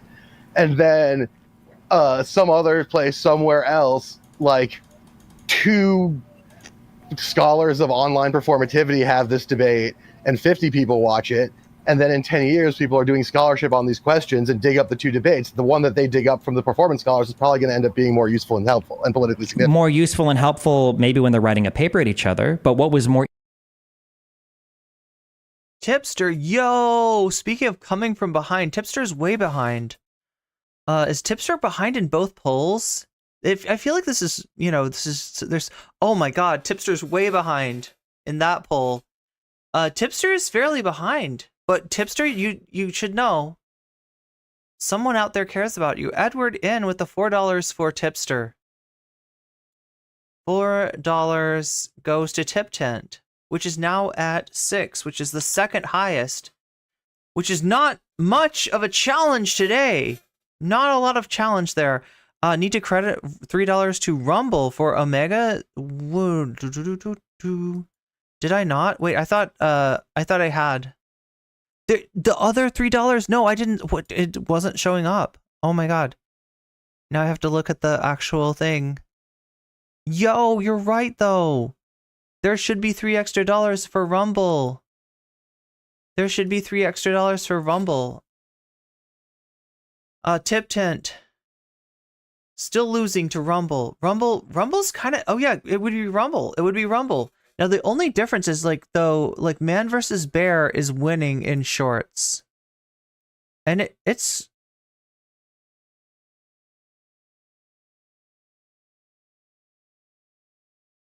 Yeah, Man versus Bear is destroying the competition, is wrecking the competition, is tearing up the competition, chat.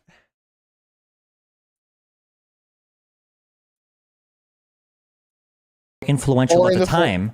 Or in the formation of like downstream political ideology, right? Like that's how all this stuff happens. Like you mentioned the Communist Manifesto, it was effective in its time, but it's only grown to a greater degree of effect over time because of its significance to the broader construction of a movement. Sure, but the current political opinions of a people that are impacted by the things that they watch are also important because we're voting and we're deciding on politicians based on the things that we're seeing. Like, do you think that Joe Rogan hasn't influenced people to vote in a particular way or take stances on particular topics? Well, I think so. Joe Rogan's actually a really interesting example. I like talking about Joe Rogan. I think Joe Rogan has done that, but not not because of his debate shit. I think Joe Rogan has done that through this sort of process of constructing an ideological sort of aspirational figure for a certain set of people, and then associating that ideological aspiration with a specific political project. Yeah, but part of that, I mean, you're just saying in more words, part of that is bringing on different types of people and having debates on his show. But I think what I'm saying is that those episodes are much less effective for that. It's really weird that Destiny thinks that the debates on Joe Rogan are like effective, like that they are distributing influence over his audience. Project than the ones where he's like has some weird guy on who's like, you have no way of a bear open with your hand. You have no way of quantifying that, though. You're right. You're right. I don't. But by my estimation of talking to people who've watched Joe Rogan, of having spoken to Joe Rogan in So just keep in mind, chat, the whole point of this debate, right? The whole thing that Wisecrack brought up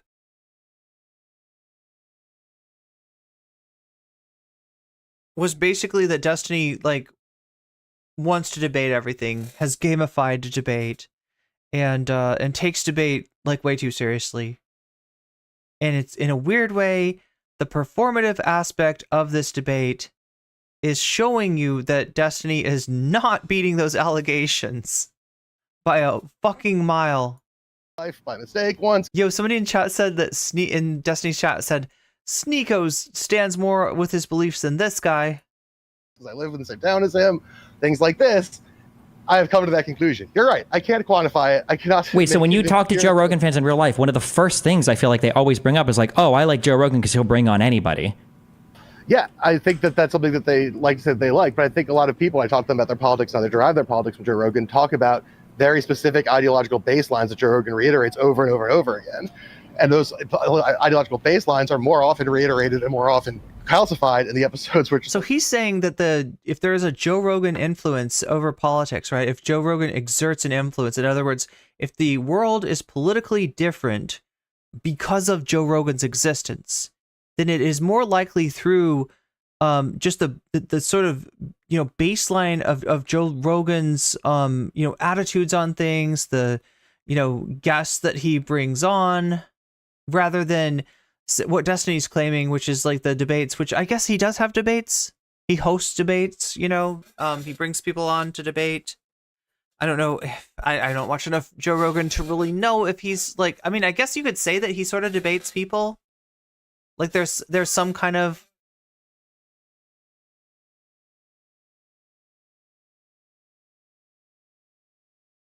sometimes the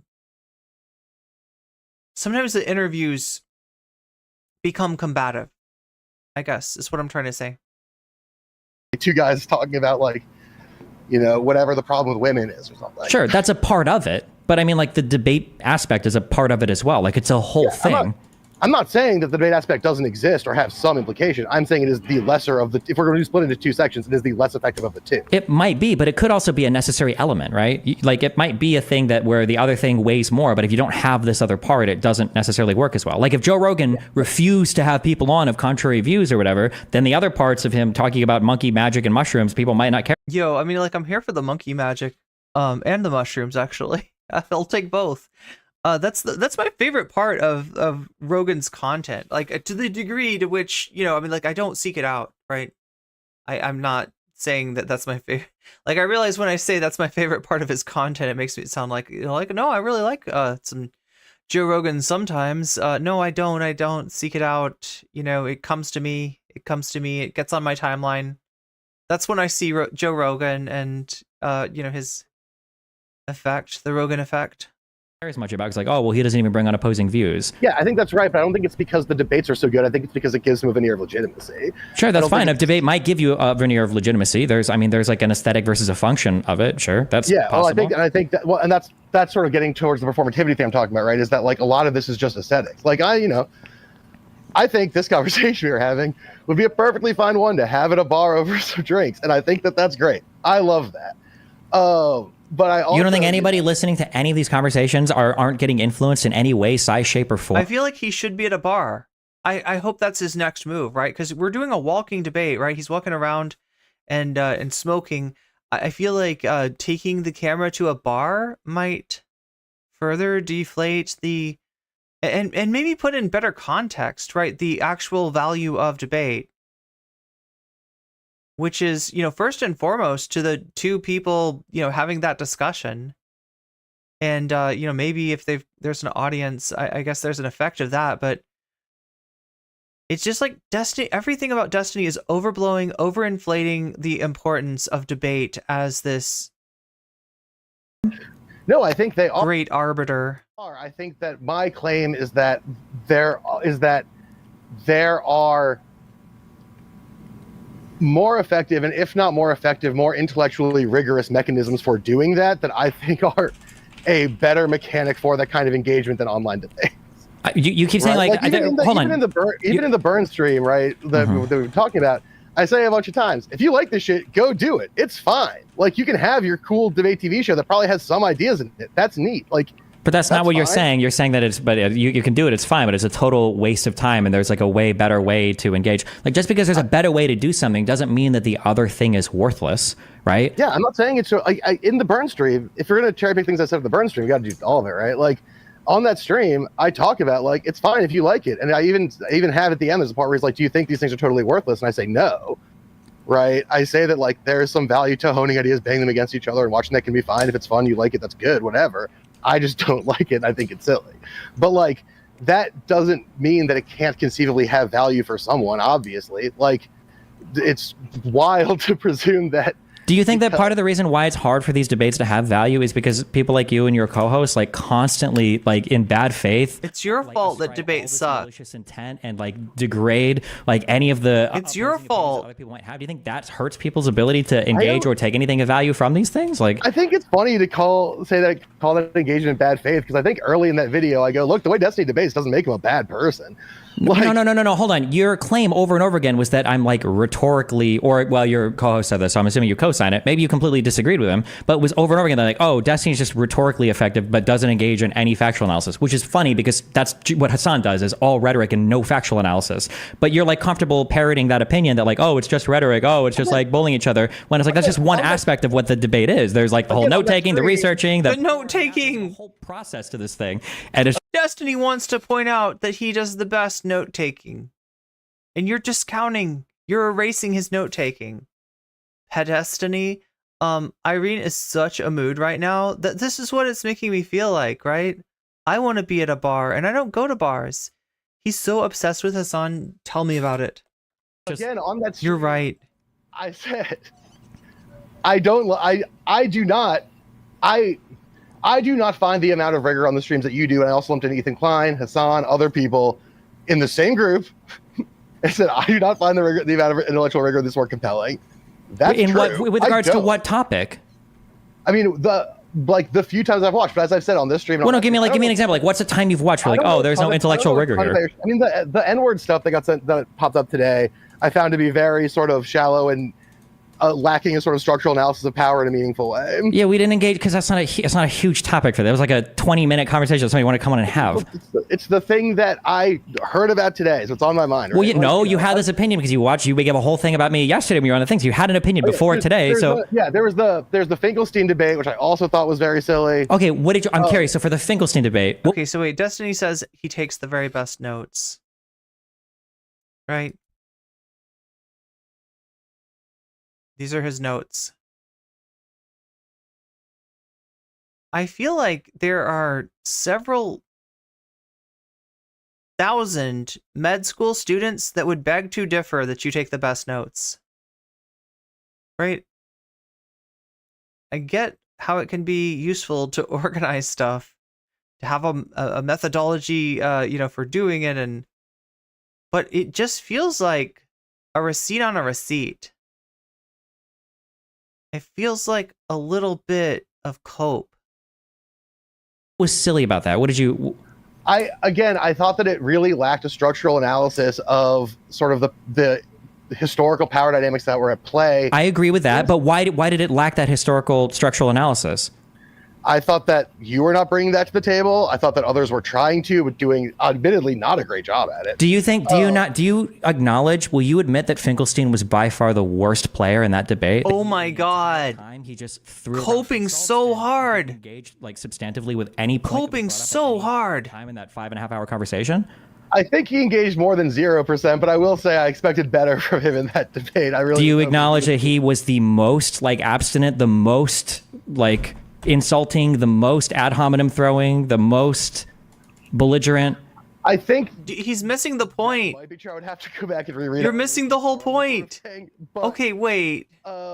Wait. I'd have to go back and So wait. Finkel's. There's a reason. There's a reason. Okay.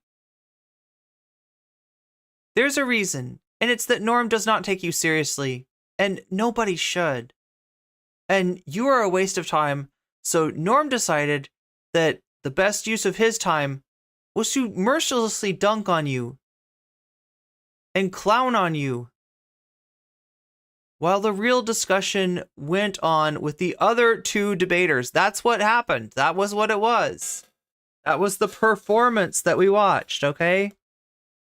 Are you aware? You maybe not aware. Are you aware? You would be if you watched the whole debate. That he was literally on like Brianna Joy Gray's show, laughing about how he intended to go into that conversation in bad faith. That when Ween was like seriously arguing. Oh my God! You're just take yourself so seriously. I want to scream at them the whole, like he literally was on Brianna Joy Gray's show talking about this. You just take yourself so seriously, don't you? I don't watch her show, so no, I didn't know that.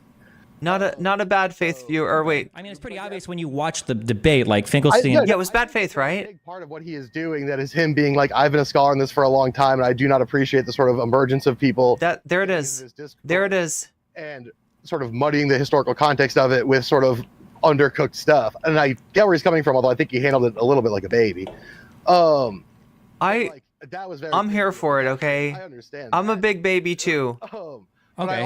Do you think that there was a time in that conversation? Can you remember a single time where you feel like I was unwilling or unable to engage in a historical, factual, or moral analysis of what was being said? I think there was a lot of parts where the historical perspective was reduced largely to. So I'm grabbing a ginger ale. It's hot outside. I live in Texas. It's like 96 degrees. I think there were a lot of parts where the historical analysis was very much boiled down to the sort of specific question that assumes. Like the specific framework that kind of assumes the necessity of the Zionist state or the inevitability thereof, without sort of engaging. Wisecrack, Shannon. Failures. Wisecrack. The side of the Zionist entity to like, actually in good faith construct a peaceful dialogue. I think a lot of that got written out of that debate. I think a lot of that didn't get engaged with as precise as it could have. Well, sure, but this wasn't my fault. This wasn't even Ween's fault. It definitely wasn't Benny Morris's fault. This was because Finkelstein came there with 2 Benny Morris quotes and then wanted to scream ad homs for the rest of the conversation. And it was so good. Again, I'll reiterate, like, was there a time where you feel like I was unwilling or unable to engage in any part of that conversation? I'm pretty sure I answered every question. I think yes, because I think that if there was really a serious attempt to frame things in a structural way, you could just like stop the convo and be like, let's do this. I don't think you did a lot of that. I will say to your credit that it was not like easy mode, right? I don't want to be ungenerous. I don't think that was the easiest situation to refigure the conversation towards a more historically rigorous framework. I also don't think it happened. Well, yeah, it didn't happen, but 3 of us there were trying, but Finkelstein prevented it from happening the entire time. Like, oh my God. A historically rigorous conversation, but Finkelstein was unwilling or unable to engage. 2 of them were willing to fucking indulge baby Steven at the fucking grown-ups table. 2 of them were willing to pretend that your Play-Doh food was actually edible. And say, oh, thank you for the hamburger, Steven. That's very nice of you. Pretend to eat the Play-Doh hamburger. Right? That's what you got. You got people fucking indulging your narcissistic behavior. Okay?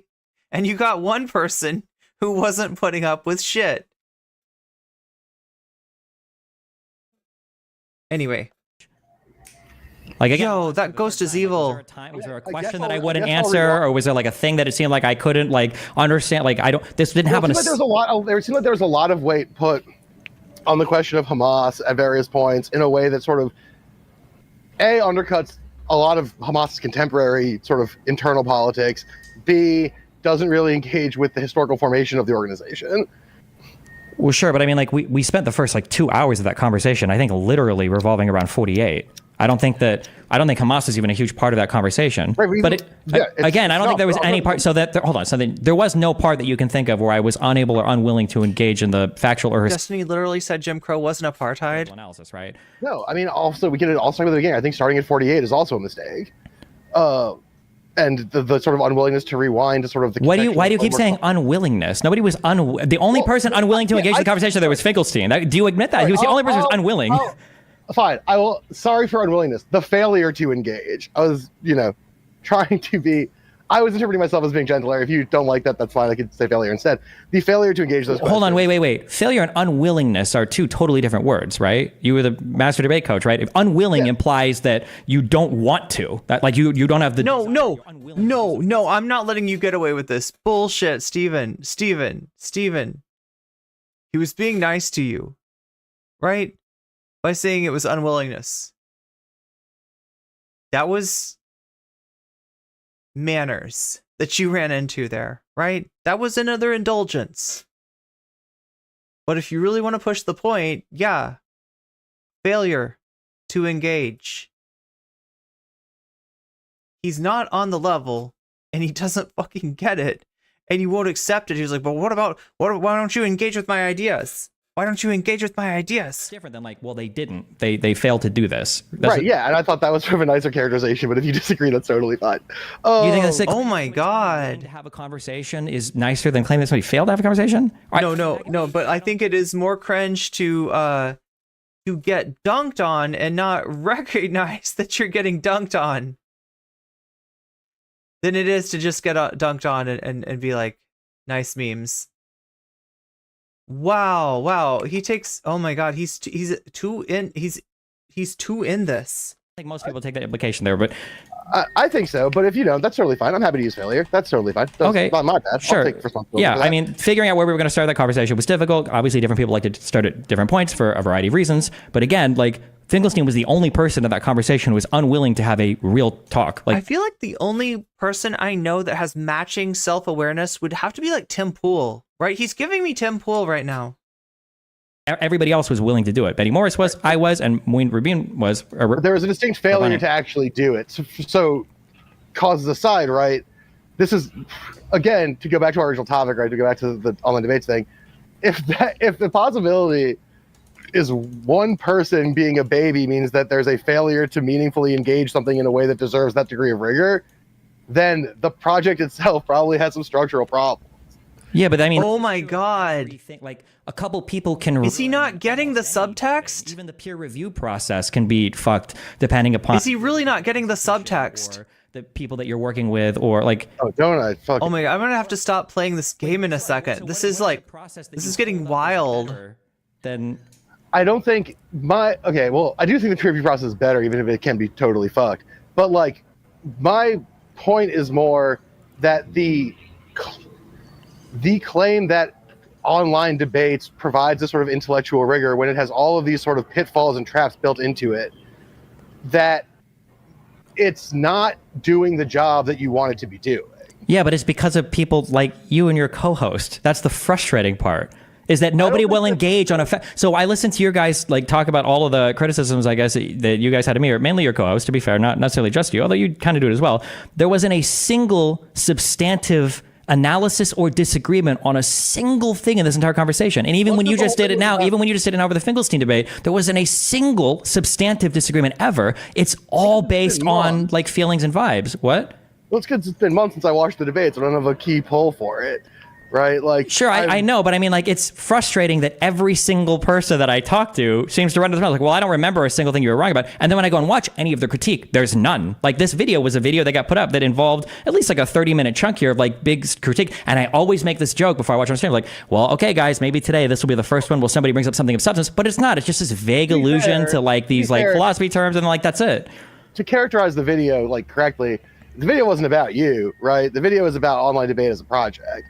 You can say that, but I'm the lens through which you're examining it. You literally listen to a 10-minute, or you listen to a clip of like Hassan shitting on me for a few minutes, and then shout out the, and then shout out the Wired person for talking about it. I think you claim that I think I'm like as prestigious as a founding father, and then, I guess you can say that it's just like a general analysis, but I'm pretty clearly like the focal point of this section of the section here. I think that's a little bit self-indulgent, especially for the part where I was on the show. But and I can't speak to the rest of it because I was busy doing other stuff. But like, because I don't watch the whole thing. I was busy doing my job. But like, that's fine. I mean, like, if you are inclined to take that as like a rigorous rebuttal, and that being the purpose of the project, like, that's your prerogative. I think it's not that I'm claiming this is a rigorous rebuttal. I just think it's funny that when you guys spend 30 minutes talking about people's obsessive focus over rhetoric and engagement in sophistry, that all you guys engage in is rhetoric and sophistry, right? Like, if you wanted to say like, oh, this guy like only cares about rhetoric, and he only, he's a sophist or whatever, here are like 2 or 3 examples of this, then I'd be like, okay, this makes sense. Like, yeah. But to just engage in like vibes and feels where it's like, oh, well, I think he like defends the N-word and that's why I don't listen to anything that this guy says, or like, oh, and here's Hassan giving like scathing critiques of him, all of which were untrue. And then like, this is like so basic good. And it's like, okay. But again, like, you're talking about parts of the video that I wasn't on. Okay, so as far as the N-word thing, you're asking somebody to debate your Vice signal, right? You're asking somebody to debate you on a point that you're being purposefully obtuse to, right? Unless you'll engage with the question of power, then there's no point in talking to you about that. You've made your point clear. It is profoundly ignorant. It is purposely obtuse. And if you insist on that as your viewpoint, there is no point in fucking debating with you. It is literally wasting time. Especially since the whole premise of me being testing, with the guy getting critiqued ought to be able to defend himself. So, oh wait, the other guy? Oh, you mean the guy in the video isn't here? Yeah. Oh, listen, if he wants to be, yeah. Well, the other guy. Are they gonna bring Michael? Well, he's busy. He's busy. Oh, he's not too busy to be on Twitter all day, like tweeting at all my fans or whatever. Oh no. I mean, I know he's doing stuff because I'm getting messages about the stuff that we're working on. So like, well, hey, listen, I'll come on an episode of your show. It'll be a high viewership episode. I'm sure it's worthwhile financially for you. That's something y'all can talk about for sure. Debate me, bro. Debate me, bro. Debate me, bro. I'm not the programming guy. Y'all can do whatever you want. But point being, right, that I think there were some pretty reasonable arguments being made in a sort of Marshall McLuhan, medium is the message type way, about how when the core purpose of a thing is intellectual rigor and intellectual analysis, that the performative and sort of foreign audience aspect of it undercuts, excuse me, too much ginger ale too fast, undercuts that primary goal. I think that is true. I think that what ends up happening, like I've said, is you get a lot of sort of my guy versus your guy stuff, and there isn't. And I think that there's ways to fix this. I don't think that online debate necessarily has to be this way. I talked about that in the video. Hold on. I agree with everything you're saying. I 1,000,000,000% agree. I spent a lot of time thinking about this. I do agree that there are these huge hurdles to overcome when you're having debates. People are super ideologically dug in. People engage in a lot of argumentation that has nothing to do with like the actual factual construction of the argument. I agree with all of that. My issue is that's what you guys are doing. I try not to do that, but so many of you guys on the other side just have so much insane shit to say about me. And like I spent so much time like writing stuff down, taking notes, doing research, publishing videos, like talking about my debate strategies, like talking about the facts I go through. And then when I wind up in a debate with somebody like Finkelstein, he calls me names the whole time. And then everybody in like this other political camp like starts laughing. They're like, that was actually epic and owned. And then they come back and they go like, oh, well, actually, I think debate's not a worthwhile way to convince people. It's like, why? Because you suck at arguing? Not you personally, but like that's what it feels like. Like people just get mad at me and then they make these crazy characterizations of me. And then it's like, oh yeah, well, like why not just like not talk about me? Just leave me alone. Like just say like, oh yeah, I don't think debate is that like important online. So I just don't think about those people. That's fine. Why be like, oh yeah, Destiny made this comparison about the Federalist Papers being political debate because he thinks he's as prestigious as a founding father. Why not just like not talk about me? I mean, why not stop taking yourself so fucking seriously? So That's the point. The contours of what internet debate is interesting. I like doing things that are interesting. I like things that I am interested in. I do the job that I do because I enjoy thinking about stuff. That was a fun thing to think about. I took a little bit of a time out on a Wednesday to have a conversation about a thing I think is interesting. I think that's pretty normal. I also am a little confused because if you agree with the sort of critique that I have as a generality about the nature of online debate, then I'm a little confused why you're also saying that the arguments that are being made are bad or unworkable if you agree with the basic claims that are being made, right? You see what I mean? The argument, no. Like if I go on the street, I understand what you're saying. What I'm saying is that like everything has like pros and cons, right? So if you were interested in the analysis of a thing, then you would probably go through the entire thing itself. You wouldn't just spend the entire time shitting on it, right? So online debates have like what? That's a mischaracterization of what happened in the video, right? There's parts of the video where I talk about the value of debate. I answer chat questions about it. At the end of the video. I only watched this 30-minute chunk in the middle, and then so there might be at the end. Maybe you say something more about it. Yeah, at the end, I talk about how there's value in honing ideas and stuff. I don't like it. I think it is silly. It's not for me. But like, obviously, it's insane to say that it is totally valueless. I think that's crazy. Okay, then you shouldn't have any confusion over my position. There are limitations to debate, but then you try your best to control for those limitations, right? If you feel like people engage in some things negatively, then you try to control for that. Just like in peer review or in academic publishing, there are negatives, and you try to control for that as well. Like and I talk about that in the video, right? That like I think a thing that is missing in a lot of these online debates is the presence of sort of an arbiter or moderator or judge, right? The way that you have a policy debate. And as much as I don't like policy debate, there's a reason I stopped working in the field. Like, I think that presence matters a lot because then there is someone to actually arbitrate the claims that are being made, to look at evidence, to make analysis based on what's actually material versus what's just characterization. That's great, and I love what you're talking about. That would be awesome. That doesn't exist right now. I was really worried for this guy too. Yeah, me too, Omega Star. Then why not ask for like, I think online debate, like it can do this. Like we need to set this up though, or this, rather than saying like, oh no, actually all of this is dog shit. These people have no principles and they do it performatively, and then. I did that in the video, right? What, in the last like 10 or 15 minutes, or? I say in the video that there needs to be a judge. The fact that there's no judge is a problem. If you wanted to do something like that, that would be great. I'm not an online debating guy, right? I'm just a guy. I make movies and I make video essays and I do comedy. I used to be a debate coach, but like I'm not like that's not my job. But you are an online debating guy. You are a guy who seems to, whether we agree to disagree on this, well, you seem to think this has a lot of value, which like chase your bliss, like that's fine. But if chase your bliss, Destiny, there are these structural inhibitors to maximize chase your bliss. Then, if you wanted to do that, you could just do that. You try, but it's not that easy. Right? The Finkelstein debate that you brought up, that had a moderator. Lex Friedman was the moderator to that. If you're talking about like a more structured debate with a moderator, like keeping track or keeping score, like how do you even do that on a debate over like the efficacy of vaccines? Like neither side is going to even agree on what the moderators should look like.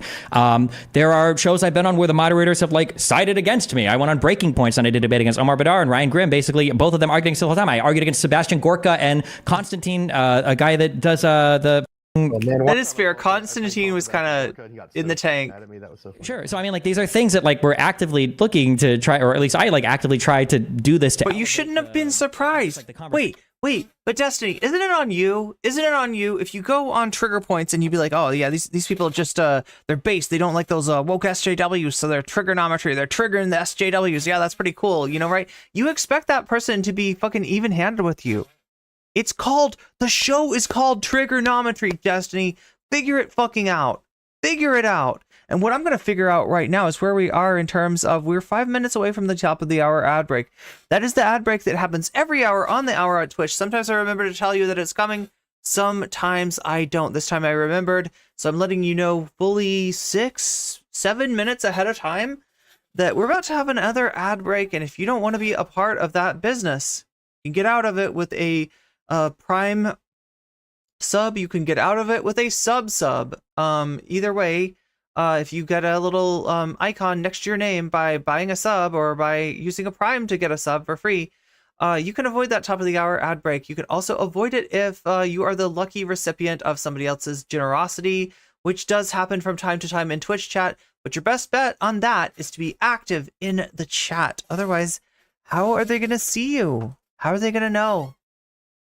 Let them know. It didn't warn me? Well, yeah, I'm doing it a little early this time. There are experts, intellectuals, academics, etc. that Destiny will is not one of them, and he never will be. Which type of sub? The sandwich or the person? The Twitch Prime type. Oh, he took a test for, yeah, the Dark Triad test. I don't know which one was real though, because he took it twice. He took it once with Melina in the room, and he didn't have the Dark Triad stuff. And then he took it a second time when she had left, and he did. So I don't know which one's real. Does Destiny have the Dark Triad? That's my question. Is that part real?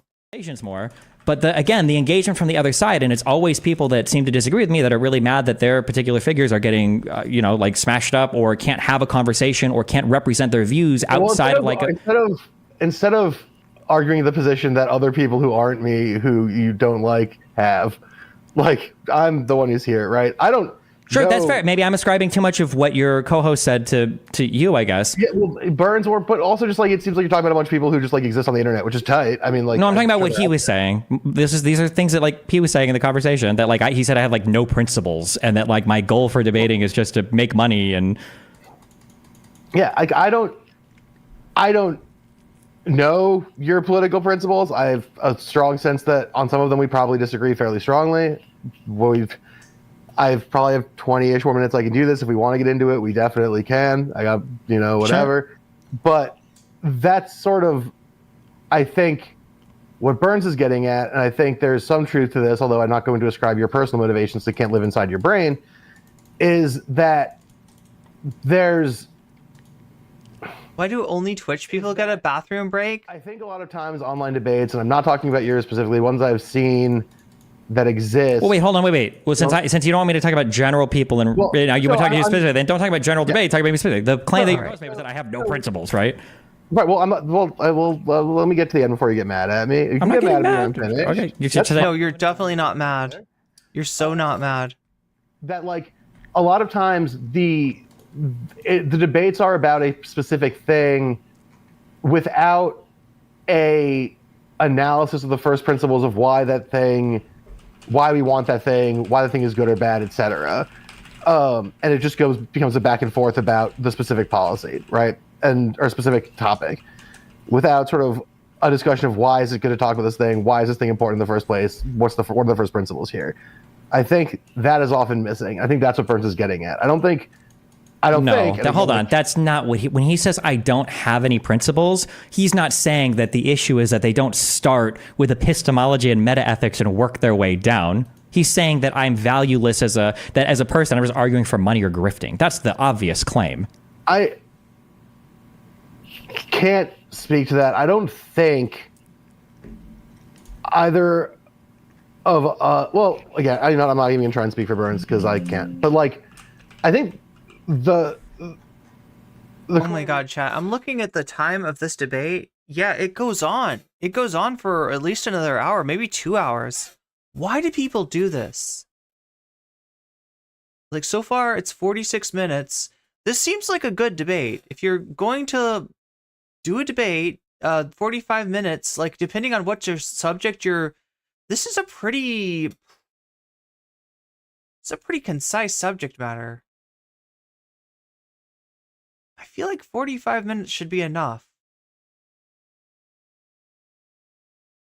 Like, for instance, correct me if I'm wrong. Okay, because I might be. Correct me if I'm wrong, but I think the Man versus Bear is still winning in Shorts chat. I think that the Rumble, the alt-right YouTube alternative is winning in the other chat, which is going actually really fast right now.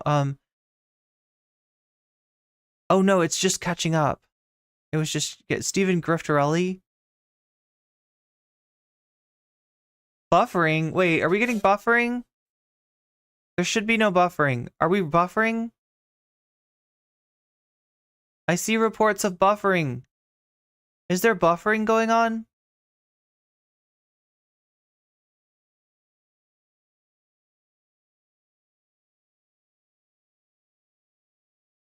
Wait, I'm not dropping frames. Twink versus Bear. That's what I kind of want it to be. Oh yeah, and then we should count the other one. Yeah, Rumble. Rumble's also winning on this one, so it's going to be Rumble. Unless somebody gets us out of this. Unless somebody wants us not to watch the video essay about Rumble, the alt-right platform. Remember, you can put your thumbs on the scale every time you donate, whether it's through Super Chat, Super Stickers, whether it's through getting a membership for yourself on YouTube, or gifting the gift of membership to someone else on YouTube.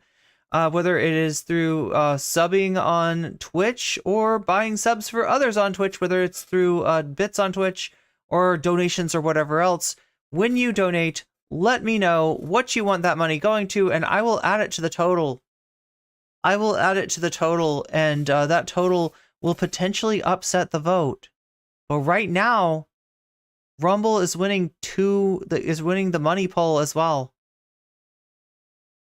Or everyone is losing the money poll. I'd be wrong with this, so like, feel free to correct me. You qualify yourself as classify yourself as like a progressive guy, right? That's true. Center left progressive. I don't usually use the label progressive anymore because I think progressives online are gotten crazy. But yeah, it depends on who I'm debating on what topics. Okay. But wait, not anymore.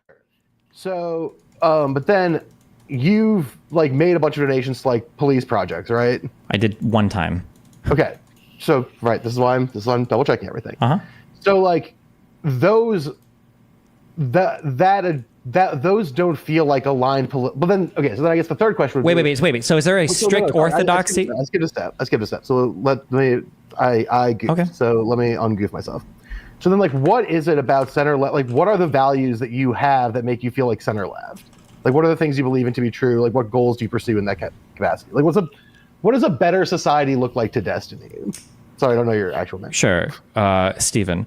So what does a better society look like to Steve? I guess like in the most broadest macro sense, kind of like a Rawlsian curtain type of thing, where I think that there are distributions of tax policy, econ policy, government incentives, educational stuff where we can move things in society to benefit the most amount of people. That if we utilize things, so for instance, we understand like marginal utility, we can understand that a guy that makes $1 million can probably lose $10,000 and not lose much, and a guy that's making $10,000 could receive $10,000 in subsidies or benefits and gain a whole bunch of stuff. That access to education and healthcare are good equalizers. I mean, it's going to basically be like your standard lib or lib progressive take. Oh yeah, I guess what I was saying earlier about Destiny is that like, okay, so whereas most of the if you want to take him seriously as an activist, and yeah, like given the fact that he does what I think he would call his activism, or what the part of what he does that's the most activist is the canvassing, right?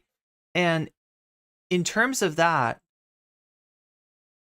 he is different in that most activists that work with the Democratic Party are going to be politically to the left of the Democratic establishment, and as far as age, they're going to be younger.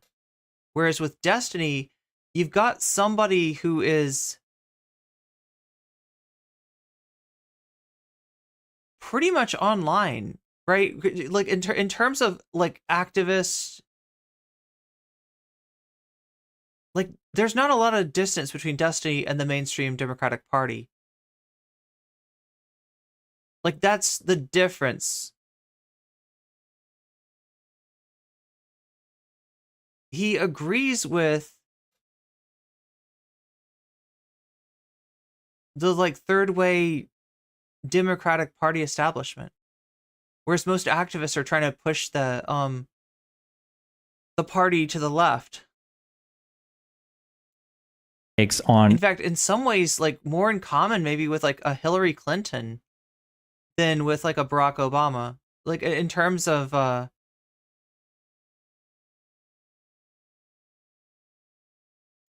things related to taxation and redistribution of wealth. And then when it comes to social policy, it's going to be like, depending on what particularly we're talking about, but I'm generally like a really big advocate of like pro-LGBT stuff. Wait, I'm not engaging with him in good faith. I'm generally a big, well, I say advocate. I mean, I support their rights. I mean, obviously, I support like. To claim he's a sociopath who doesn't argue with morals, but are you arguing with somebody in chat? Because I feel like I haven't called him a sociopath like ever. I just said that he took a dark triad test twice and got 2 different scores. Protected classes. There are things where I think when the empirical evidence looks sketchy, I don't like support as much. So I'm not sure how I feel, for instance, about like affirmative action or DEI stuff. I don't know if there's been like good evidence to show that these are like efficacious ways of improving. See what I mean?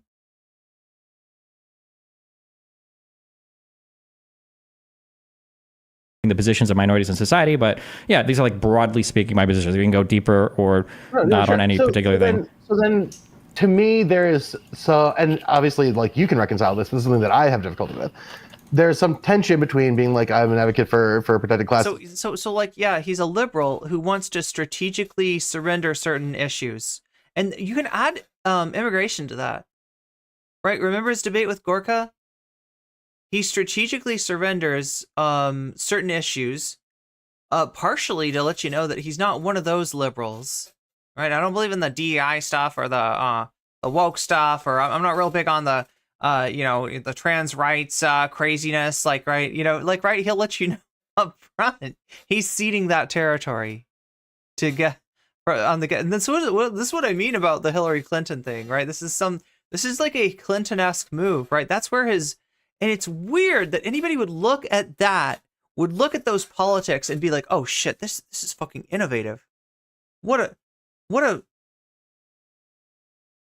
groundbreaking take that is. What a groundbreaking political style.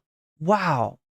The exact fucking politics of Hillary Clinton, but with a gamer chair and an energy drink." For LGBT rights and also being supportive of like police as an institution, right? I don't think so. I think everybody likes police. I think we need people to be able to arrest people when they are committing crimes.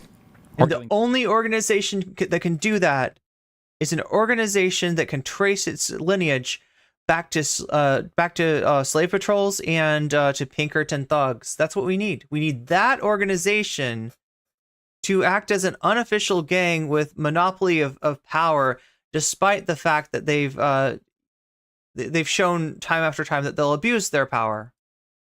Bad things to us. Right, but the policing institutions in America don't do that very much, and they mostly tend to protect capital, harm people who would be protected classes.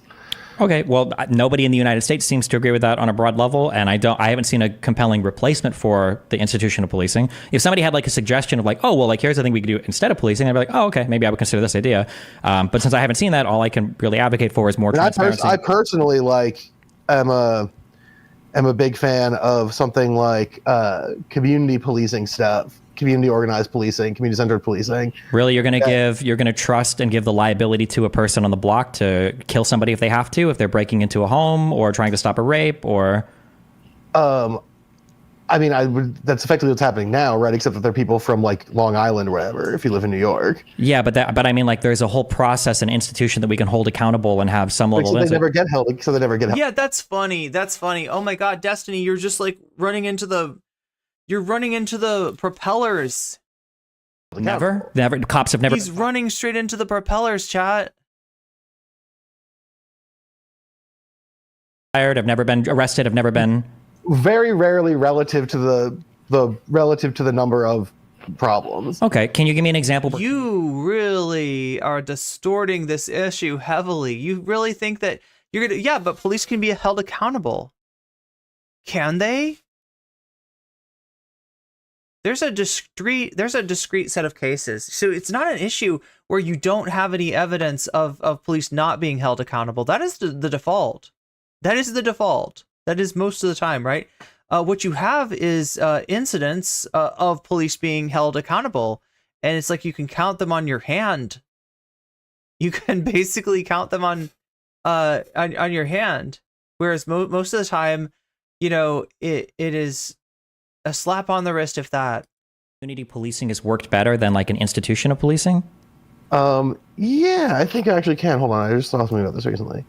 Let me see. And actually, you know what? The example doesn't even matter. When I'm asking this question, what I'm trying to demonstrate to you is that I don't have a principled attachment to the institution of policing.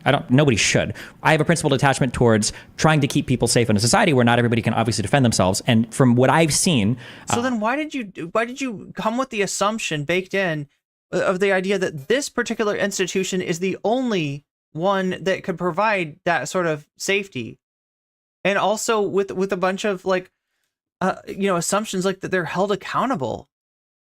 I haven't seen or been exposed to anything where the institution of policing does a better job than that. Now, if somebody was like, well, I feel like you're lucky, Destiny, that this guy is not like trying to seriously debate you.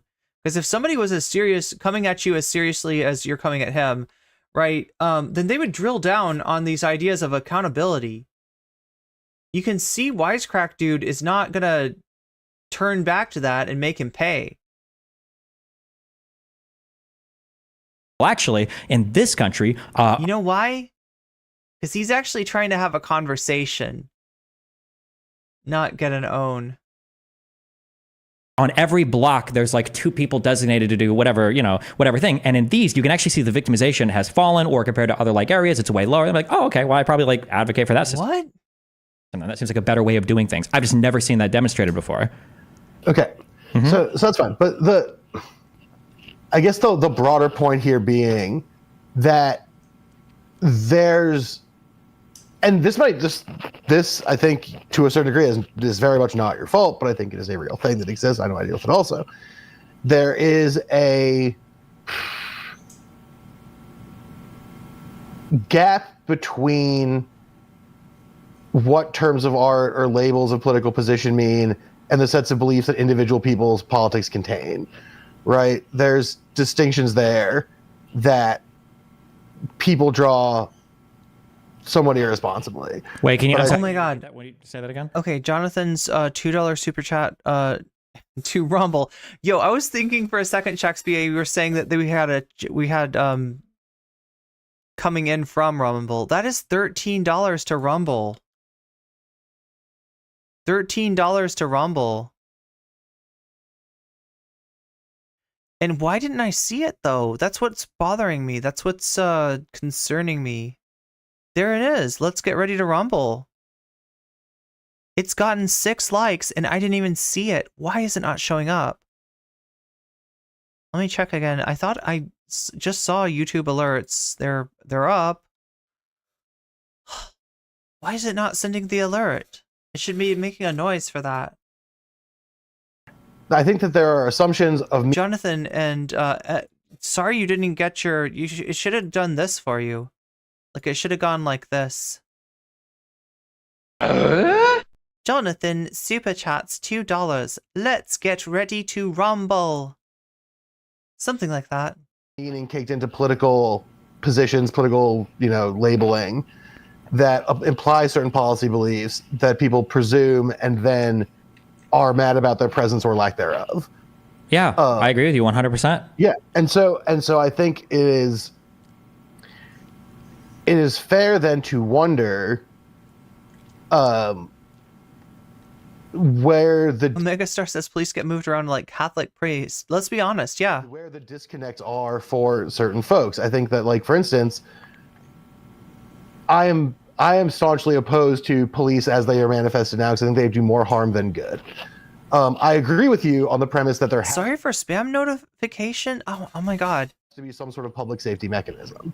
I think the status quo public safety mechanism is worse than it is beneficial. That's fine, but I mean, like, you acknowledge that, like Ahmed Arbery, that was community policing. Zimmerman, that was community policing. So it's not like these things just by nature. That was community policing? Did he just call Zimmerman community policing? They're not seamless for sure. And I think sure, but I'm just saying that, like, there's no, like, I don't see a strong argument for why it would be better to have somebody like Zimmerman running around, looking for Trayvon Martins in the neighborhood, or why the guys that, ran down in a car, a dude who was jogging and shot him in the chest with a shotgun. Like, that's a better example of policing. Right. No, those are bad. But in, like, for instance, Richmond, California did their, like, neighborhood safety thing, and homicide rates dropped super hard. There have been cities where cops have gone on strikes and crime rate and reported crime rates have dropped. like there's examples in both directions for sure. But my point is that like, or I guess I mean I really don't. I don't want the fucking universe of dudes who are just sending death threats to my friend Burns to hassle me online. But like whatever, I guess we're here. Like, I think the Gaza thing is another one where I think the presumed center left position would be like a ceasefire and Sure. Here's so I have some bullshit because I write a lot about like trying to figure out like how people put the beliefs together. Right. So what you're talking about right now is a thing I understand. I call this a constellation of beliefs. People assume that if you have one belief, that you have like 10 others. Somebody in chat just said, "Tell that to Hillary Clinton," right? So in other words, what that chat's saying is like, you don't think that's center left? Or you think that's a center left position? Tell that to Hillary Clinton. She doesn't believe in that. We're mainstream liberal right here. We got Hillary Clinton's. They're literally like rocking that. Like Hillary Clinton, they're literally rocking that Hillary Clinton like it was a badge. For sure. I think density is so dense. That's bad. I don't think that's a good thing. Yeah, but then I would understand why an ordinary person would think it. So if an ordinary person hears like, oh, like Destiny, thinks that the N-word's not a big deal or whatever, I would imagine that they would assume like 20 other things, which is like, yeah, I get it. I understand why you would assume that, right? Or if somebody says I'm pro Second Amendment, wait, I would assume a whole bunch of things. Sure. Do you think that the N-word is like just like this thing that's like, yeah, like wait, you think that the reason that people are reacting to you saying the N-word is not so much about the act itself, that people are just like, okay, whatever, that's not great, but whatever, right? But then that they think, well, the guy that says the N-word also believes in race realism. The guy that says the N-word also, I don't know, like, right? I feel like it's bad enough in and of itself. And it's kind of worse, right? Because like, look, if you're talking about a situation where like acceptance of saying the N-word is not present with a whole bunch of like right-wing reactionary viewpoints, then what that is the normalization of that within like left spaces. In some ways, it's actually more concerning. But as people that are in the position of being content creators or being debate master coaches or whatever, I would expect more. Like, oh my God. I mean, like, look, he absolutely, this is where he's going. Like, you said you were a debate master. You said you were a debate coach. You're going to teach people how to debate? You can't even debate yourself. You can't even engage. You're not good faith. I'm looking at somebody. My goal isn't to look at this so-called debate coach. He's one of these debate coaches in college. I guess college doesn't really do anything for you, does it? You're just makes you more useless. Say like, oh, well, he said this, so I think there's like 30 other things he believes. Michael would be like, okay, well, you might or may not believe this. We can't have community policing because of 2 incidents that were not community-based anything. Therefore, we should stick to regular policing, which has 0 incidents and a much better track record. Yeah, that's true, Autumn. Oh my God. Sorry to mainstream chat. If I'm paying attention to you, I can't see. It's weird. I've got this one little window that shows like 3 of your chats at a time. And then I have this big window for shorts chat. Just over 5 hours on the mainstream, just under 5 hours here on shorts. Joe Biden is friendly to the point of being handsy. If Joe Biden himself would be willing to be friendly to almost anyone,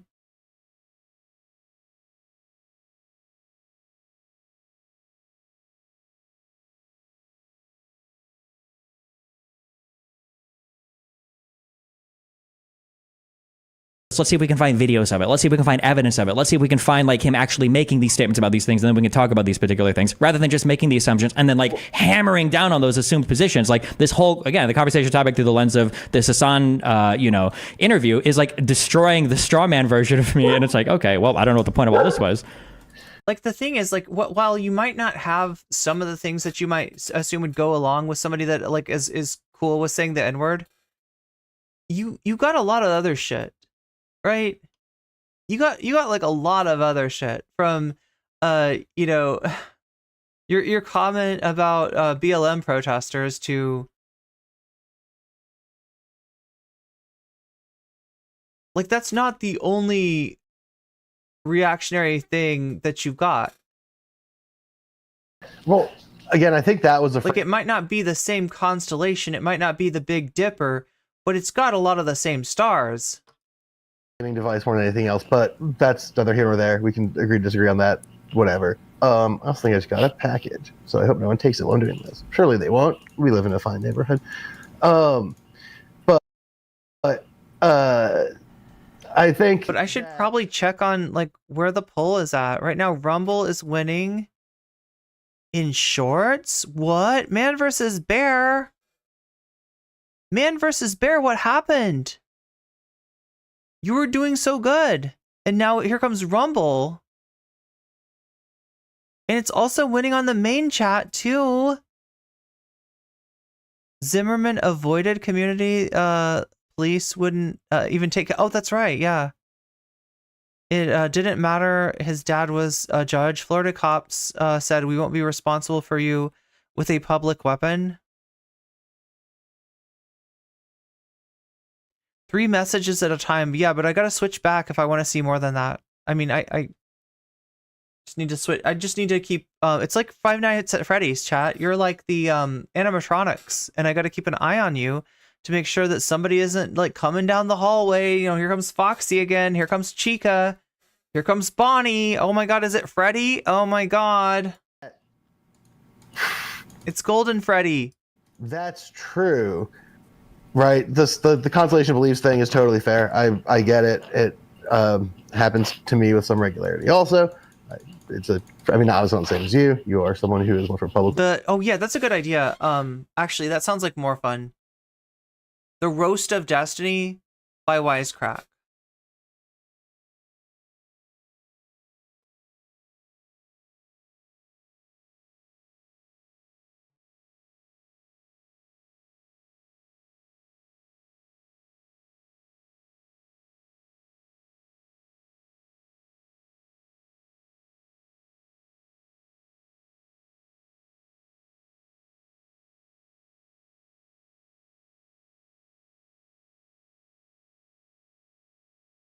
Wait, this is 2 months ago.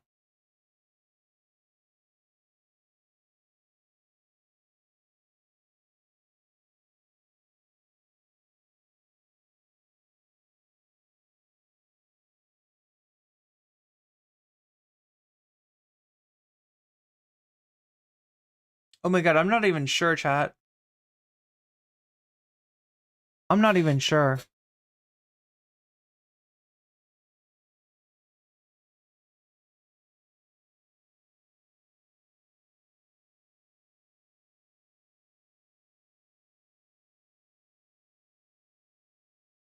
There's no way it's this one. Alright, let's go to Wisecrack. Let's look for live streams.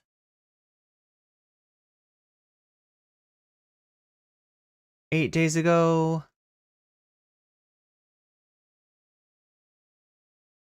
I really don't see any of these live streams that look like...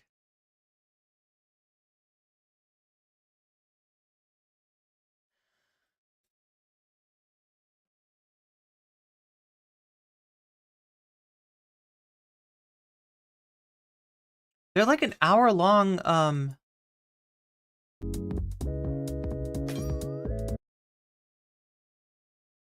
Want them to do that by taking a beloved movie. There's no way. It's about No.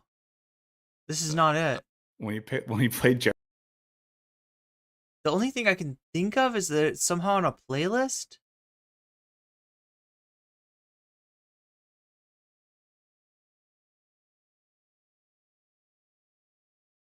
Wisecrack live VODs.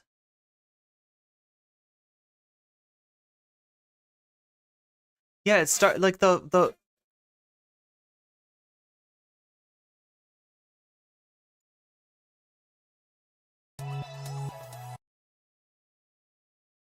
use the internet at all. Wait, this is it, right? Upset them. Yeah, that's Is it? going to upset a lot of people. So, you know, things are afoot, and I think it's especially, I don't want to say troubling or whatever, but you know, It just feels like more and more of our culture. Is it in taking your questions? Did somebody ask a question about with people on interesting subjects? I mean, it looks very similar to the what Destiny's watching. I don't think it's the same one. Exposed than I am by design. I'm gonna have to pee. So I hope you're all right with that. But I think that there's. I'll be right back, and we'll see who wins the poll. There's and it's looking like Rumble. On your end, on my end, on our end is very. Wait, I should probably check before I go and just see where we're at. Yeah, Rumble's ahead on regular stream. Rumble is ahead on shorts. Rumble is ahead in everything. That's a very, oh my god. $13 gets you Rumble, the alt-right YouTube. That is an amazing value. Degrees of public figures. But I am, chat, as always, as Demon Mama herself pointed out, a great value streamer. To articulate. Here, I'm gonna try to pee and be less of a great value streamer. The ways in which beliefs that appear incoherent or incongruous with the rest of our beliefs either function within that or are exceptions for a reason. Yeah, and I do that. I've got thousands of hours of public content. I've got notes that I publish online for anything. I've got videos all on my YouTube channel. Like, I have all of this. But the reason why that doesn't matter is because people like you guys will take a 30-second clip or take hearsay from somebody else and then ascribe that to me and then spend the time like... I mean, I'm not here ascribing anything. I'm here having a conversation with you. Now you are, because I've pulled you after watching you in the video, though, where you guys do this.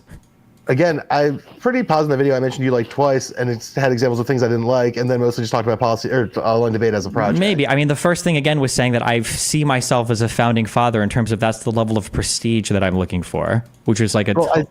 Well, I think I was talking about the activity of debate being comparable in that way. No, you were talking specifically about the example that I made, and you said I think he made this example specifically because it's a prestige thing he's looking for. I don't know if that's true, but I also don't remember because It was yesterday, a long time ago, so. I'm not a big rememberer. Okay. That's why I have a notebook. And unfortunately I wasn't taking notes on myself on the stream. But like, I'm an improviser. It's just story goes away when you're done. But so the point I'm trying to get to here is that like, if you're going to, for instance, and like, you can clarify your position on this however much you want. That would obviously be good for me. I think clarifications are good. But like, if you're going to say, defend the use of the N-word or critique the function of rap music or whatever in its historical context, that is on its face and what it implies about a historical analysis of power is at odds with like a lot of the claims that you're making about like center-left positions, right? No, I don't think so. You really don't? You don't think that the historical construction of language is implicit in power relations that like construct the just because you're like, I don't think center left implies Marxist, and I don't think center left implies that you have to have the. I'm not talking about center left in general. I'm talking about what you said before about wanting this like Rawlsian curtain and like the equitable distribution. A Rawlsian curtain, right? Like that only makes sense in a context where like historical power relations aren't reified all the time. I don't think that white people rapping along with the song saying the N-word is reifying historical power relations. I think that the use of language and the normalization of certain linguistic behaviors does normalize power relations. That's fine, but if we want to argue against the normalization of anything, then you have to come out the strongest against the black community that sells music to white people using the N-word. Because nothing. Oh my God! We finally got to the actual. This part of the debate about who's about how the power relations, the power positions of people using that language matters or doesn't matter. Sure, but if you didn't want to have we wouldn't even have to have the conversation. If the N-word was just for racists, that would be it. Like, nobody's making arguments for why everybody should be allowed to say gook, because Asian people don't make music saying Asian racial slurs all the time, right? It's only the N-word they have to say. Why is he like this? Why is he like this? Wow.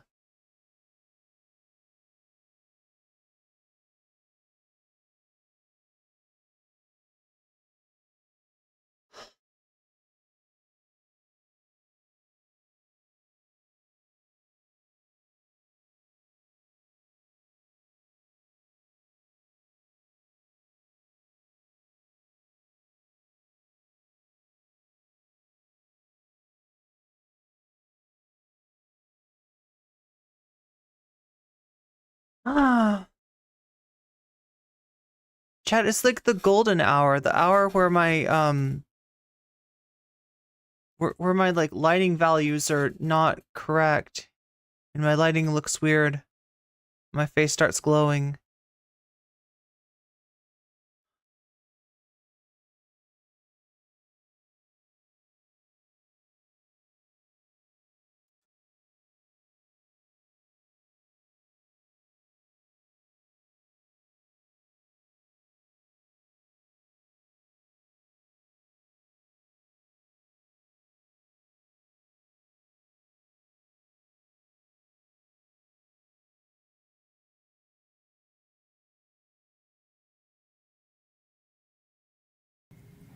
Like historical movement that like appropriated those terms. And it's also, I think, a little bit silly to characterize as black people selling music to white people when a lot of that money, a lot of that stuff is white people extracting value from black artists, right? Like, Doesn't change it at all. I mean, this, I'm just saying that you're. I think that meaningfully does in terms of like this question of like how power works in this. It doesn't matter. It doesn't matter though. You're creating art knowing who the consumers are going to be at the end of the day, right? What? This is getting weird. Oh my god, Bob Carmody, you just got weaseled. And why isn't the weasel showing up? There's weasels, chat. There's weasels in chat and I'm not seeing them. Have I missed any more weasels? It should have been like when that happened. Why did it not do the Why did it not give you the like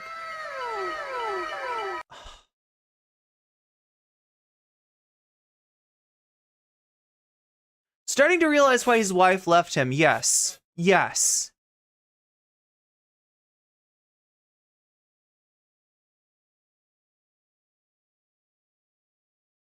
That he literally did just like grab a slur from, I don't know, 1943 or something.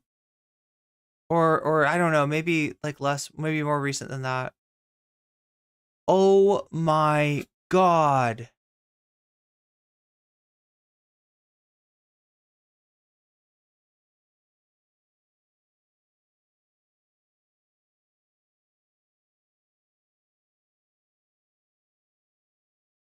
Oh my god, FTW. Wait. I didn't just miss one gift sub.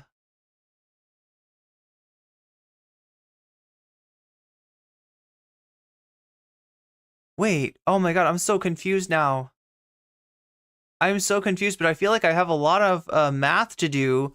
Thanks to FTW All Day gifting 5 subs in YouTube chat. Thank you. Do you have a preference as far as what we cover next?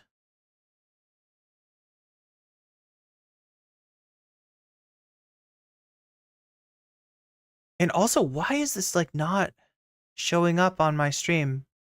It's supposed to give you alert. It's supposed to give you sounds.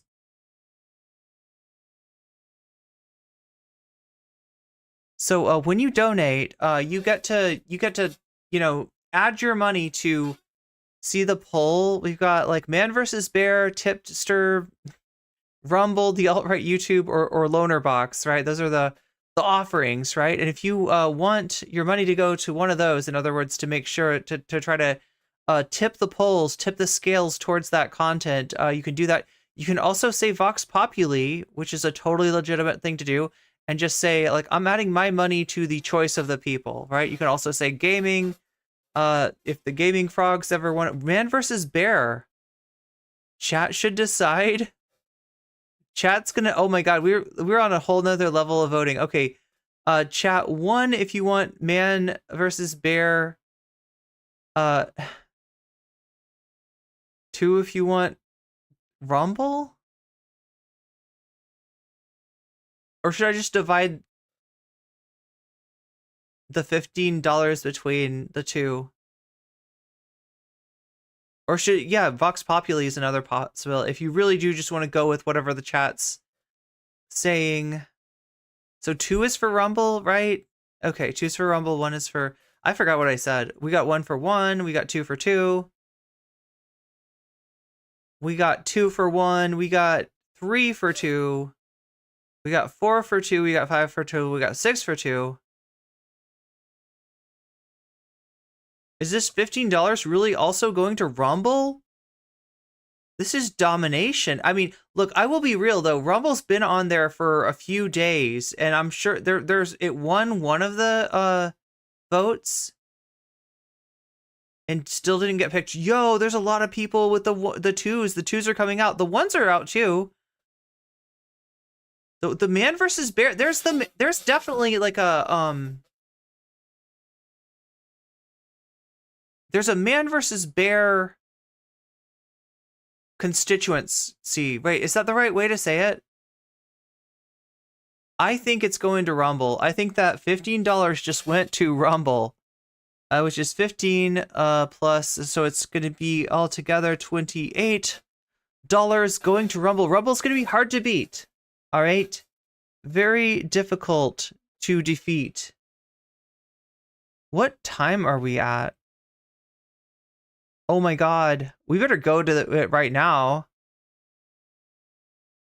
Doesn't want us to do Rumble. I mean, what is she afraid of? Regardless of who's extracting money, it doesn't matter where the money is going. You could literally be extracting, all the money could be lost from you. But like if you're making art to be consumed by people. Why the linguistic difference matters though, right? That's what?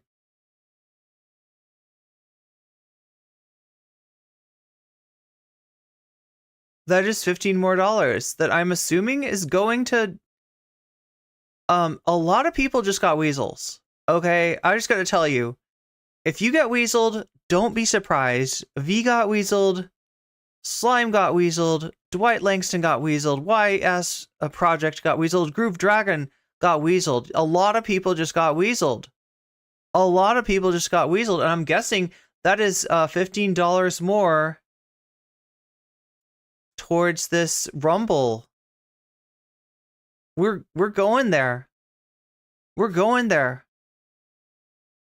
We're going to Rumble, it looks like. Unless you want this to go to something else. FTW. Or do you want to put this one to Man versus Bear? Men versus Weasel, that was what we really need. I think I would pick a Weasel. I would easily pick a Weasel.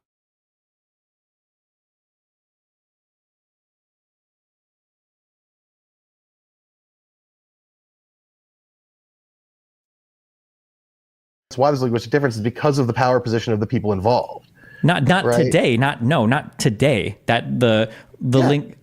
Okay. I mean, I disagree, but I'm scared if I keep him going, he's gonna say something that's gonna get me in trouble.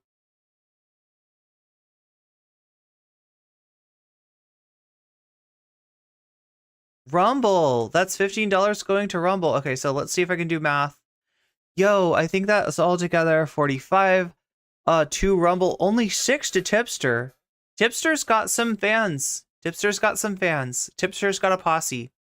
But they're not quite coming out in the force that they would need to be to defeat. Like, Rumble is like, this is the most dominant performance we've seen yet, right? Where there's an overpowering like amount of money donated to one single bit of content, but it happens to be the content that's also winning. And it's not even the Vox Populi that's getting the money, it's the content itself.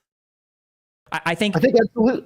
Yeah. Lonerbox got destroyed. Tipster outperformed Lonerbox. Nobody wants Lonerbox.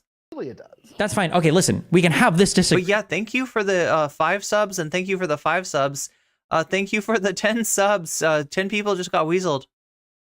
And I can still be pro like tax-funded healthcare and education. Like I don't think I don't think we have to be 100% congruent here. Otherwise, I'm a Nazi. Like I think that. I'm not saying that. Jesus Christ. Right? Like I'm not. Tipster can slide into irrelevancy where he belongs. Ooh. Sorry, hold on. That was hyperbole. I'm saying that I think that. Did we miss what the hyperbole was? I think that. I'm not. This disagreement, and I can still be pro like tax-funded healthcare and education. Like I don't think I don't think we have to be 100% congruent here. Otherwise, I'm a Nazi. Like I think that. I'm not saying that. Jesus Christ. Right? Like I'm not. Sorry, hold on. That was hyperbole. I'm saying that I think that we can be incongruent in our applied beliefs at the end here without me having such a lack of axiomatic principled foundation that I can't possibly have other center or far left beliefs on other things by not agreeing on this particular topic. So what he wants to do is have the chud takes that he gets the credit for, right? He wants to have those chud takes and get the social capital for those, but he wants to also be like, wait, no. I get to offset that, right? I've got this position that's pretty far left. I'm trying to think. Chat, can you think of a left position that he has? Can somebody remind me what the far left positions that Destiny has are? What are the far left positions that offset all of his like he wants to be a centrist at best. All right? But he wants credit for being center left. Yeah, what does he have that's far left belief? What is the one far left belief that he believes in? Far left beliefs, none. Anyway, chat, you paid for Rumble, and I might as well get to it because there's no escaping it. It's inevitable, Mr. Anderson.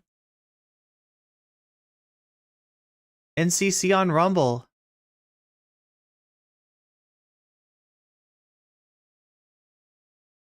Look, I'm not scared of being on other platforms. I am scared of getting involved with content creators from other platforms. Do you know what I'm saying? Like, that's what would scare me.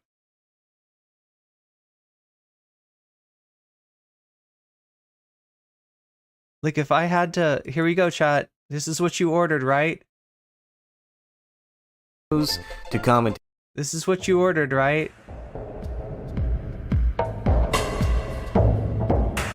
Has gained a reputation for bullying and criticizing people. While it's quite easy to become a commentator, there's just one person who repeatedly relationships. Rumble! He looks like a punching bag with $10 to Rumble. Wait, Rumble's at 55? Just because I was teasing you? Oh my gosh. Yeah, we're doing you Tipster. You voted for Tipster, right? It's Tipster. Millions and millions of videos made on him. When you dig further, that's what everybody wants. Side to him. Today's video will be about how everybody voted for Tipster, right? Just kidding. There's an upcoming player in the online video market that could actually kill YouTube. And I'm not talking about TikTok. Yo! I've been documenting this platform for about 9 months, but no matter... So chat, just so you know, this is Leo Richardson. No, I pressed the button. I didn't mean to press the button. Why did I press the button? Okay, here's the channel. Oh, I know, because I just wanted to grab that. Okay. Let me give you the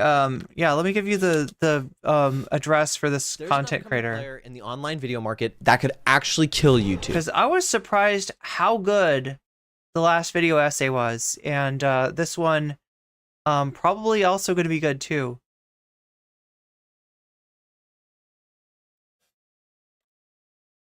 Leo Richardson.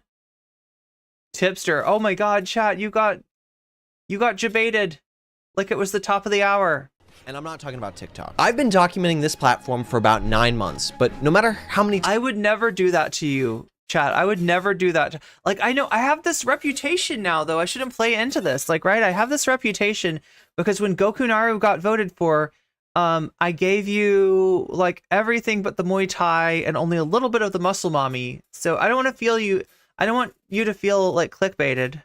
Times I wrote this video, I would always find something wrong with the final draft. Something was missing. Then I looked at all my drafts together from the entire time I'd been investigating this site, and suddenly everything made sense. I uncovered what's essentially a platform engaged in a civil war against its own users without their knowledge, and found the one reason that this site might actually be a threat to YouTube. If you haven't guessed it already, I'm talking about Rumble. Also, while this investigation is meaningful to me, I'd like to preface this by saying we're not going after Kaiser Soze here. You know, we're not going after Moriarty from Sherlock. Like, just to give you a perspective of who we're talking about here, let's head to Quora. How do you pronounce it? Quora? Quora? One sec. Irene 100% would? Chat, are you really taking my incompetence for, like, mischievousness? Quora. Is it Quora? Okay, why did I think it was Quora? What do you have to do with this? It's like the quarry. Why is Rumble, a YouTube rival, growing so popular? I'm gonna try and read you 2 lines from this answer from someone who uses the site without laughing. And I already know what they are, and they're not funny. They should be scary, but It's Quora, like Avatar. For starters, Rumble doesn't hit you with a test to see if you are gay every time you watch a new video. Rumble is not in a war against white people, including Hispanics, who are also white. If you want, you can pause and read the rest of that post. I'm not going to read it. I've seen enough. But it does kind of make you wonder what kind of person would spend months of their life documenting what that kind of person does with their time online. This is Just Pearly Things. In case you haven't heard of her before, she is one of many people making bad content for cringe incels. But in her case, think about, she's basically if, like, Andrew Tate was allowed to trade in all of his charisma for hair. And I'm not sure if I should even say that, because she might take that as a compliment. I thought you were going to say that she's like me if I was a right-wing grifter. A lot of people think I'm insane because I don't think women should vote. Oh, yeah! Well, you know what I think? Who cares what you think? You're a girl! The main reason I know about Pearl is because I watched this Chad Chat video. If you haven't seen this video, you have to watch it. I mean, the last time somebody released a diss track that went this hard, Drake became a father. You are hiding a child. Let that boy come home. And instead of taking the L gracefully, like Drake, Pearl decided to make a response video. And I really watched it for like 10 seconds. I'm sorry, I just don't want to hear her speak. But I still wanted to get an idea of what she said without watching the video, so I just read the comments. The thing about getting ratioed on Twitter is that the people who are liking the reply to your tweet probably don't care that much about you. I mean, you know, like mentally, it doesn't involve that much space. They're probably not fans of you. They probably really do not, you know, think about you that much. You just happen across your feed. At least that's what Elon tells himself at night. But look at this shit. Like this isn't some Sunny V2 cherry picking. This is a wall of hatred. I mean, you know you've been ethered when you get toasted in your own goddamn comment section. But it got me thinking, who is this woman? So I looked up her channel. She's got 1.5 million subscribers. I mean, can't relate. And I know I just called Pearl's fans cringe incels, but after looking through her page, I realized I have something in common with them. I also don't want to watch her content. And then I went... So the views are low. Went to her About tab, and I saw all the standard plugs, and what? Rumble. Is that? Wait. That is how I found Rumble in November. Wait, what? You'd never heard of it before? Of 2022. And I don't think I could effectively tell you how insane the first click onto that site was. And why would I tell you when I could show you? Republican war against big tech censorship, Newsmax TV. Adults are back in charge of live stream that doesn't suck. Female P, and then that's redacted by Odin's Men. Oh my god, what am I looking? No, why is this a thing? What is going on? What is even going on here? It's a fucking what is it called? Oh no, wait. Oh no, JP, that guy's cringe.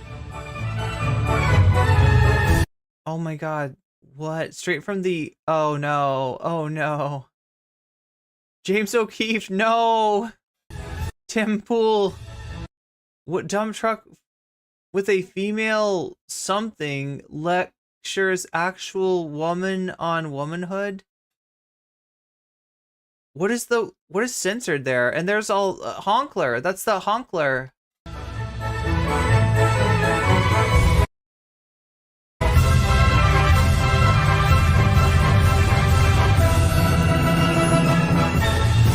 First glance, do people even make thumbnails for Rumble? It looks like Rumble could be summed up simply with this meme, but it can't. Wait, Mom, can we have YouTube? No, there's YouTube at home. YouTube at home. It's Rumble. Unfortunately for me, I was on my main Google account, like, you know, the one I use, when I did that first click. Wait, we saw this, right? You know, I didn't realize that I was clicking directly into hell. And because Google knows my demographics data of, you know... I feel like I've been clicking directly into hell all day, chat. What do you think? It kind of feels like it. Does it feel like it? Does it feel kind of like I'm clicking directly into hell? Like that Destiny debate? I didn't know he was going to like... He's like, hey, you know, if you thought the me saying the N-word was bad, I'm going to... Here's another, like, fucking ethnic slur. There you go. There you go, no comment check. Yeah, you're welcome. You're welcome. Thank you for the demonetization, Destiny. Oh my god, chat. And we got to risk it for the biscuit today somehow. We've got 9 minutes left. What am I gonna do?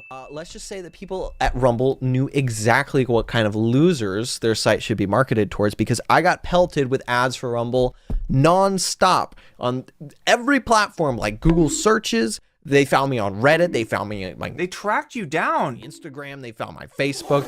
Like I click directly into hell all the time. Like it happens on the internet a lot nowadays. Getting these ads. I didn't know it. That's what I was, and you know, I was signing up for. Destiny. Destiny did it. I would like to blame Destiny, including back here on YouTube. You know, yo, man versus bear is ahead again. Regardless, Rumble kicked your ass, man versus bear. Sorry. Better luck next time. It would be so bad, chat, if somebody like came in at the last minute with a man versus bear. Like this ad that I'm about to show you was on every video that I watched for like 3 months, because I have to be. It's like it's too late on Rumble accidentally. It's too late, man versus bear. And I really feel like the only fair... Drake is still taking the L. Yeah, Drake is basically President Valentine from JoJo Part 7, right? He's got the infinite... He got hit with the infinite spin. Drake got hit with the infinite spin. To show you and... No Coomer check? Introduce you to how Rumble sees themselves might be showing you their own advertising. Hi, welcome to YouTube. Thanks, it's great to be here. Wait, I feel like Stardust called me that. Stardust called me no Coomer chick. I still don't understand why. I should ask her one day. My video right now. Why am I no Coomer chick? Let me see it first. Oh, wow. No, you can't post that. First of all, it is adorable that you think that YouTube would let you know there's something wrong with your video before you post it. But I mean, why would you let reality get in the way of a good narrative? That's the Trump 2024 campaign slogan, by the way. I'll spare you from the rest of the cringe that I had to endure from this ad, but here's the heart of their pitch. All right, I'm gonna be leaving now. Where are you going? To a place where I can't get canceled and they celebrate free speech. Have fun in Fantasyland. It's not Fantasyland, it's called Rumble. Later, pal. Okay, so YouTube with free speech. Let's see what gets posted there, as if we don't already know. Also, remember this dude. He will be very important later. Politics pull the... Who is that? I feel like I've seen him before. Big boy views on this platform. They are the first shelf when you log into the Rumble homepage, and they absolutely deserve to be there. The audience for Rumble are basically YouTube expats whose favorite content creator got banned for hate speech, or as they would call it, hate speech. And I could watch some of these videos and talk through them, kind of rebut the arguments, but I'm not gonna do that. These people have like... Not like us was so brutal, yeah. 3 talking points and 1 joke. And if this content was the only thing on their site, I would say the story is not very... No Coomer chick is actually pretty funny, to be honest, and also a compliment, maybe? Since being a Coomer is considered... Yeah, I know, that's all, like, all it's saying is that she doesn't coom. And it's like, okay, but I do other things. I mean, it's just what your MAGA uncle sees when he opens up YouTube. But that's not the case. Rumble doesn't want to be right-wing YouTube. Rumble wants to be YouTube. And this is an old quote from an old Jarvis Johnson video when he was still kind of in the tech, you know, programming space before he left to be a YouTuber full-time. And I can't find exactly which video. I did try, but it really stuck with me when I watched the video. He said that a common phrase in website design is, don't design for the user you have, designed for the user you want. Now, that's exactly what Rumble is doing. Rumble is trying to expand. Wait, does that go for channels too? Should I do that? Should I, like, I feel like Stardust said something like that. Deja vu, chat. Deja vu. Easy Uno reverse play. Oh my god, chat, we have 4 minutes left. What am I gonna do? Into the gaming market. I mean, because obviously, every time I've refreshed the incognito window that I use to browse Rumble, gaming has always been the first shelf down. And I've never seen a video on there with more than 10,000 views, which is like a tenth of the views that videos that are actually on the first page. But here's the thing though. Oh my god, this is actually disturbing, right? So if there's that much of a audience for politics there, at some point there's going to be an audience for, there's going to be like a counter audience. Like it's going to pull, like my concern is that like the center of gravity gets like pulled to the Rumble side of things and it pulls everybody over. Due to merit are getting. Dude, every gaming channel is pulling in just Pearly Things numbers. In fact, I've regularly seen people on this shelf with only 1 follower. Which is probably themselves. Not that I would know anything about that. Doesn't Sam Cedar stream on this? That's themselves. Oh my god, that has been... Please clap. Oh, Jeb. Where did it all go wrong? Please ring that bell. Unfortunately, I feel like Majority Report has like 50 followers or something. He didn't know that in order to dodge all accountability for anything you say, all you have to do is say you were taken out of context. A clip was taken of me. It was a bit out of context. Anyway, oh yeah, you're right. Okay, so thank you, Aaron Patton. Can you explain that to me though? Breaking Points is on Rumble now. So wait, what does that mean though? Does that mean that they're not gonna... Does that mean that they're not gonna, are they not gonna post to YouTube anymore? What does that mean? What does it mean that, like, does it just mean that they're gonna use, locals instead of, like, the partner program? Gaming videos are basically in the second best spot on the entire site, and no one is choosing to watch them. However, not respecting other people's choices is kind of on brand. Let's take a minute to talk about this dude. He is talking to Bitcoin like it's his ex. I seriously thought that was gonna be Haas. Bitcoin, I showed you my wallet. Please respond. The entire... Okay, so they're essentially getting paid. So they're a big enough channel and they get paid to go on Rumble, but it's not exclusive? Finance tab is about crypto. I mean, I have my problems with the YouTube finance space, but at least they talk about real money. Sometimes. Do you remember that funny prank that we all pulled when we gaslit Girlboss and gatekept Merriam-Webster into putting the correct definition of literally right next to the incorrect definition of literally? I feel like that's what Rumble is trying to do with the word viral. I mean, how do you call something viral with less than 10,000 views? And it's odd that the views on this tab are so low, because normally when conservatives hear something is going viral, they try to spread it. Another thing you can find on Rumble is like ripped YouTube videos. I mean, if you look up Rumble on YouTube, the main results are how to turn copying and pasting. Oh my god, chat, should we risk it for the biscuit? Should we risk it for the biscuit? Should we do it? Otherwise, we're not going to be able to see the end of this. Into a side hustle. Homie! Oh my god, cross your fingers, chat. Cross your fingers. Ad break coming and also demonetization coming. Possibly, hopefully not. Literally says we're going past 6 hours. Copy and paste. And also, top of the hour to ya. If you're on Twitch, remember, you can get out of this ad break by using a Twitch Prime sub. You can get out of this ad break by buying yourself a sub. Or you can get out of this ad break if you're lucky enough to be gifted a sub. Your best bet on getting gifted a sub is to be active in chat. In the thumbnail. I mean, I know we're kind of numb to copy. My super chat goes to Man Bear Pig. Yo, this is what I was worried about. Wait, and also, why am I not seeing apparently the super chats?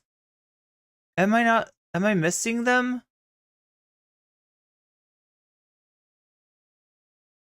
Risk it all for the biscuit all. There it is. There it is. So that is 250 going to man versus bear versus pig. Oh, what? Like I feel like rounding it. Let's round it, chat. Let's make the math easier. There we go. Infringement on the internet, but like you're literally telling on yourself. Like, what's that one line? Wait, this is like Italian though. My Italian diction is terrible, chat. I got marked down for it. I got in trouble with when I was in my vocal class, right? I was supposed to sing Italian arias and I didn't sing them with proper Italian diction. It was the old MF Doom line. Snitches telling all their business, sitting in court and being their own star witness. Yes, that one. Normally, if you want to make... I mean, this is actually a really good video. This. If I'm going to risk it for the biscuit, it might as well be on a video like this. By stealing other people's work on YouTube, you at least need to put Hassan's face in the bottom left corner. Like, hey, Hassan, what do you think of my video? It's such a stupid video. You should be saying, hey, NCC. Video, dude. Thanks, big guy. To be fair to this dude, he actually... Hey, I gave you a shout out, and also you're bigger than me, so... And it didn't work.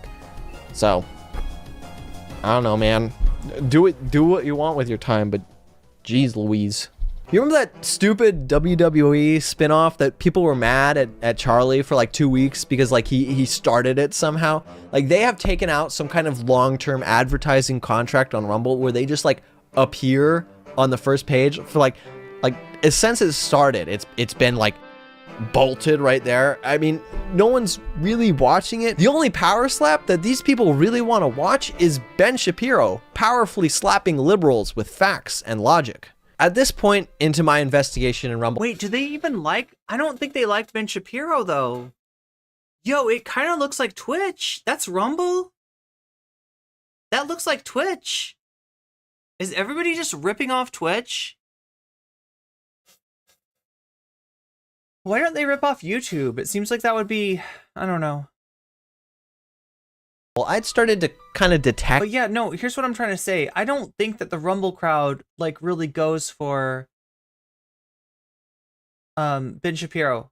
Ben Shapiro is, yesterday, B, considered a lib cuck, and C, most of these assholes are anti-Semitic, and they don't like Ben Shapiro or the Daily Wire for that very specific reason.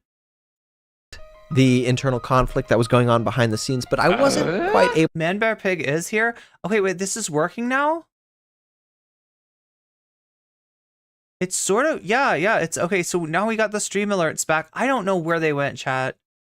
I apologize that some of you are getting them, and some of you are not. Just got here, first super chat. Nice stream. Nice super chat. And thank you for the support, Majetti.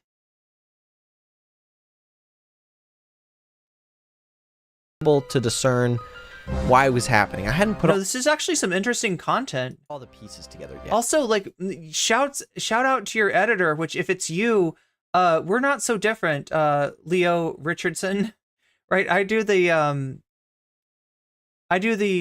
what is it called? Like the circular cropping. There's a name for this in DaVinci. Why is their homepage filled with videos that nobody wants to watch? What is pulling numbers on this platform? I mean, everyone that's actually pulling views on this platform... Oh no, this is a really good question, and this is a mystery as far as Rumble goes. I have heard that a lot of people think that Rumble's views are inflated. I haven't looked into it. I don't really know. I mean, but I've heard a lot of people say that their views seem to be inflated, and other sites have done this too. Facebook used to allegedly do this. Is also getting views on YouTube, and they're bigger on YouTube. Oh my god, Rakaida Law. Chat, we didn't cover this, but Rakaida like fell apart. I don't like look, we didn't, the reason we didn't cover the Rakaida thing is that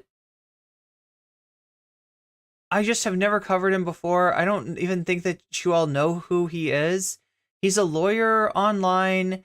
He's super right wing. He got kind of big during the whole Johnny Depp Amber Heard thing.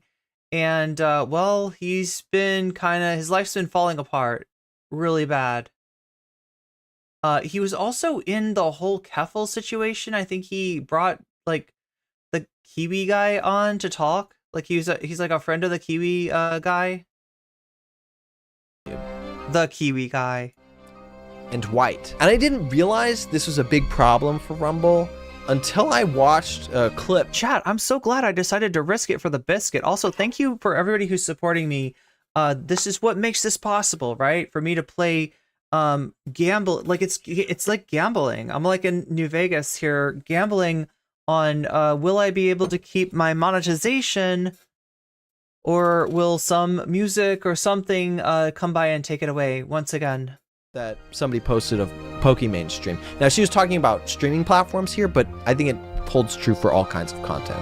But for me, the real indicator that a streaming platform is viable is if I see a smaller creator pop off on that platform. To me, oh wow. it's not at all impressive for I should listen to her advice. someone who's huge to go somewhere and have viewers, because it's like you're already very popular, right? I mean, to my knowledge, Rumble hasn't generated a single new person in any industry. Like, have you heard of anyone being called a Rumbler?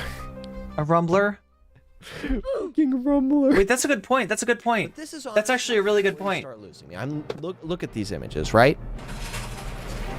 Why are these people uploading the same videos to both platforms? Wait, is Salty Cracker? Okay, so he's on YouTube and on Rumble.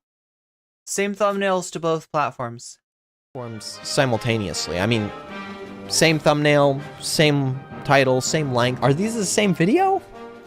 I'm asking you that because I'm not watching anything posted to this platform. I mean, doing the research into this platform has done enough damage to my brain. Actually watching this my soul might make me even stupider. Huh?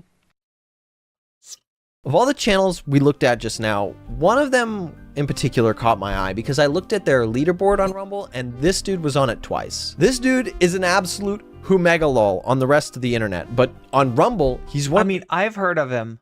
The site's biggest stars, which really, title, I imagine, really is a lot like owning the most valuable. Who is this YouTuber talking about Rumble? This is Leo Richardson, who you all should go follow. Land in the this is the person that did the video about all the alt-right parallel social media platforms that have failed, and he's got this video just on Rumble. And you know, when he was doing the other video, he mentioned that Rumble was an exception to this like failure thing. So he's gonna tell us at some point, you know, that the hook is that like somewhere in this video we get to find out why Rumble might not be such a failure after all, right? There's a lot to be embarrassed about. There's a lot that's kind of ridiculous. There's, you know, like Pokimane said, like nobody's popping off on this platform. It's only people that are already popular on other platforms getting, you know, views on Rumble as well, right? But there may be some reason why YouTube really does have to fear Rumble after all, or at least that's what he's clickbaited us with. I think this qualifies him as a perfect case study on what the people on this platform actually care about that makes it different from YouTube. He calls himself the Salty Cracker, possibly because he is also white and fragile. There's a good bet. That's a good bet. If you want to get an idea of who this dude is, let's just take a zoom in on one of his thumbs. Yeah, who is this dude? Okay. But what is behind the $? Dump truck with a female. Oh no, chat. I think I know what word that is. Oh no. What? I feel dirty. Anybody else feel dirty? I feel dirty from reading this title. It took me a second to guess what was behind the $, but now I guessed. And I'm just like, I mean, I don't know. He might be a good person. No, not a good person. Everyone makes mistakes. Maybe it's just one miss. It could be just one miss. Swing and a miss. You never know. Could be one miss. Oh no, what? Okay, it's Biden as Hitler. Black guy runs down and unalives white guy while screaming about racism. Black teen who beat up 9-year-old girl on bus gets civil citation. Oh no. Chad, this is just like this is just racism. This is like anti-vax. Oh my god, what is this? Homophobia, transphobia. I just read that again for the second time. That's not good. It's so funny to me seeing Biden with this particular stash style. I mean, you know what side of the political spectrum that particular German megalomaniac represented, right?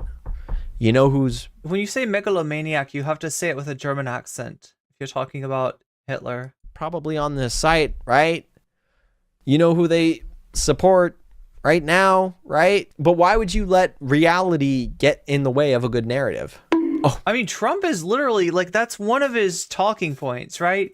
If you listen to any of his recent speeches, he's calling Biden a fascist. He's like, he's calling everyone a fascist, right? That's his thing now. He's like, yeah, right. Sorry. The salty crackers. He's like, you know, the thing that everybody was calling me, what if I just turn that around and call them that instead? Content really offends my sensibilities. I mean, not just because of the hate speech and, you know, the obvious reasons it should, but because the videos are terrible. Like, how bad?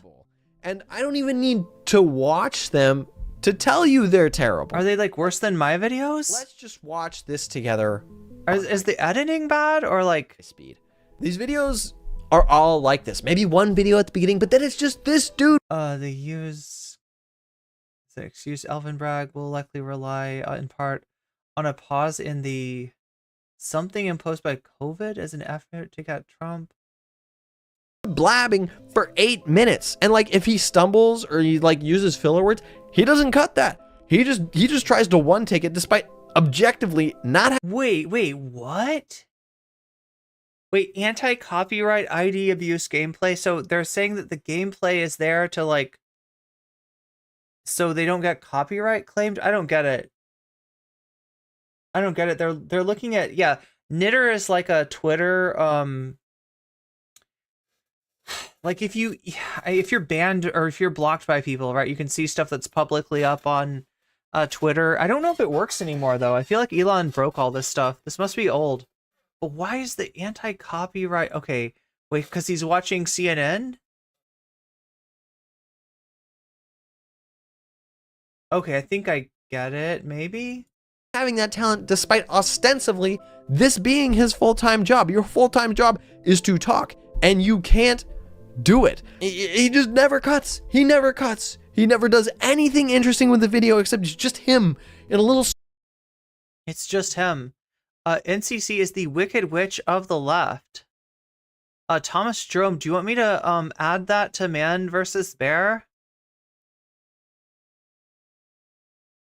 He's pretty late in the game, but yeah, Man versus Bear could try to mount a comeback and get there. Wouldn't that be funny if I just like kept it open? I was like, no, we can still it can. Wait, Man versus Bear is winning on shorts again. What? Oh my god, chat. Don't call it a comeback unless it actually is a comeback. Don't get me excited. Right, Man versus Bear, 24%. What? That is second place. Man versus Bear in second place, only behind by 9 on, yo, there's so many votes. Keep voting. Oh my god, it's not over. I mean, it is, we are watching the video, but like... Square doing this. I mean, he labels him... The bear will always catch up to you eventually, yeah. As comedy politics, but the old... Unless you're traveling with a very slow friend. Joke that's funny from this dude. Twink versus Bear, the anime series. This is production value. Normally, if you want to spew hate speech and have no production value, you need to do 2 things. First, put up some CSGO surf and... Oh shit, it's Leafy. It's Leafy. Leafy is here. Second, hide your chin. But remember, this... Oh no. Poor Leafy. This would be fine for like a 3rd channel or a 2nd channel or like a vlog channel or like a channel where only people who are directly fans... Wait, who the fuck is this guy? Is that Rick Haida? Wait, is that Rick Haida? Like I said, I don't know anything about the Rick Haida guy, and I doubt you guys do either.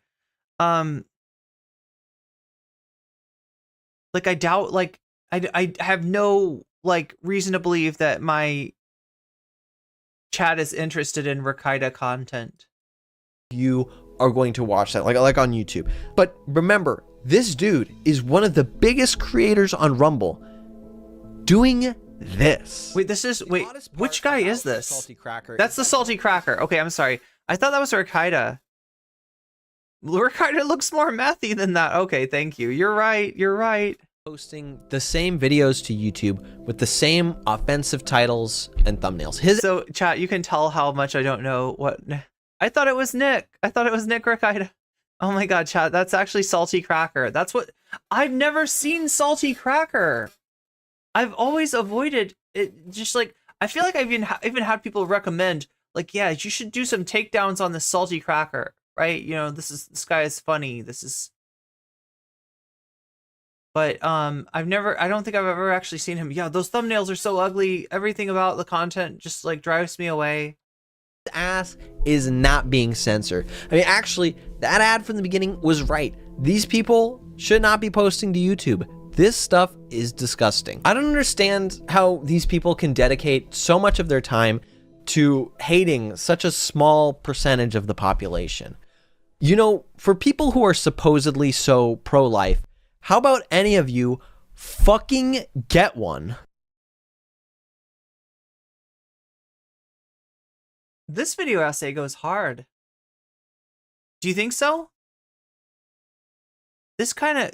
NCC says all white men look alike. Oh my god, I was racist to white dudes. And that incredibly bait. And I said the salty... I'm allowed to say their name, though. Their name, Rakita. Oh, it's not Rakita? It's Rakita. It's Rakita. This line is where I was comfortable ending this video when I wrote it the first time in February 2023. But something was missing. Something was happening, but I just couldn't see it yet. Rumble has developed into a full-on civil war where somehow both sides are losing. Funnily, oh, this is great. Enough, the guy I showed you from the ad is probably... That's the Rumble ad guy? The reason the whole mess started. Before we get to the... Is he gooning out or something? Civil war.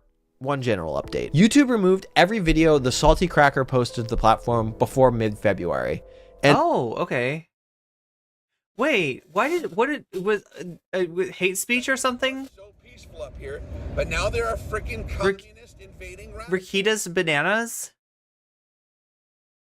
Wait, chat does know who this guy is? Rakita now invests in NCC coin?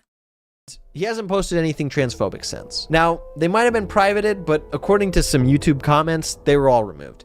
And if you can't trust user crazy funny cats for the truth, I just don't know what this world has come to. And listen, that isn't to say you aren't allowed to talk about some of these issues. YouTube allows you to say a shocking amount on this platform, but this...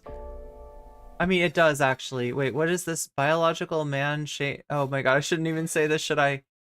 Oh my god, okay. I mean, it's very toxic. I feel like YouTube would somehow be okay with this. I mean, chat, like, what are we talking about? Do we really think that YouTube is that restrictive? Transphobia is 100% accepted on YouTube. Look at ChudLogic's channel.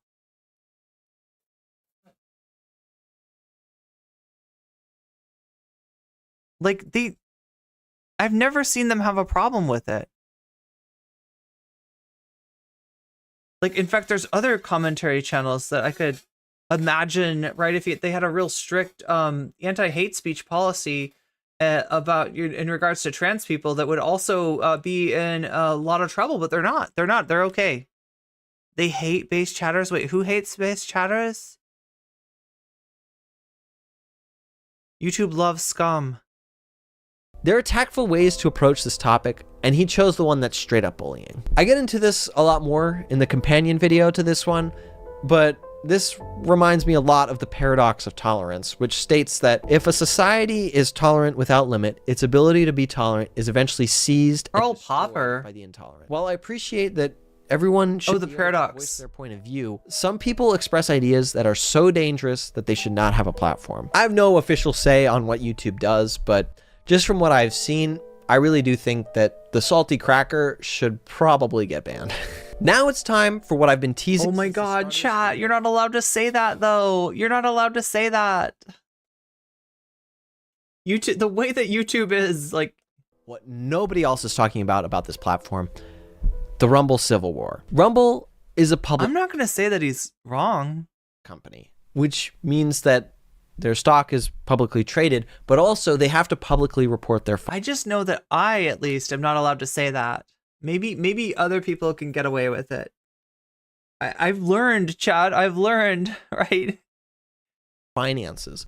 So I can pull up... I even come close to implying that somebody's channel is, like, you know, deserves moderation, attention. I will go straight to hell. Exactly what their finances... Yeah, the salty Zesta. ...say on Yahoo.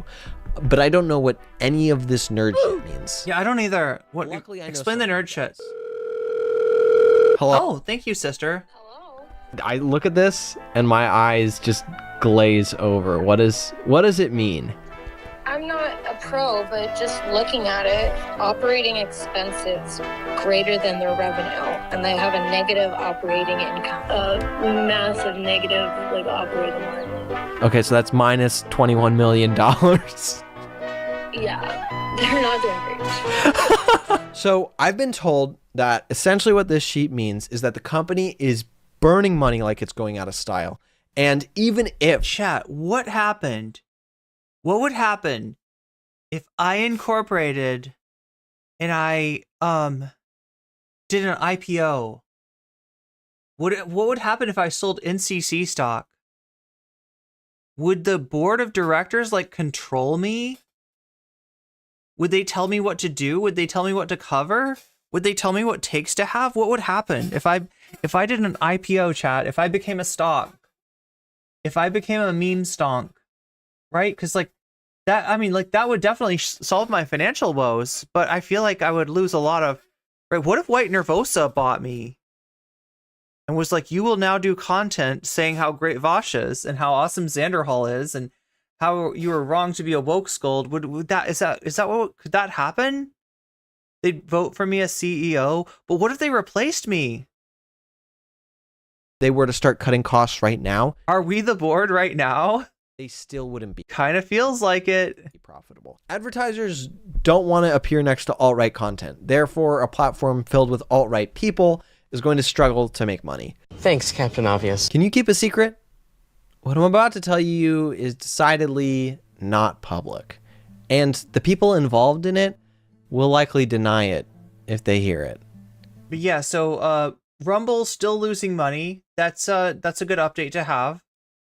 But their actions speak louder than words. Replaced with Caffles? Look at Rumble today. It's very different. Wait, would they change Weasel Court? Would the Weasel Ranch become the Catboy Ranch? Than it was just 3 months ago. Do you remember that thumbnail montage I showed you at the beginning of this video? Do you remember when I told you that politics pulls the big boy views on this platform? Do you remember the shelves that no one cares enough to watch about? Do you remember when I said design for the user you want and not the user you have? Okay, so what's going on?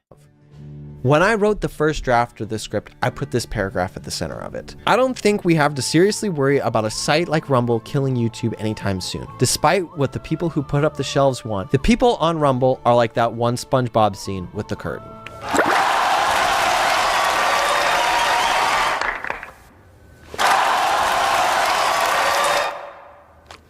And I was right. That's who their users are. But that doesn't mean the site is okay with that. They unironically seem to be trying to moderate their platform and their user base by changing what the algorithm will show you, at least on the front page. You know, the people are still making and watching the hateful content, but it doesn't appear as publicly. I mean, the users would call this a shadow ban if YouTube did this. Actually, oh my god, that's the dark secret of Rumble? It's secretly woke? It would become Buttermilk Ranch? Wait. Buttermilk Ranch? Oh, wait, the dressing?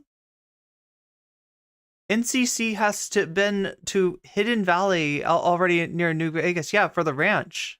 That's not entirely true. There's still 2 places that you can find hateful content. What is Rumble? I thought Kick was the controversial platform. So Kick is not a particularly political platform. right? It's got a lot of edgy content. It's got Aiden Ross. It's got XQCs on there. It's got a lot of gambling.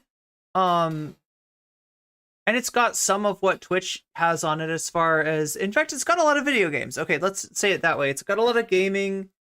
I have not seen like a lot of politics on Kick. Kick is a front for steak. That sweet, sweet steak money. But yeah, that's the main controversy with Kick is the TOS. Yeah, okay, so there we go. Kick flouts TOS probably even more so than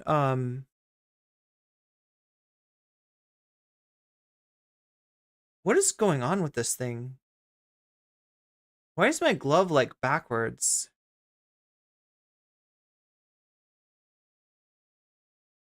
They want kids hooked on gambling? Okay, so the controversy behind Kick is the gambling that pays for it, right? The controversy with Rumble is the let's see, misinformation, hate speech. Yeah. But I mean, I'm sure Kick has some hate speech too. I mean, I would be surprised if it didn't. I'm sure Kick has got some misinformation, but yeah, it's just like it's what they concentrate on.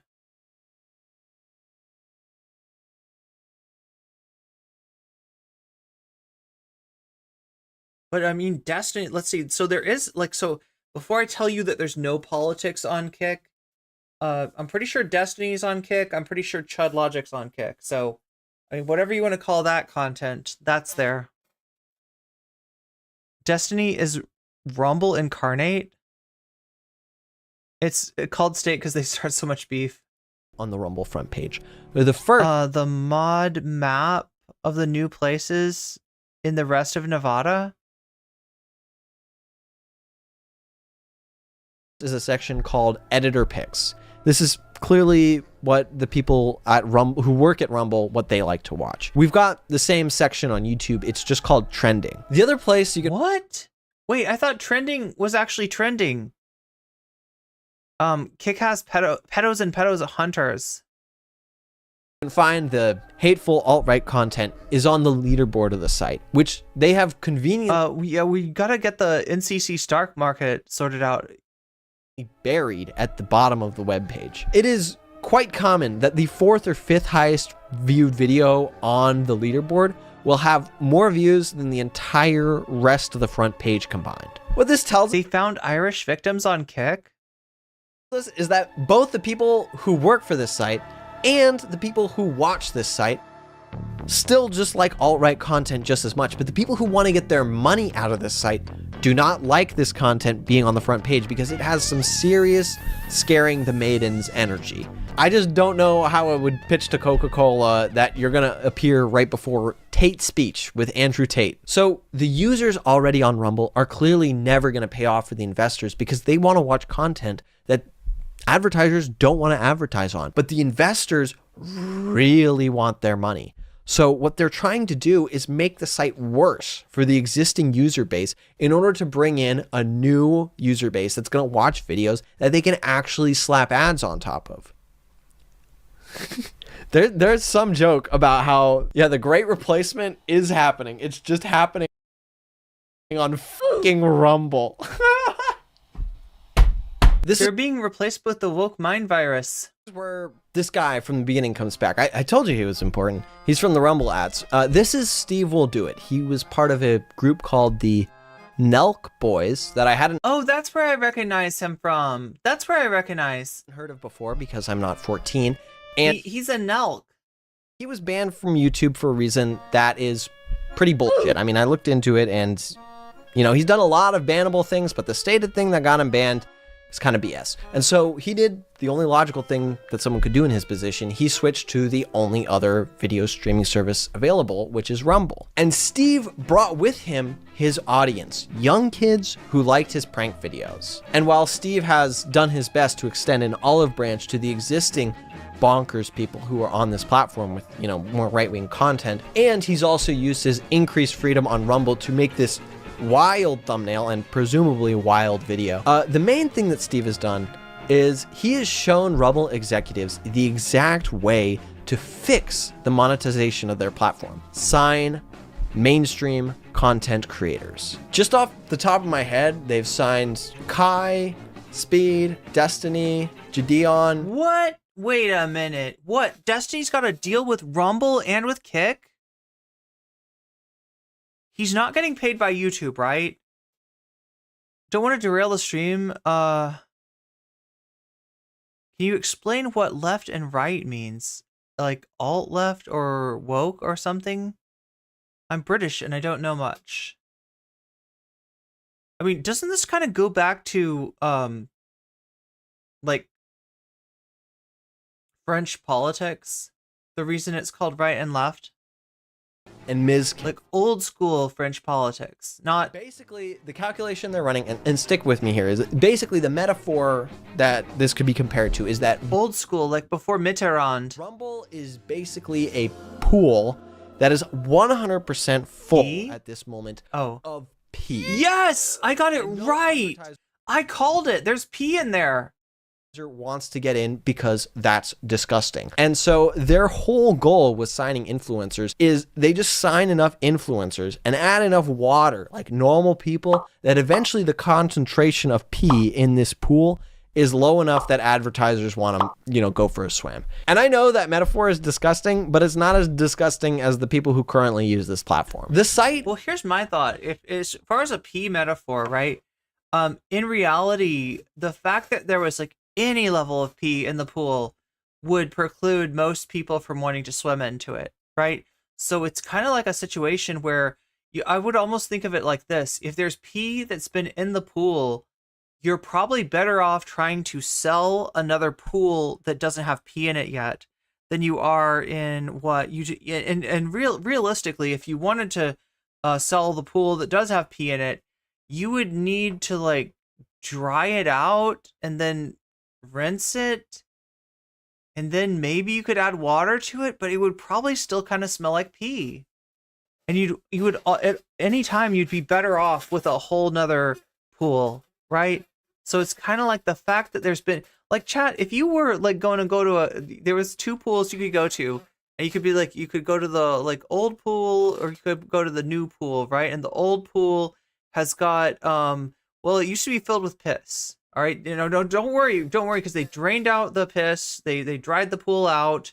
There was this crust of piss. Then they poured water in, they pumped it out. They poured water in, they pumped it out, and eventually they got most of the piss out. Right, so now they filled it with water, and it's mostly water. There's not much piss, although you kind of still smell the piss, and it's just like the fucking pool was used as a bathroom. Come on, like I don't want to swim in that pool. Will never be good. The toxic users are already there. Like Reddit tried to ban a lot of toxic communities in 2015, and it's taken so long for the psyche of the website to like recover. I mean, it still isn't fully there. I mean, can somebody explain Reddit to me? Because I remember when I was really young, hearing people say that Reddit was woke. I remember hearing right-wingers say that Reddit was just like very woke, right? And my understanding of like the original user base is these were the like not like poll 4chaners, right? So if you're on 4chan, but you're not like a Pepe, you're not some kind of weird like crypto Nazi, you go to Reddit. You get sick of the frogs on 4chan and you go to Reddit. Right? That's how it kind of started, but it wasn't like they were, politically left or anything, right? They were just that perception because they weren't, alt-right. Isn't that right? Is that right? Reddit always struck me as very online weirdos. You know what I mean? But now that you mention it, there is kind of something right-wing about it. Been on Reddit. Without the help of any mainstream content creators, the natural path for this business and this site is to die off like every single other alternative platform before it. I say let it die. Let it die, let it die. There are a lot of videos calling out problematic things online and debunking them because they're stupid.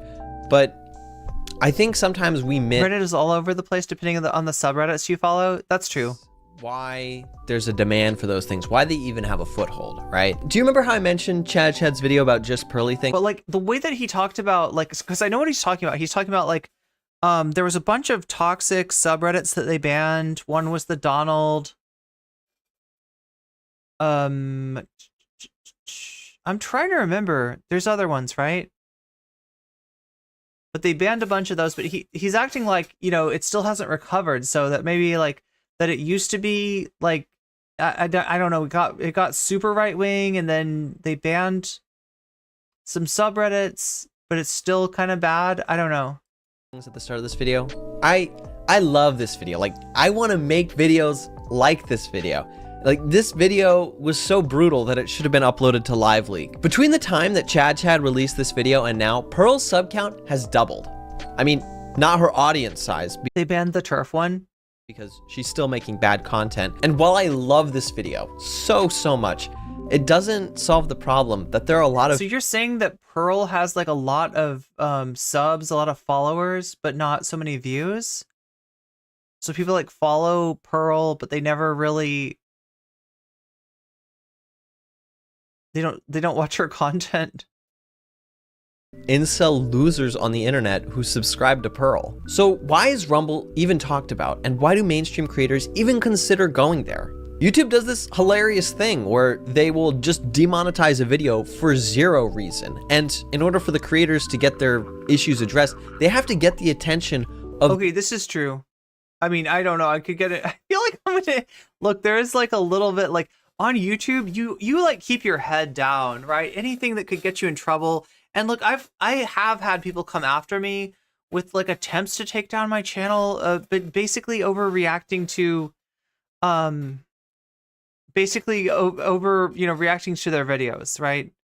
But you know, other than that, I've kind of kept my head down on YouTube because, like, right, it's just Team YouTube Twitter account. One particularly ridiculous example I remember of this is Summoning Salt. Like, I remember— oh, Summoning Salt is the Tetris channel, right? So the other time I can remember is that I got hit with a misinformation strike, and it was because I covered a Project Veritas video. So obviously, you know, Project Veritas was the ones doing the misinformation. I was trying to debunk the misinformation. I made a tweet, and luckily enough, Jesse Gender actually retweeted it, right? So it got out to enough people. YouTube got interested, and you know, they had to respond, and they took a look at it, and they said, yeah, you don't deserve to be, you don't deserve the strike. But other than that, I would have had a strike. And it was complete bullshit, and it is the second strike of that nature. Yeah, I think the misinformation shit was like really bad. Both times it was me debunking misinformation. Having a video that he put out that had a section in it that had some cursing in it, and they demonetized and suppressed— Wait, the Markiplier one with YouTube? Entire thing. And then he went on Twitter, got it unsuppressed, and then they resuppressed it. Snip, snap, snip, snap, snip, snap! And the only reason that I can imagine that the Salty Cracker was able to amass such a large transphobic audience on this platform is because nobody is bothering to check in with what the people who upload here are actually doing. And I know they caught him eventually, but this shit took way too long. Way too long. I mean, if you're YouTube, your own creators who do this for a living can probably tell you which weirdos need to be banned. I know that creators occasionally get the opportunity to speak with the bigwigs at YouTube, and in my opinion— yeah, no, like, here's the problem. This is a problem, though. Yeah, there's a lot of YouTubers that you could find that are like, so-and-so should be banned. But I mean, like, how much of that is drama? This is the #1 issue that they need to beat. Incel and Turf and MAGA subreddits got banned from Reddit and relocated to a right-wing Reddit clone. Oh yeah, what was it called again? What was the Reddit what was the Reddit clone called? Talk to about and to fix on this platform, because it— oh yeah, Chapo Trap House got banned, which is weird. Didn't Chapo Trap House like want their— didn't they like not somehow the subreddit got away from them, like, right? Wasn't it like mostly shitting on them? Only thing creating a demand for Rumble. It's like Jenga. If you pull out the shitty moderation on YouTube, Rumble's whole tower just falls down. I don't have the full answer for what exactly should happen, but I do know that YouTube needs to be better. At this point, I wasn't sure how to cap off the video. I mean, how do you end a video where you talk about something that's incredibly problematic that you just want to go away? So I turned to one of YouTube's original greats for inspiration. What do I know? Me, right? Oh god, it's so bad. Luckily for me, Rumble is the only alternative to mainstream social media platforms, and I will never have to think about a conservative social media platform alternative ever again in my life. No! There's more. I do a deep dive into the conservative tech space, learning about the platforms themselves, detailing Twitter's transformation seemingly into an alternative tech site, and understanding why exactly all of these platforms explode given enough time. Not the good kind either. I do have a fun time laughing at the insane people that are on these sites. Here's an end card for you in case you hate your sanity as much as I do. This is the one we watched, right? Something you might not know is that there's a whole ecosystem of websites. Yeah, we watched this one. The most oppressed group in our society. Right-wingers. Conservatives. And while you may love these websites, wait, that's not right. And while you may love these websites, there's something wrong with them. You just can't speak your mind anymore. The big tech monopoly is clamping down on our free speech. And we just can't have that because diversity of This is a good video essay. Important kind of diversity. The first thing we gotta fix is that libcuck browser you're on. Chrome? Ugh, you can't give Google that kind of control as the others. But then there's Firefox. But in a way, I'm kind of glad that I got to see ads on this browser because it let me know that whether you're young or old, its platform, banning subs like Fat People Hate, and hosting a discussion where they I'm trying to remember what the replacement for Reddit was called. They didn't create Reddit to be a bastion of free speech. This led to angry Redditors flocking to lookalike site Vote. Oh, Vote. It's Vote. God damn. Okay, I should have known. Have you seen that Chud Logic is doing Gamergate content now? I thought he was doing transphobic content. Is he doing what is the current Gamergate on, chat? Can you look? That's the other video. Go check it out if you want, right? He's got these are the two videos that we've watched before, that we've watched from Leo Richardson. I would say that this channel is going to go somewhere. I would say that this channel's looking like it's going to go somewhere. I think these are quality videos. He only has a few thousand more than me right now. In fact, less than 2,000, right? We're really close, and I don't think we're going to stay close for long because this is a really good video essay channel. But yeah, go follow if you are not already, if you like this kind of content. Just so we're being ethical in our reactions. He's willing to actually call himself Chud Logic. Yeah. See, this is a guy that I know or I knew, right? Chud Logic was somebody from Twitch that, like, you know, like his name was ironic. His name was sarcastic, right?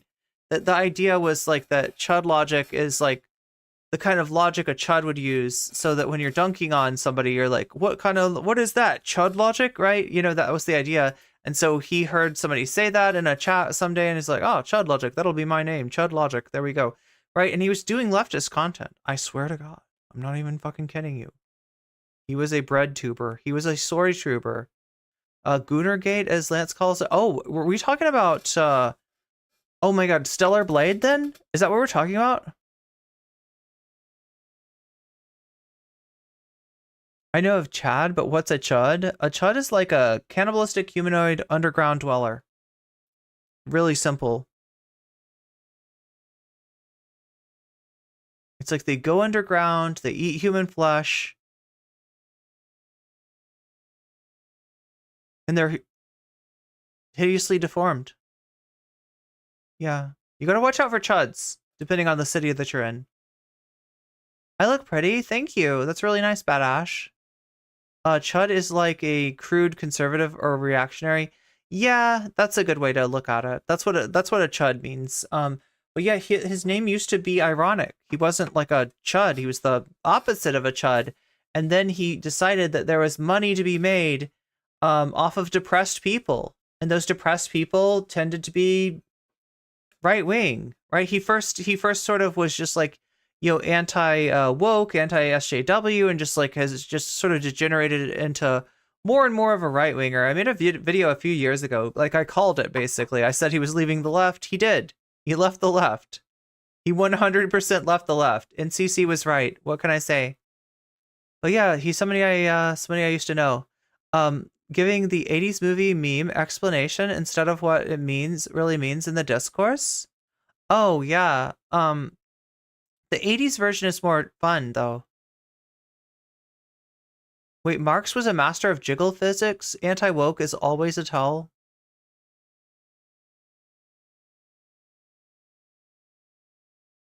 He left the left. He said goodbye. And now he does Gamergate content and transphobia content, and I'm sure he's really happy. Sure, he's really, you know what I mean? He probably has a good night's sleep every night.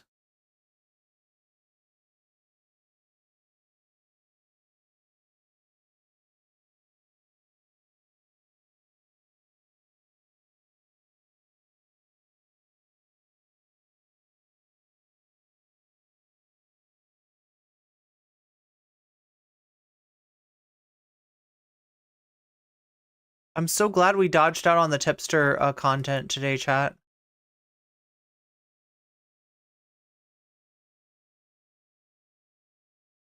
But we also missed out on Man versus Bear.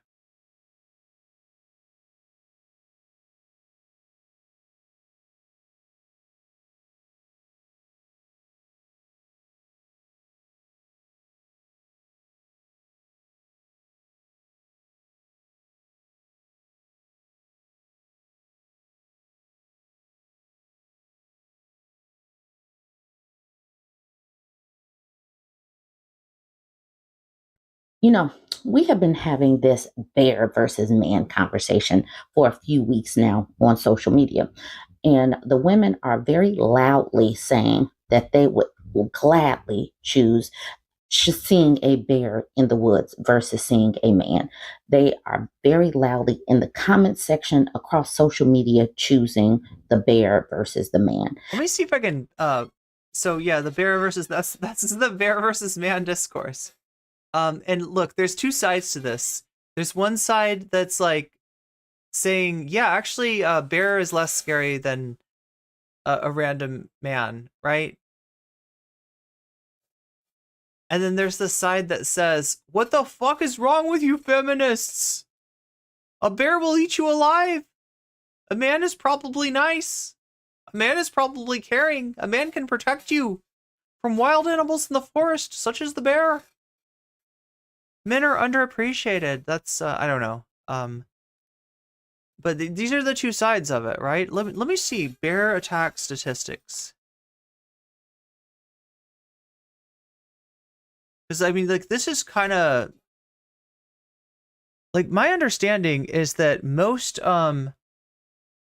there's a lot of human bear encounters, right? I mean, not that many, but like, right, there's hundreds every year, hundreds of encounters, hundreds of times when a human sees a bear, and of those encounters, like an incredibly small percentage of those encounters end with the person getting attacked.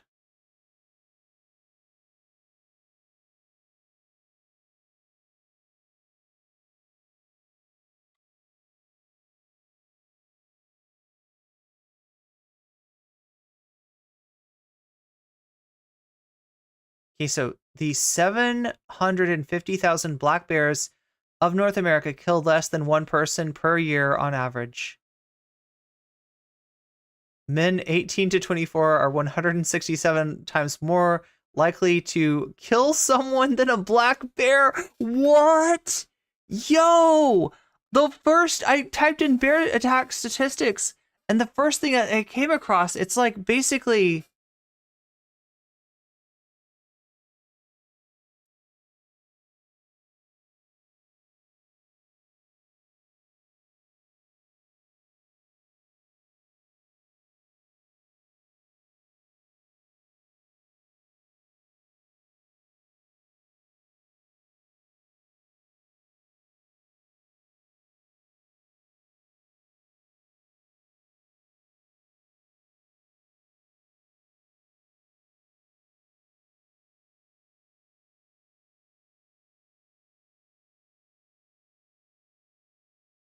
Most attacks by black bears are defensive reactions to a person who is too close, which is an easy situation to avoid. Oh, yeah, or of course, like the famous, you know, if it's a mama bear with cubs, that's like a dangerous situation. What are the odds of a bear attack? The chances of being injured by a bear are approximately 1 in 2.1 million. And men are just loudly having this conversation. I mean, tone deafly having these conversations at us and not necessarily listening to women. And it has been very, very good PR for the bears. It's very pro-bear propaganda out there simply because men don't listen to women. I did my own poll, and just within one day, less than a day, it's been 16 hours over on my Bourbon Bougie community on YouTube. I had over 1,200 votes, and 94% of them said that they would rather encounter a bear than a man in the woods. Some of the comments: bears are predictable, men are not. The Princess Brat said, I've read up on what to do if you encounter a bear. Most animals don't want anything to do with you and avoid you, unlike men. Susan says the bear will avoid you. You'll have to avoid the man. The bear will only bother you if she has children, and the man's in the woods avoiding his. Yo! Okay. Destiny, go back to your family. TK says, I wonder if they make movies about men killing people in the woods, but not about the bears doing the same. Wanderlust Homebody says, I asked my husband this question too, and even he said a bear. They are the most predictable. Rainbow Unicorn says, 3 men. I'd rather encounter Mama Bear, Papa Bear, and Baby Bear. Brolivia says, Bri Olivia says, anyone picking option 2 is an XY. Little do they know they should choose the bear. Chronic Fatigue says, the bear doesn't hate me, feel entitled to anything, isn't angry because of life, isn't angry at me because I'm probably this or that. That annoys him, isn't annoyed at me because of how I'm dressed, doesn't hate me because of what I probably am or probably guilty of, doesn't think I deserve bad, won't wonder if he could get away with it if he did whatever he wanted with me, won't enjoy the power of me having no protection from him, and is completely dependent on him and completely at his mercy. It wouldn't lure me out of the comforting thing that I wanted to hear, that he wouldn't harm me, then turn on me when I fully trusted and was trapped. Why does the bear have a harp? The bear would just lumber by, minding his own business unless I tried to approach or make him feel threatened or was in his way, or if I had food. The bear is less psychologically distressing. There you have it. This was some of the comments. Who is the guy from the Werner Herzog movie? Grizzly Man? Does anybody remember? What's his name? Tim something? The Grizzly Man, right, is the story about a guy who does manage to get eaten by a bear. But it's like he's like lived with the bears for years and years. He's had so many bear encounters, and it's only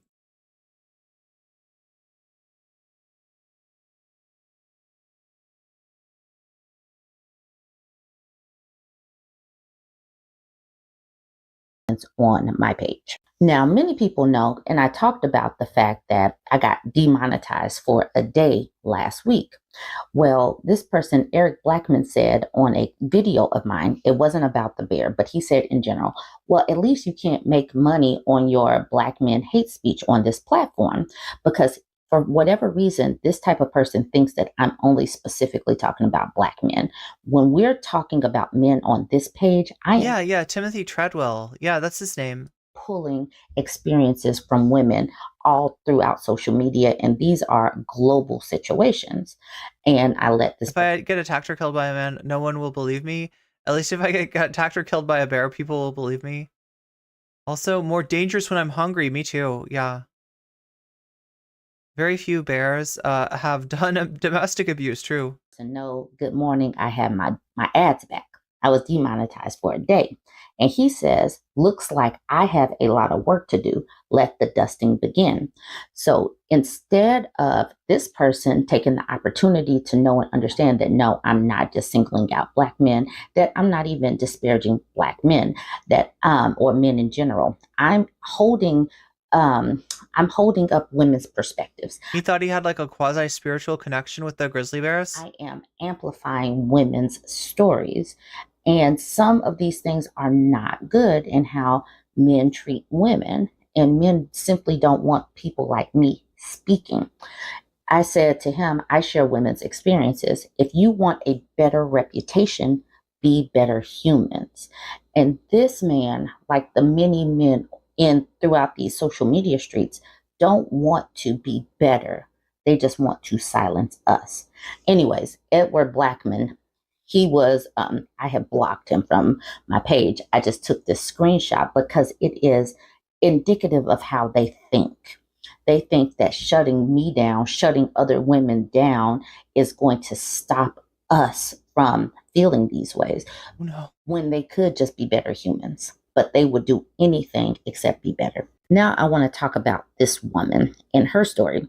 She was talking about how she would choose a bear over a man because she works in bear country. And she says we can't stop here. This is bear country. Done this for years. She works outside doing something with power lines or something like this. And this man made this comment saying, yeah, but a bear would straight up rip your throat out and eat your arms while you're still conscious. And these kind of conversations, these men are simply not hearing women, but what it's doing is creating the... Would they really eat your arms first, or would they go for your abdomen? The space where women keep running in and are talking to other women. Women are having these conversations about how they feel uncomfortable. And I think that it's going to help other women get more prepared. We're saying these things out loud, and other women won't have the opportunity to be so naive about their nature. She says, I choose the bear every day. Every day. She works outside, and she said that she knows, she's been trained on what to do with the bears, but she would still choose the bears over men. On my YouTube page, I am going to show her video. It should be for fair use because I do social media commentary on what women are encountering in this day and age, in this life, and what we need to do to stay safe. We need this awareness. Oh my God. Thank you, whoever just donated for the microphone. We're getting even closer to crowdsourcing a new seat for Waluigi, right? This is man or cocaine bear, though? That's actually a good question. And we need... All bets are off with cocaine bear. Keep hammering these things home. And this is very pro-bear propaganda that I didn't know was going to be happening in 2024. But we're all coming out very pro-bear this 2024. I say I've worked in bear country for years, and these men are still talking to me like I need more information about bears to answer a hypothetical question, and not bear over man is not a decision I actively make every day. So let's talk about it. Every woman who's ever had car trouble and waited an hour in a more dangerous place for their friend to get there instead of accepting the help of a random man knows what it's like to choose the bear. Every woman who's went running at night and decided on high vis or not, whether they make themselves to where they are visible to predators or accidentally get hit by a car, knows what it's like to choose the bear. To not have a run-in with a bear, I just need to make myself more audible so they stay away from me. But if men hear me and they think that I'm alone, they are going to wonder why I'm there, they're going to take up my time, or worse, I'm at risk, serious risk. I can't wear a bear bell, that's what solo hikers wear, so I listen to an audiobook at full volume, so hopefully through the trees they'll think it's multiple people and leave me alone. If you have to the bathroom while you're on a trail crew, the etiquette is to take your hard hat off, you put it on the side of the trail, and then you go straight in. You're accounted for, and people aren't going to go over there, right? If I am by myself, I take my hard hat and my high vis off, put it on the side of the trail, and then I go the other way because I don't want to be found or more visible in a vulnerable situation. I am choosing not only the bear, but somebody probably finding me later over trusting men. This is my bear spray. I carry it all the time. It's never for bears. This is the machete I carry with me in the field. It is very useful, and I chose a very basic model with no serrations or extra hooks or doohickeys on this side. So everything on this side of the blade is safe, and everything on this side of the blade is not. This is my rock hammer. This is the loop it hangs off of my belt from. They're super useful in the forest, but a lot of people aren't used to seeing them. So I get two kinds of questions about it. People say, what do you use it for? And the joke answer used to be that I just found the clickety-clack of a 7.5. Oh, thank you, Omega Star. And then I would tell them what I used to use it for. But now I wrap this in string because of the second kind of question, which is, why do you have it? Which was men that associate this with their strong grandfathers, and they can't compute that a woman is holding it. I have to spend time making myself less visible so my time is not consumed by misogynistic men. It is lose-lose. The one time I really make my presence known is when I have a work vehicle on the side of the road, a bunch of cones, maybe a blinking surveyor sign or a work being done, because people will assume it is a man. Men have more respect for that imaginary male surveyor than they do with me in full high-vis and a clipboard on the side of a road. And here's the deal. I can make all these really informed decisions about my own personal safety and then carry it out to a T, and it is still going to be overrun by the aggressive audacity of men. I told a colleague I was going to do this short series counting down the scariest times I've had working in the woods, and she asked, oh, where's that near miss in Wilkinson sit? And I said, nowhere, because there's been so many of these, I forgot about that one. I had done everything right. I had signs out at the only entrance to this property. It was huge forested area, and I'm out there in the trees by myself, and I hear the crack of a rifle, and then men swearing, and about 7 elk ran past me. Close. I had to make a snap decision on whether to make my presence known or not, but I realized I was probably too close to the elk still to be safe, and so I yelled out, what are you doing? We're working on the utilities, and hoped that they would think that there was more of us. When I called it in, the safety officer was like, are you sure it was a gunshot? It's not elk season. Because you guys all still fucking refuse to believe how dangerous you all are. These guys keep saying they're gonna eat arms while you're still conscious, you don't understand. Listen, I have worked in bear country for almost a decade now. I have had safety meetings about bears and mountain lions and hornets and what I'm supposed to do if I find a box of meth. I have never had a safety meeting about what I'm supposed to do when I realize the guy from the water district has been watching me through binoculars. I choose the path that has bark stripped away off of trees where bears have been licking the sap instead of the open trail that is visible from the road. I choose the bears every day. Damn. Damn. So for some of the comments on the post, Molly Elizabeth says the fact that so many of them, as in the men, are picking this fight is doing more PR for the bears than anything. And the creator said, for real, I've never been more pro-bear in my life. Aaron Saunders said, I would actively roll myself through blackberries and stand upwind from a bear. The Missy R says, I want a t-shirt that says pro-bear. Dylan says, exactly. Hell. It's so wild that bears eat blackberries. I mean, like, I guess sometimes, like, really? They eat blackberries? I mean, I like blackberries too, but, I looked it up. I feel like if I was a bear, a blackberry would be, like, less than a snack. I'm taking the damn bear, and we are hiding together. Diane wants to know where our pro-bear t-shirts are. Kuzka. Like, it would take a long time for a bear. Also, like, how do they avoid the thorns and the prickles? Says, for real, I've asked over a dozen men why they are mad at us for how men have made us feel instead of being mad at men who have made us feel this way. None have answered. I really would. Yeah, there's a lot of denial. Like for men to answer that question. People get mad at us holding a mirror to behaviors, not the behaviors. Make it make sense. And the person at the bottom says, I'm voting bear. Voting bear. Oh my God. This fall. If Trump, you better be listening. If you want a good vice president, you better pick a bear. Oh man, there's so many good social media conversations happening these days. I want you guys to chime in. Let me know what you think about this. All right, what do you think about this chat? Give me some bear takes before we wrap up. Do bears really eat honey? It's just, or is that just Winnie the Pooh? I think they do, but they don't just eat honey, right? They eat the hive. They'll eat, because the hive will have like all kinds of little like baby bees like sealed in, and they'll eat those, and they'll eat the adult bees too. New meme in Discord. One only apparent because Hannibal Lecter has apparently passed away. Wait, is that because of Trump? Yeah, you can't get Hannibal Lecter. Hannibal Lecter, Hannibal the cannibal, folks. He said he's having a friend for dinner. And he meant he was eating them. I love Trump explaining the joke.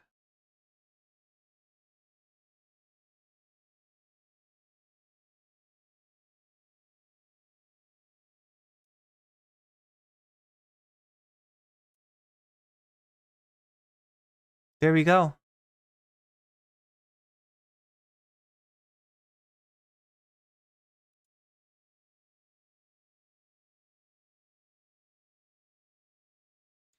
Wait, what is this?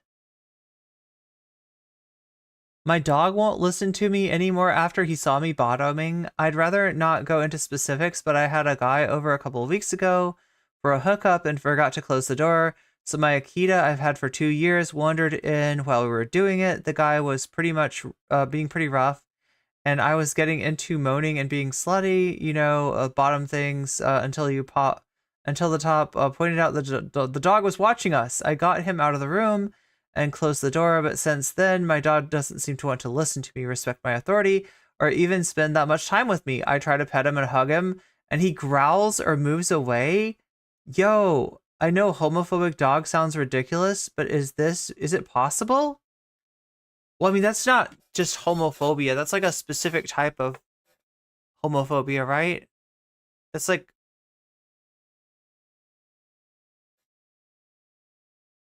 God damn, I never look at memes, but there it is. That's actually kind of hilarious, right? Anyway, chat, I better get to bed. I'm gonna try to do some Fallout New Vegas tonight. I'm gonna try to come back and make some more. I was gonna do it today. I actually, chat, this is like, I thought about just doing video games today, right? But I'm not a video game streamer. And so, you know, I thought if I'm going to do a stream, I might as well do like some video games and mostly stream. But I need to make some progress in New Vegas. So you will very likely see me later tonight. For now, I need to get some food. My guess is that Trump saw a meme or heard someone that someone said that Anthony Hopkins is a fan, but it's not true.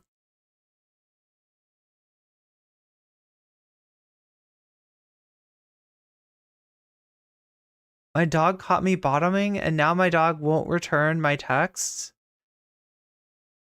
In Mother Russia, bear rides you. That's what I've heard.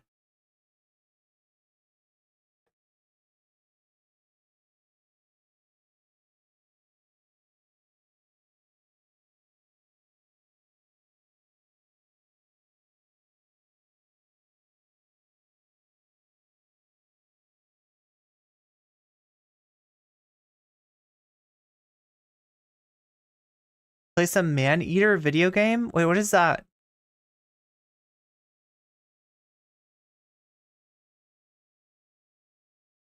Hades dude, looks like chat is gaming too. Okay, well, I'll leave you to your games. Thanks for hanging out, everybody. Much love. Thank you so much for all the support. It means a lot to me, right? On a day where I really wanted to watch the end of that video. And, you know, I was only able to do that because I'm getting support from chat. So thank you, everybody who supports me in whatever way you do. Thank you for people that we're really close to getting a new microphone. So that's going to be really exciting. I'm really excited about that. I will probably do more videos once I get a new microphone. Because, like, for me, like 80% of what, you know, makes a video good is the audio. Wait, why? I should explain this better. I just mean, like, a good audio is important to me. But yeah, thank you to people who've been donating to the throne. Thank you to people who have signed up on Patreon. So the video is out that I just absolute annihilation of Sneeko, right?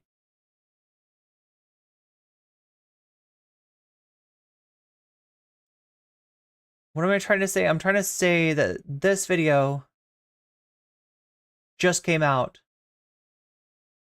And it just came out for you today. What is it? What am I trying to say? I'm trying to say that Patreon got a hold of it a day early, and they got the uncut, unedited version. Why is that? Because I say the F word way too much, chat, and YouTube doesn't like it. So on YouTube, I have to cut all the F words, and that's what took me so long in editing it. people on Patreon got to see the unedited version and the uncut version too. So it's a longer version of the video. It's like the Snyder Cut or something like that. So if you want to sign up for the new Patreon, we have various different levels. Weasel Cord is here now. I have finally made Weasel Cord. We're bringing the mods into it. We're going to get permissions set. Then we're going to bring Patreons into it, mainly because I want to make sure that Patreons can find their benefits, and it's easier to list those things, I think, in Discord than it is on Patreon. And then we're going to bring the members and subs and everyone else. So that's coming up soon. Oh yeah, and I'm also gonna start when I have anybody that's in the tier for it, I'll start doing the after stream Discord hangout, right? I'll try to do one a week of those. One premium streamium every month, and well, there's a bunch of benefits. So go look at my Patreon if you haven't seen it in a while. We've got 4 different tiers, depending on what you want out of being a patron. Anywhere from just the simple to the fancy. There's a base weasel, there's a fancy weasel, so whatever is more your speed. Anyway, chat, much love. Thank you, everybody. I will see you hopefully later tonight when I get my ass up and do a late night stream in New Vegas. It does help if you smear blackberries. I just need some black